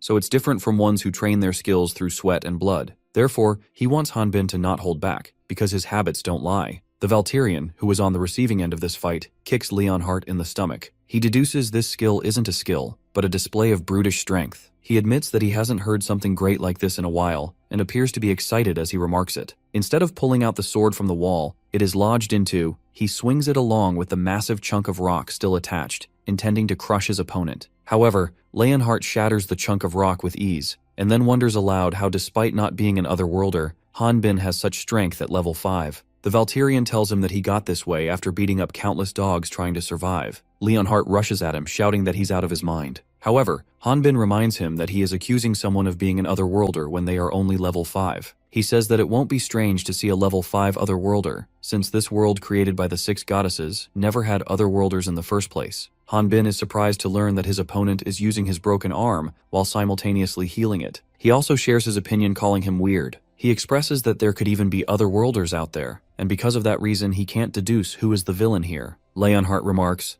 "Villain is a word that only strong can say. Sheep will always tremble in fear just in the presence of a wolf." One of his heavy punches finally connects to Hanbin's jaw, making him bleed and acknowledge Leonhardt's strength. He is well aware that Heresy Inquisitors specialize in combat. Fighting 1 versus 1 against them is nothing but a disadvantage. Hanbin decides to pressure him with more strength. He grabs him by the collar and headbutts him, breaking his face mask. He attempts to throw another punch at him, but Leonhardt, whose real face has been revealed, says it's too late. Hanbin's guideline shows Leonhardt as a level 120 spiritualist with Goddess's blessing and has a plus alpha in his level. The instant his level is revealed, he makes contact with the Sword King's swords with his hand and blasts him through several walls with his magic aura. Hanbin wonders just how powerful he is and what the plus alpha in his level even means. He is sure he swung his sword, but doesn't understand why is his hand bleeding. Leonhardt closes the gap in a flash and tells him that his sword couldn't pierce through his barrier. He explains that Hanbin may have a physical advantage, but his aura is no match for his prana, which means his sword is redirected to the damage to his hand. When Hanbin calls him a cheater, he claims this is fighting without holding back. He explains the predators that have survived the longest neither underestimate nor rush at their prey. They observe it, discerning the prey's weakness, and then hunt it. He tries to kick Hanbin's hand, forcing him to drop his sword, and expresses that Hanbin not being able to use aura was out of his expectations. Still, he thinks that's exactly how Hanbin has managed to survive so far. Using all his strength, he kicks Hanbin in the gut, launching him through a series of walls, and in this attack the Valtirian receives quite some damage. Following the kick, Leonhardt follows up with another strike, unleashing a flurry of magic rods at him. He is sure Hanbin didn't use any skill, nor Ormflaus's blessing, and there wasn't anything that proved he was an otherworlder until the end. He deduces Zhang must be the otherworlder in this situation. He was looking forward to this fight but was left disappointed. As Leonhardt is walking off,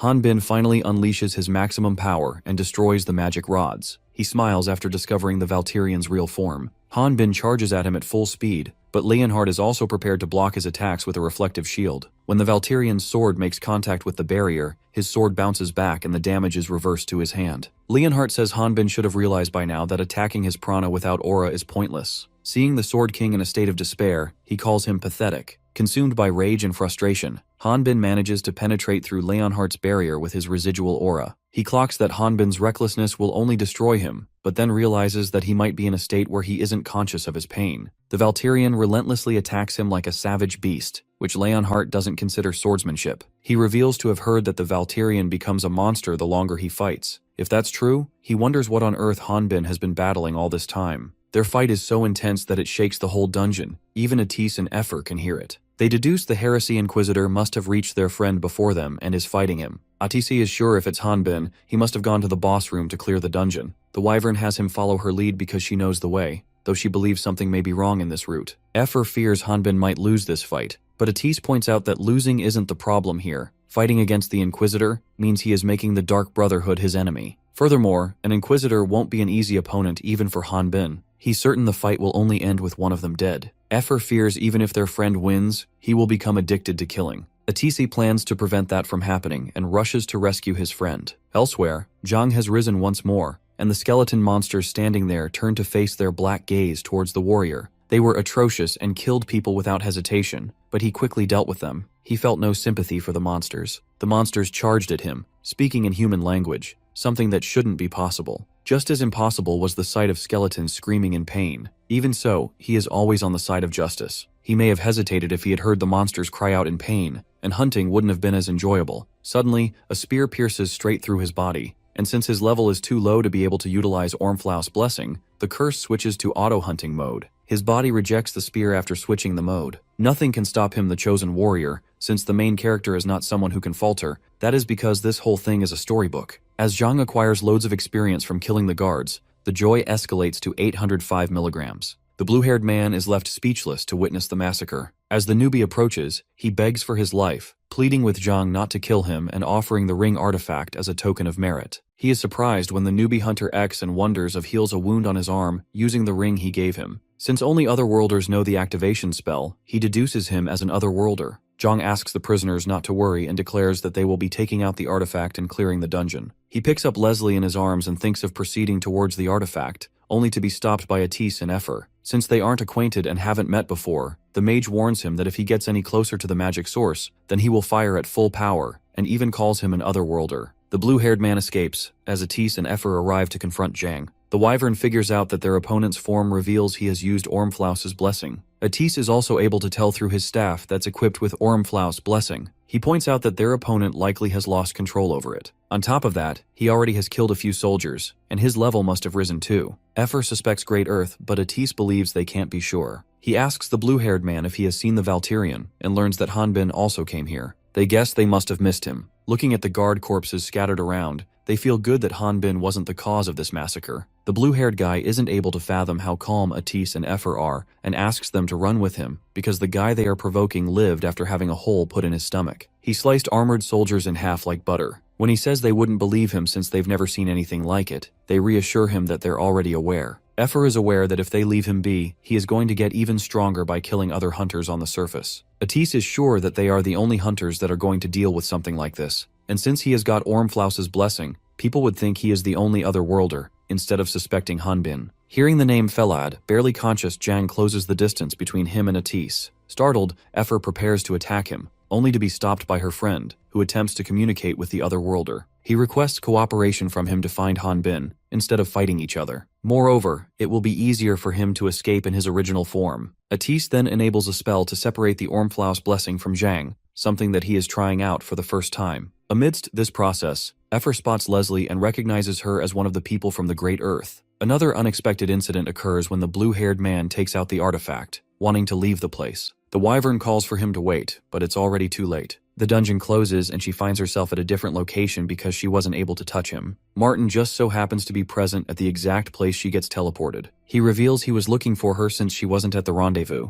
The blue-haired man shouts that an otherworlder was in the dungeon and wiped everyone out, asking him to get some hunters to kill that otherworlder. Suddenly, they witness a large-scale blast in the direction of the Hunters Guild. Brad, along with some hunters, is fighting Jang, who has captured Atis. He informs his magicians to be careful because their opponent has taken a hostage. He knew something was off the moment the Heresy Inquisitor showed up, but never imagined that the monster would be this strong. Moreover, a monster can't come out after the dungeon is closed. Some hunters surround Zhang believing they will stop him. They feel their opponent may be big, but it's docile. One hunter goes for the head, but Zhang annihilates him, revealing more of his power and taking on a new winged form. Before fleeing, he calls the hunters lowly monsters. Effer was only able to spectate this fight, as she was too shocked to take any action. She rushes to check on Brad, who has suffered a grave injury. He apologizes because he wasn't able to prevent Atis from being taken away. He remarks the opponent was too strong and it even had wings. She appears to be concerned about his health, which seems to be worsening with every second. She rushes to find some spiritualists to heal his wound. However,